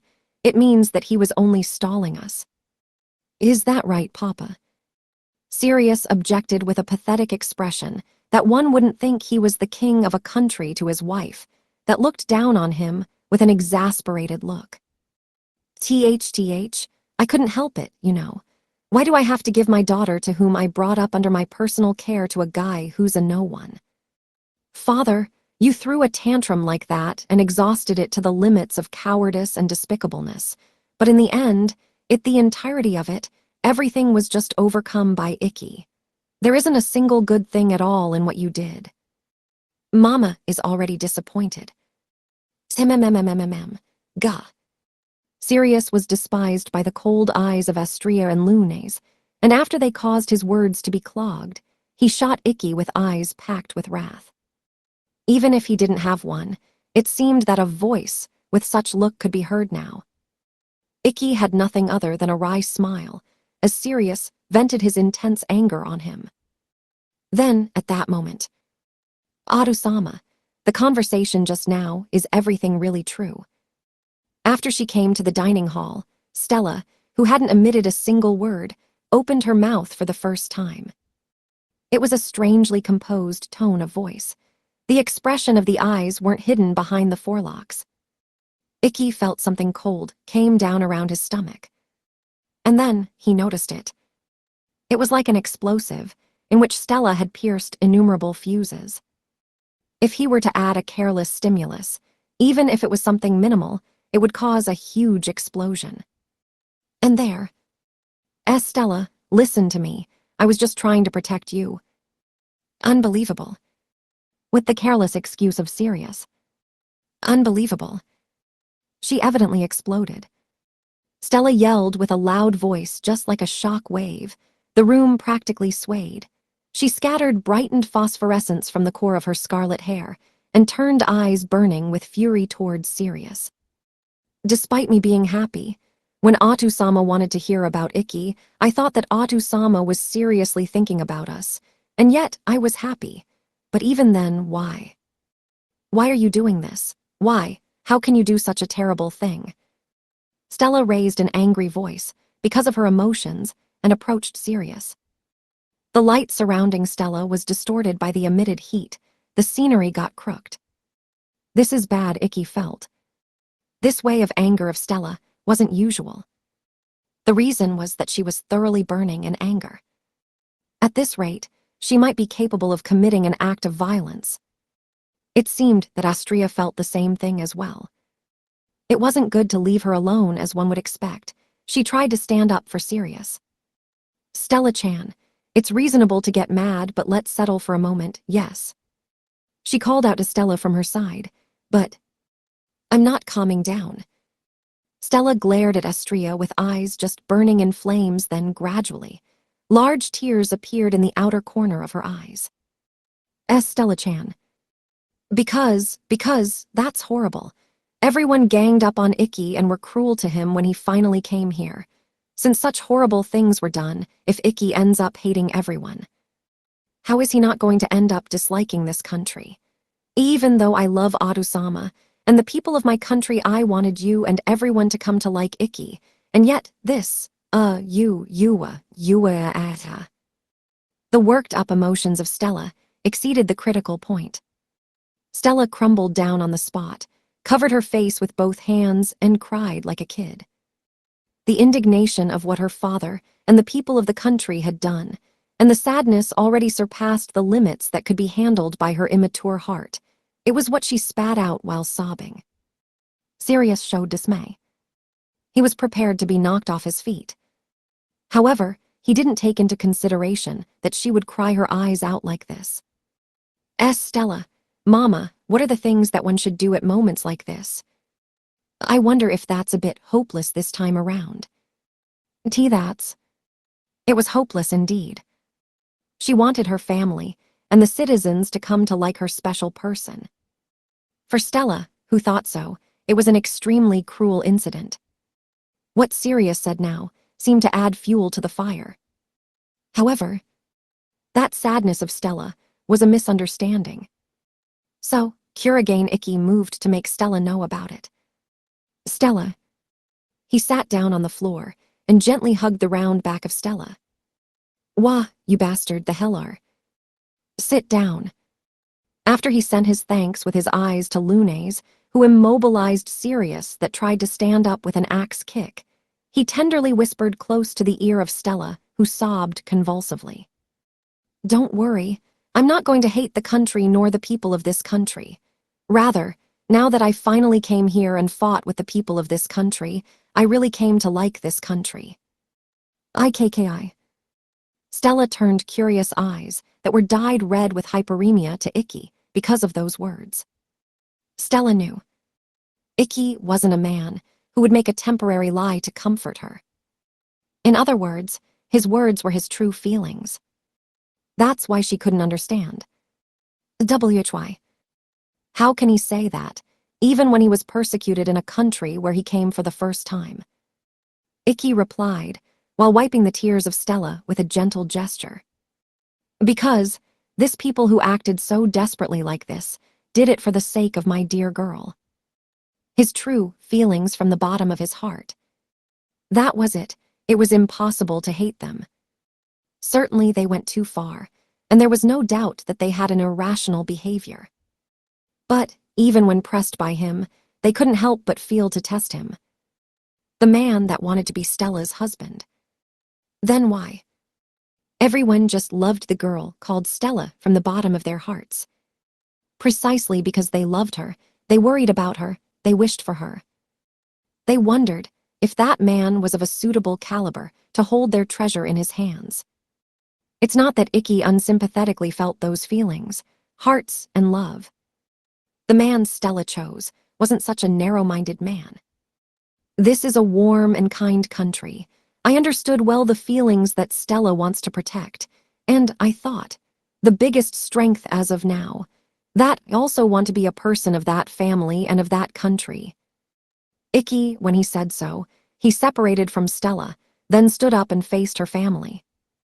And then he calmly did one deep breath and, "One-san, Aka-san, Adu-san." "Who are you calling Adu-san?" "Shut up." He opened his mouth and focused his field of vision on the three of them, centered on Sirius, whose earlobe was twisted by Astrea. His own reply to all those who loved Stella. And today, to accomplish the purpose of coming to this place. Please allow me to greet you again. My name is Kurigane Ikki, and the person who have been accompanying Stella-san. And as the rumor in the street says, I am not a person who has a lot of things. I cannot say that my talent as a blazer is superior either, and although I am more or less the second son of the Kurigane family, I am in a breaking-off situation and hardly getting along with my family, so I don't have social status. As the person who is in a relationship with Stella, I realized that I am a person in a very unfavorable state. I understand the feelings of everyone who is worried about entrusting Stella-san to such man. However, there is one thing.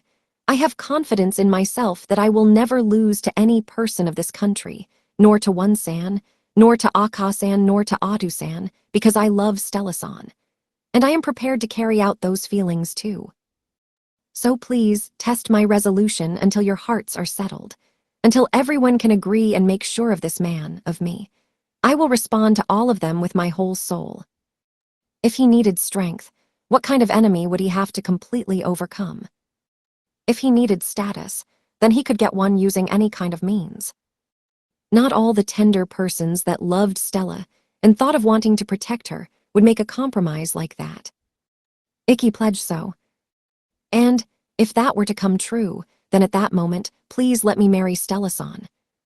Ikki kneeled with the top of his feet flat on the floor strongly than serious. He lowered his body and bowed his head.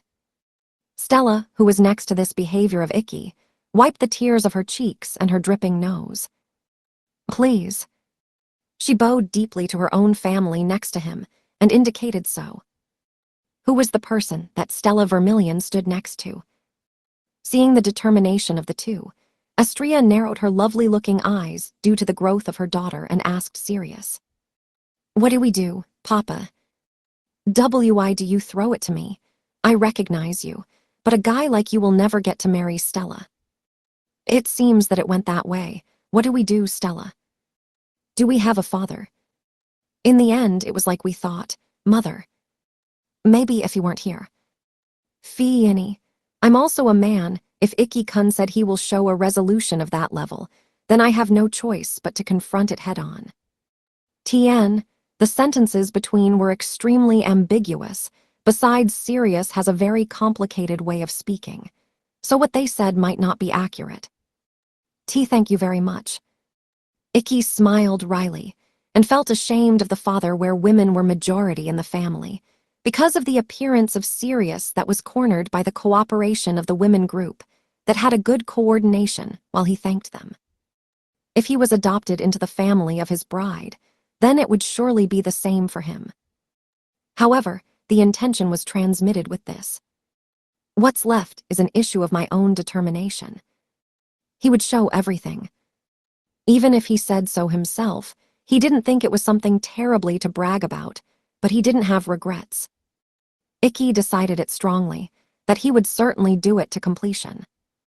And then, Lunes told Ikki without delay. Now, why don't we try out Ikki the way one likes? In that case, a challenge is presented by me first. Lunaine, didn't you say that you weren't against us, Lunaine? I don't remember saying that I approved him, but I'm not against him either. Ugh. No way, the bluff of Sirius came even this far and resulted to be correct. Stella put a bitter expression on her face. On the other hand, Lunes soothed Stella with, Hey, be calm and said, "It's not a troublesome conversation. If it's the physical strength of Ikki, my physical strength is connected to the challenge." Lunes nodded to the question of Ikki. "Yes, Ikki, I'm inviting you to participate in the war that will be carried out with Kledeland soon." War. Ikki couldn't hide his surprise at the disturbing meaning of those words. But Lunes immediately denied his imagination. Although it's called war, it's not that is a bloody thing or something. Kledeland and Vermilion are both member nations of the International Mage Knights League. In regards to the International Mage Knights League, there were agreements regarding war between fellow member nations of the League. In addition, small countries helped each other to protect from large countries, and in the event of an emergency, to provide military strength and war expenses. That agreement said, there won't be use of military or conventional weapons in the disputes between fellow member nations of the League, but instead the outcome will be decided by duels, choosing the Mage Knights that will be the representatives of both countries. That's how it is.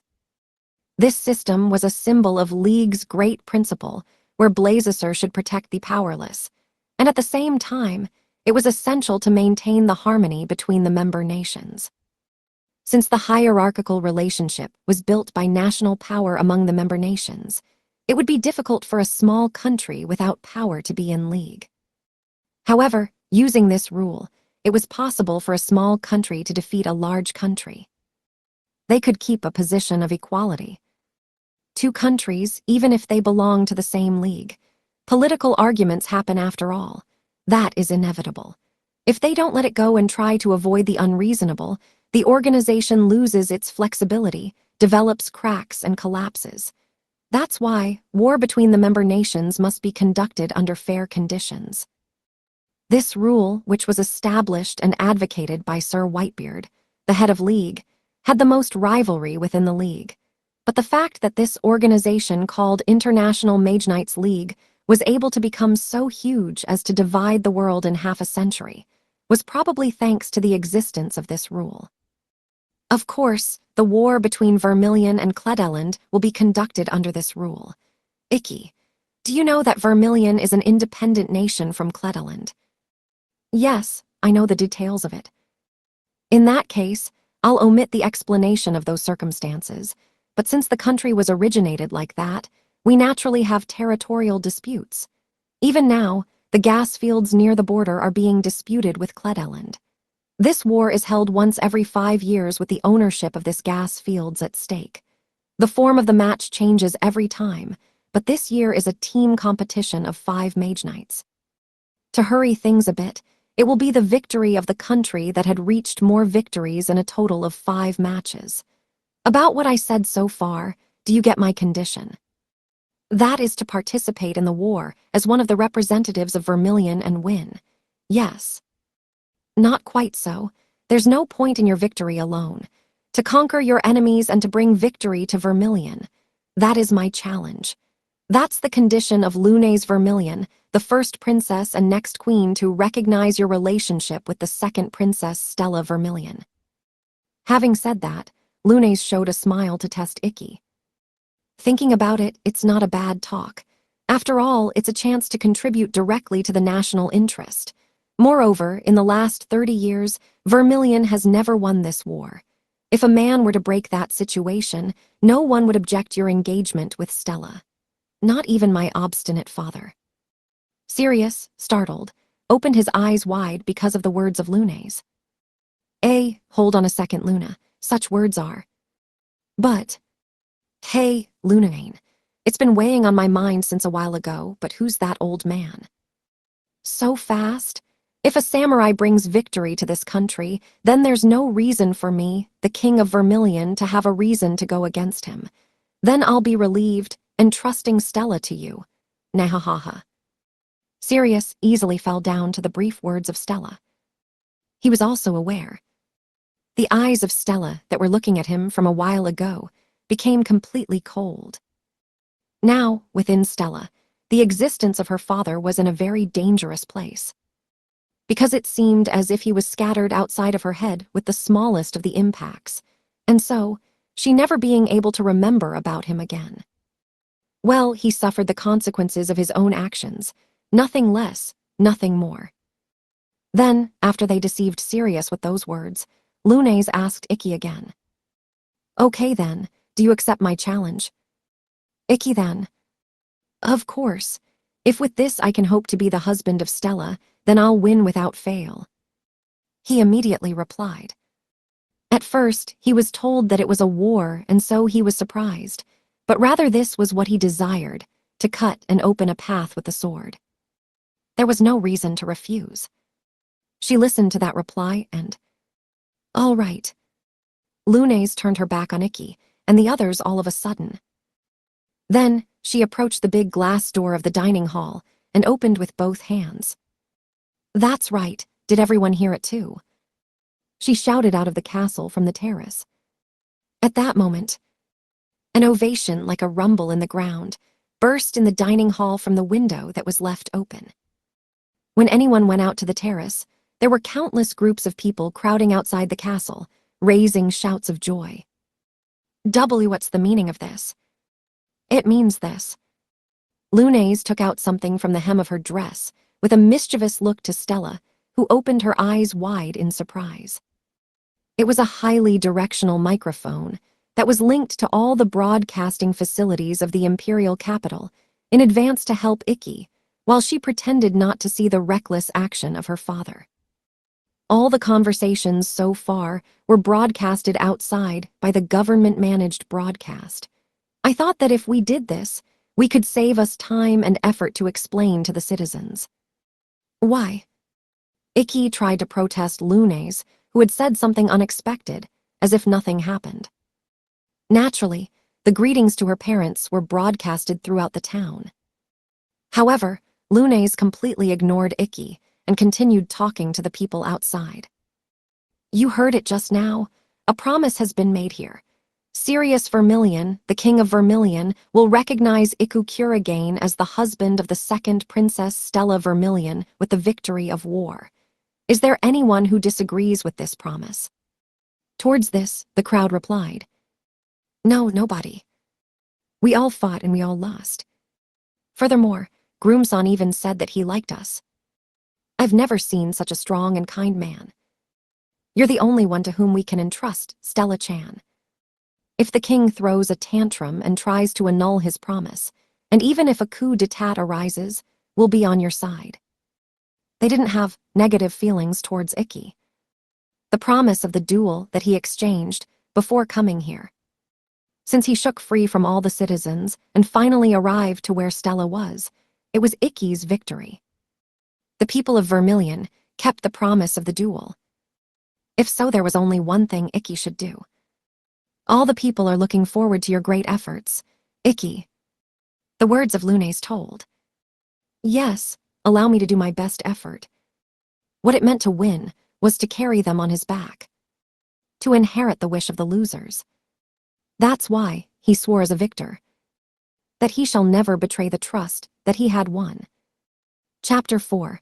The Opening of a Tragedy. Luceril, capital of Cledeland Kingdom. A city where Art Nouveau buildings registered as World Heritage lined the streets.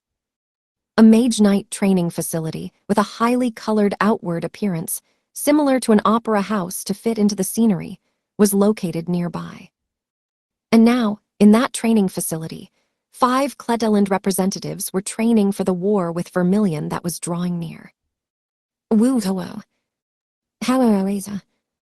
A red-haired small man and a large man that looked like a barrel were forcing back the pistons of huge press machines placed in front of each of them. This equipment was used to improve the quantity of instant magic power release of a blazer. The pistons of the pressured press machines were pushed back due to reinforcement of physical strength, thanks to magic power release. It was a simple training, but it was a training where expectations about having a positive effect were possible. The pressure of the large press machines has already exceeded 2 tons for both of them. They were still pushing back the pistons bit by bit, but with certainty. The average for a blazer was around 500 kilograms, meaning they were owners of an excellent physical strength. It wasn't surprising to say that they were selected as representatives of the country.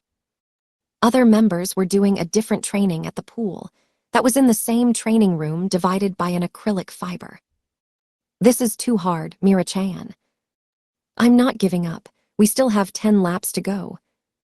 "No, Waji, this is way too Spartan." "Since Ina isn't good at using magic powers, you were told by the leader to repeat training until the war. Come on, if you run slowly, the necessary control will get difficult." Leak. The two women in their early 20s were running in the 50m training swimming pool that was fiercely flowing like the rising water of an overflowed river. That's correct, they weren't swimming, but running straight through the violent water current on the bottom of the pool in a while sticking to the bottom using magic. Thanks to this, they could train their magic control powers. There were exercises for training of magic power control, like keeping the water floating without making it spill, as well as shaping clay without touching it with their hands. But the training of running on top of raging streams, the one that the two of them were doing, boasted to be the most difficult among them. It was clear that the ability of these two women as blazers was quite high even if they continued doing it, somehow or another, while expressing their dissatisfaction. And while the four of them were working hard, another person, a tall blonde young man, came into the training area. The young man entered the training area while clapping his hands a number of times, then called out to the four people. "Guys, I know you are in the middle of training, but please gather for a moment. The final order list of the 5 representatives from Vermilion arrived just now." With that call, the four of them concluded the training as they had an impatient look, saying it was time. And gathered where the young man with blonde hairs, where Cledeland Kingdom's first Prince Johan, who was also the leader of the delegation, was. "Meanwhile, we were ready a month ago. Why did it take a lot of time to them?" "Certainly, they were really slow, huh?" While the red-haired young man used abusive language, and the large man agreed with him, each one of them received the order list of Vermilion from Johan. The two women followed next and read the order list. "Let me see. Hee. As expected, Her Highness Stella is participating." "Those two too, huh? The diver and the shooter." "That's because there are just 3 C ranks in Vermilion. Just as expected, no." "Also, the 4th guy is the C-ranked king of Vermilion. Well, this person was obvious, wasn't he? A relatively solid lineup, but why did this order decision take so long?" What?" Then Myra, the woman that appeared to have a lively mood, inclined her head. "Who's this 5th guy?" "Ikki Kurigane, a Japanese. Why is a Japanese appearing as a representative of Vermilion?" "Moreover, there are notes, Luke. F rank. Maybe Vermilion was completely worried about revealing something like this." They knitted their brows. However, the replies of the quiet-looking woman Enaris and the large man Reed were different from the two. "Hey, hold on. Have I seen the face of this man somewhere before?" This guy. I saw him on TV. He's Stellaheim's boyfriend." "Oh, you're right. The match in Japan where Her Highness Stella lost in the satellite broadcast the other day." "That's right," Johan affirmed before the reactions of the two. 7 stars Sword King Kurigane Ikki. He's an F rank, but he's a master of a superhuman-like sword technique that compensates for his low magic power value, and in Japan, he has defeated the Crimson Princess twice. He's an authentic, powerful person. Both Luke and Myra changed their complexion with those words of Johan. The two, who hadn't watched the broadcast of the match, just knew the rumor that a low-ranked knight of a foreign country defeated Crimson Princess. Don't tell me that such rumor was a true story."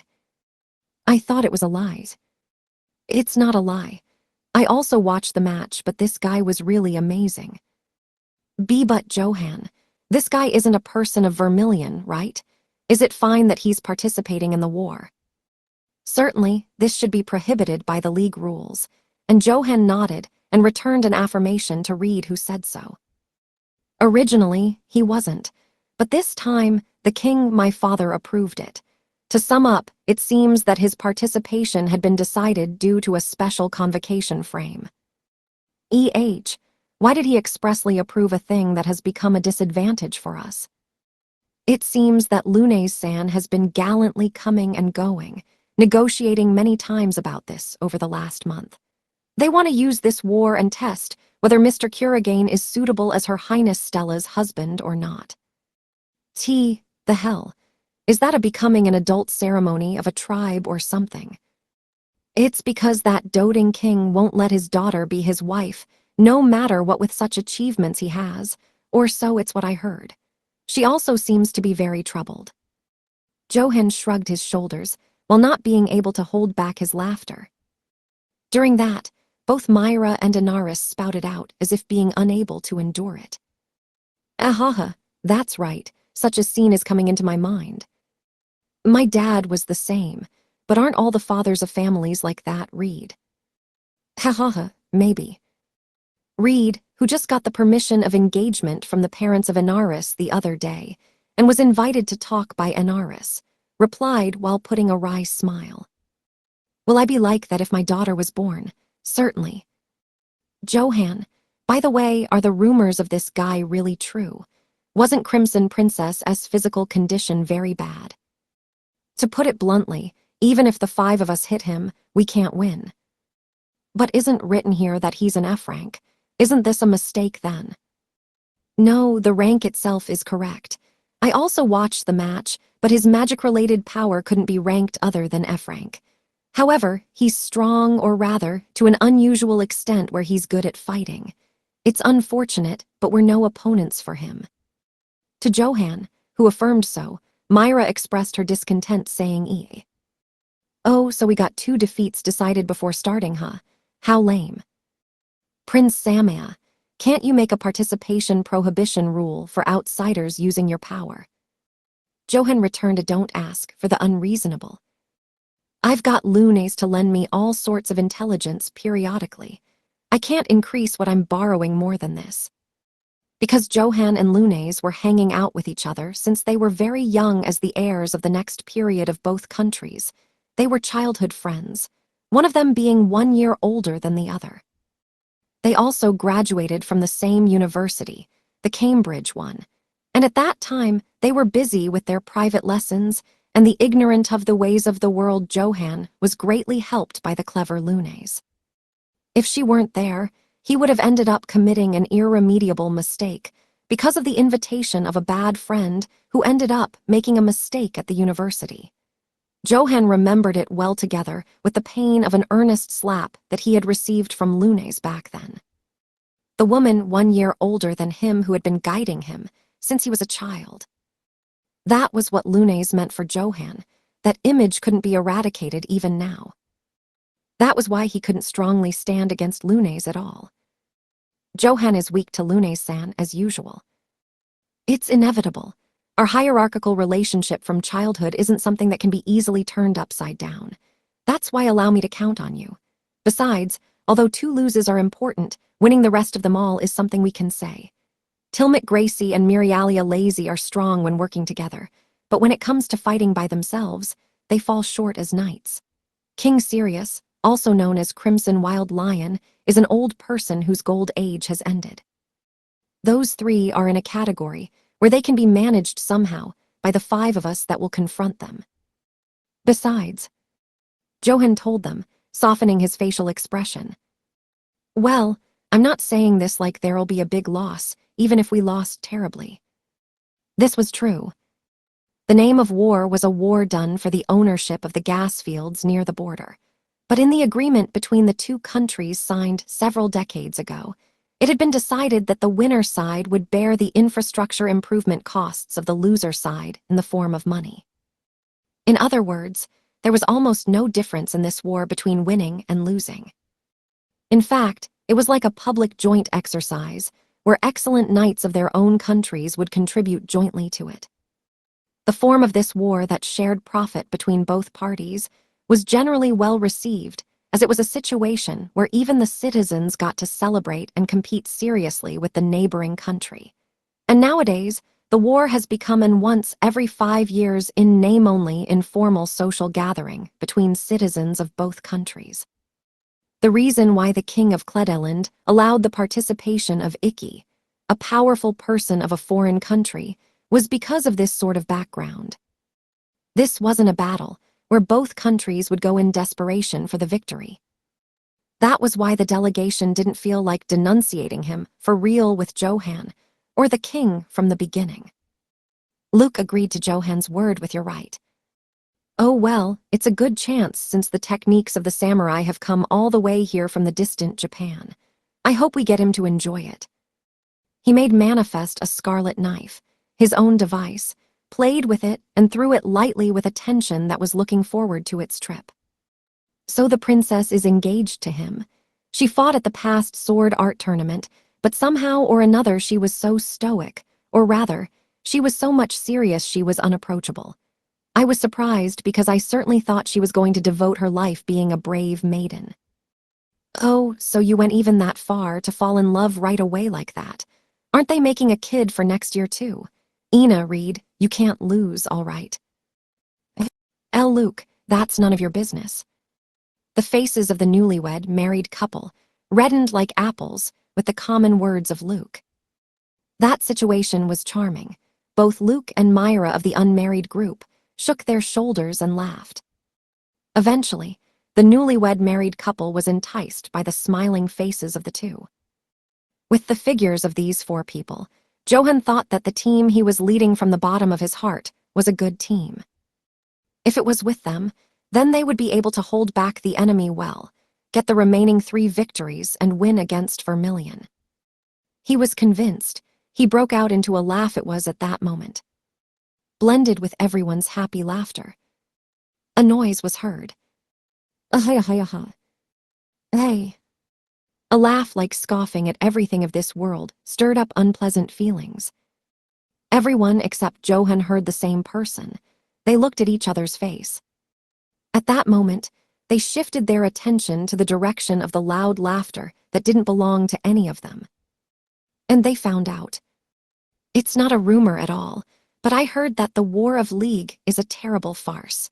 A war where it doesn't matter whether you win or lose is no more than an insipid comedy. A small figure with a black hoodie that covered his eyes was sitting on top of the catwalk fence of the training area. The small figure narrowed his blue like a will-o-wisp and red like blood eyes that shone inside the very dark hanging hood and laughed.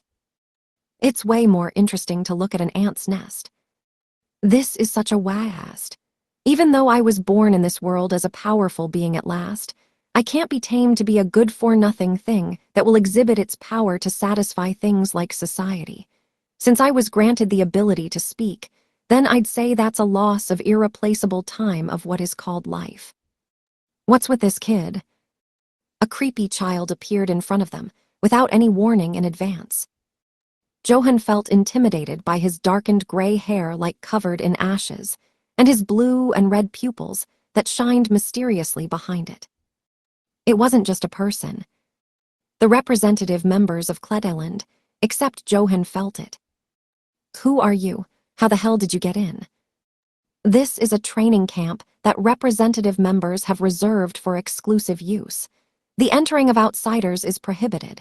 Leave from here immediately. Luke and Reed not just scolded the child, much younger than them.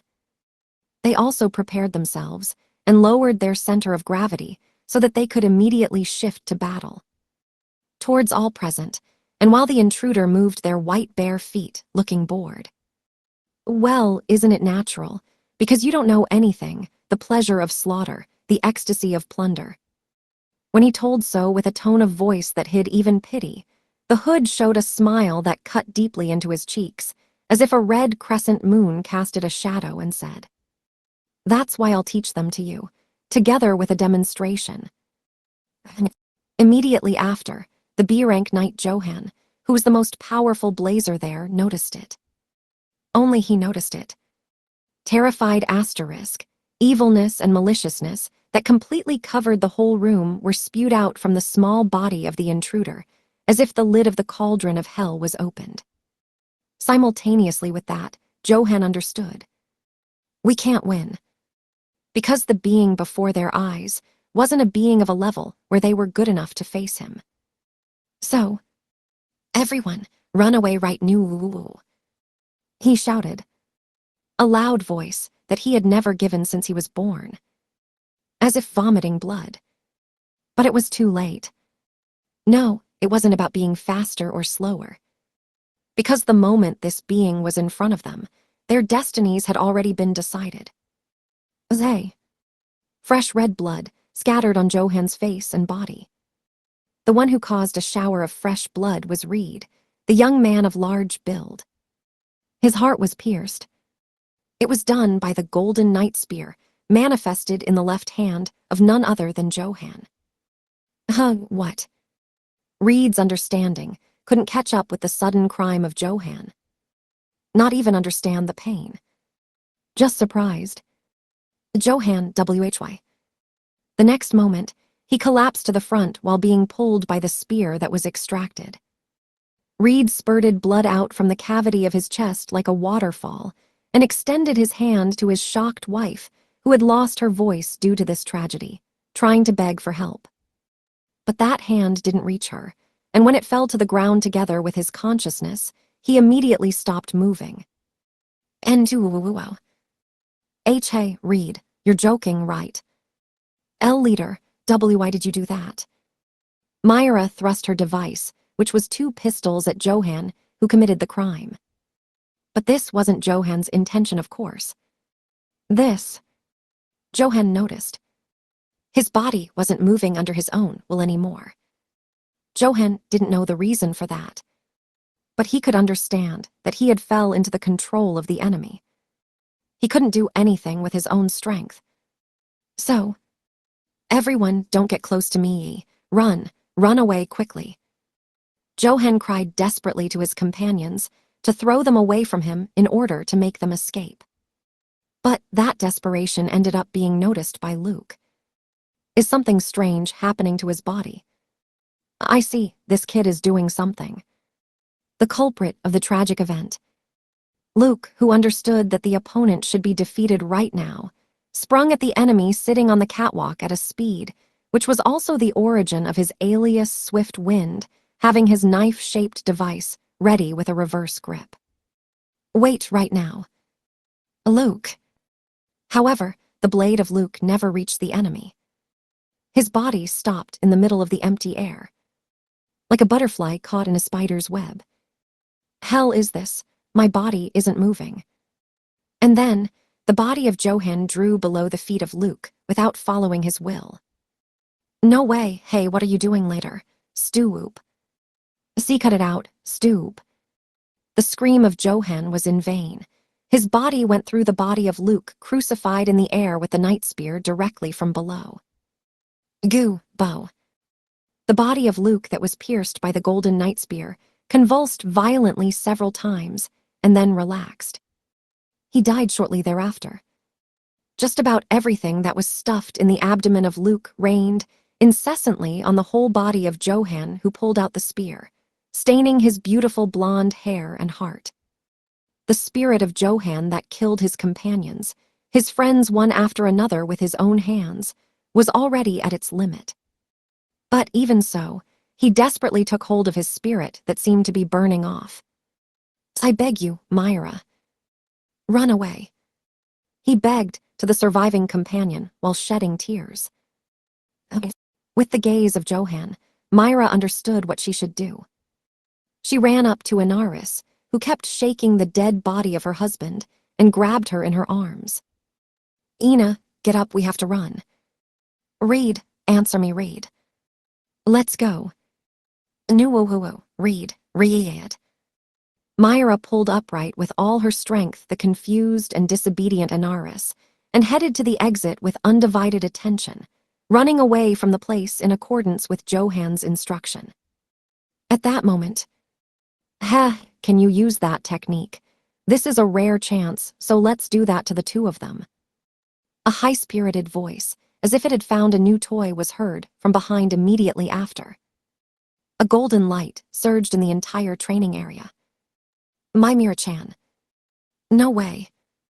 Myra also turned around due to Inari's surprised voice. And then they despaired. Myra and Inaris, his teammates, recognized it. This shining was Avo Uo Uwid Iet. It was Circus Maximus, the noble arts done by Johan's device chariot.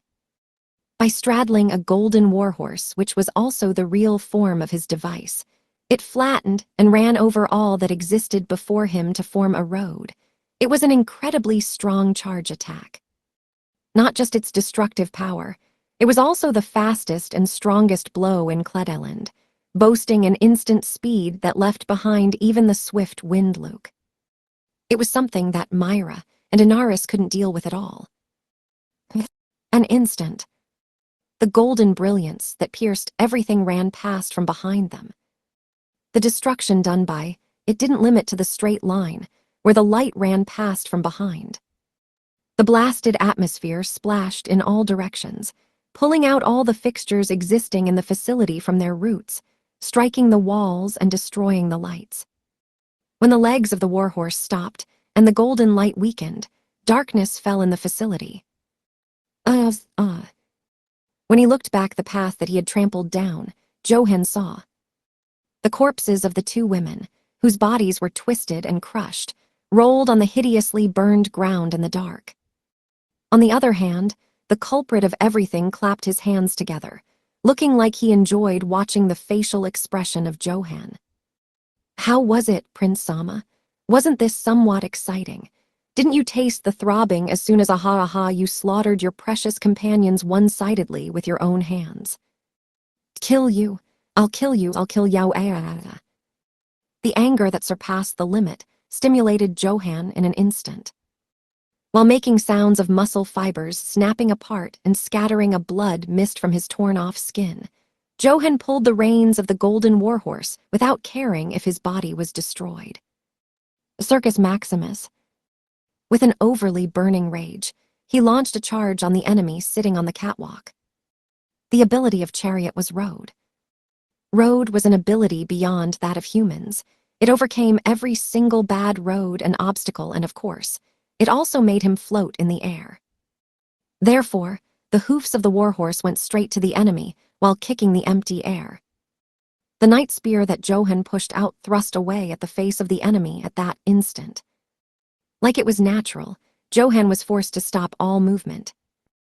I prefer not slaughtering you. It's a pity that you couldn't enjoy it and get drunk on blood because of how you are, Prince Sama. The enemy remained immobile all this time, ever since he appeared before Johan and the others, without even moving one finger. And yet they couldn't do anything to such enemy. The difference is too much. How much was it? He couldn't even grasp the difference in strength. The riding warhorse and night spear of Johan became something like gold dust and disappeared. The device was the soul of a blazer. If the mind of its owner collapsed, then the device would also collapse. To such state of Johan. Oh, that's right. The effeminate Prince Sama liked the one over here, though it would have been great if you had told her so from the beginning. The wicked one that had created this tragedy had the most enjoyable-looking smile as of now. Johan put himself on guard with an expression that showed signs of fear. He's still planning things to do. But it didn't matter how prepared he was. His body was already at the mercy of the wicked. When Johan's body landed on the ground, to the dead body of Inaris. He tore up her coat with all his strength.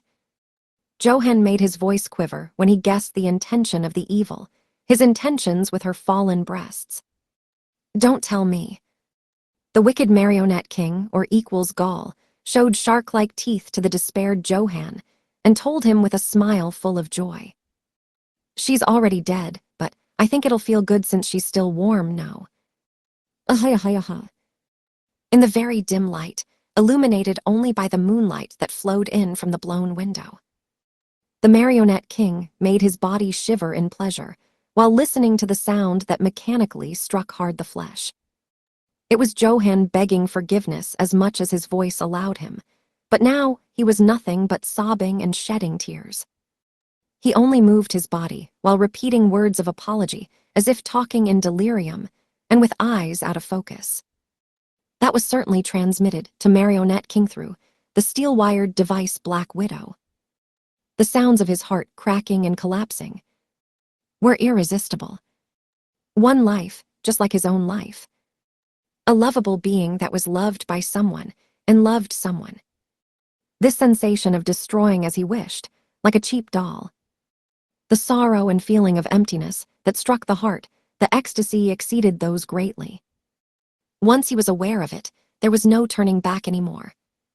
He couldn't live without the stimulus of this destruction. And the stronger the stimulus, the better it was. I'm looking forward to it. The Marionette King yearned for it. Citizens, family, a beloved girlfriend. What face would Stella put when all of that has fallen apart? I'm sure it's going to be a very adorable one. Ecstasy ran in his whole body, just by imagining so. The core of his body got hot and began to dissolve. That stimulus seemed to be bringing even more excitement than the moment when he would have destroyed her. He couldn't endure it anymore. He wanted to play with her soon. He wanted to enjoy himself outside soon. But if he was finally going to play, then he better have lots of toys prepared. The Marionette King moved his hands for the first time there. He raised horizontally both hands that were covered by a loose-sized hoodie, and extended a fine thread that couldn't be captured by the eye. The thread went through the blown window, weaved its way through the many trees of the forest, and went to the city. To capture soldiers, to capture pregnant women, to capture children. And then to build up little by little, his own kingdom wonderland. Even the captured people weren't aware of it now. Without knowing it, everyone was becoming dolls of that person. The thread eventually extended over the entirety of Kledeland, establishing a number of hubs. Those were practically roots. Roots of a parasitic plant that would make the kingdom of Kledeland a seed plot. And when this parasitic plant were to bear fruit, it would begin. The war written as Vermilion's military campaign in the history of the stars. The International Mage Knight League headquarters in the United Kingdom. There were 2 figures in a room of the division, where only the single-digit knights in the world ranking determined by the director of all the branches. Otherwise, the League could get in. Oh, that's right. The story where Mr. Alexis of the Minister of Foreign Affairs of France collapsed. Did you hear it too? He collapsed like a thread that was cut during a dinner at the previous foreign trip. He quickly regained consciousness. Maybe it was just stress and he should rest one day. But since this happened to more than 500 important political and business people around the world almost simultaneously, it's a different story. One of them was a young man who was speaking in front of an inserted-styled display that emitted a sole light in the unlighted room. The other one was a tall man who heard his voice from inside the stagnated darkness that surrounded the room. The young man continued explaining to the tall man while operating the display. The integration of media and police information has confirmed that nearly 1,000 people apart from the political and business people have collapsed all around the world. Most of them were treated as heatstroke patients, but how such a coincidence happened like that? However, what became conclusive for us, the League, was the video recorded in Kledeland 2 days after the multiple heat stroke that happened simultaneously in the world. The video shown on the display changed together with those words. A small figure with a hood pulled over his eyes. Immediately after, the shadow of the tall figure standing in the darkness shook, and the sound of metal rubbing against metal was produced. Was he shaking? The young man continued his words without being concerned about it. We used connections that we had and investigated him behind the scenes, but it seems that a big confusion occurred in the side of rebellion due to his actions. Well, the independent action itself of the 12 apostles' numbers isn't that much unusual, is it? Those guys of rebellion aren't the ones who were in control to begin with. The problem is that he's not the puppet. His real body hasn't come out from the darkness. He also willingly let go of all the control of the dolls that were the eyes and ears of rebellion. Is he planning something? Or is it just a caprice? We don't know at the present time, But this isn't a situation that can be ignored if it's about Marionette King or equals Gaul who moved.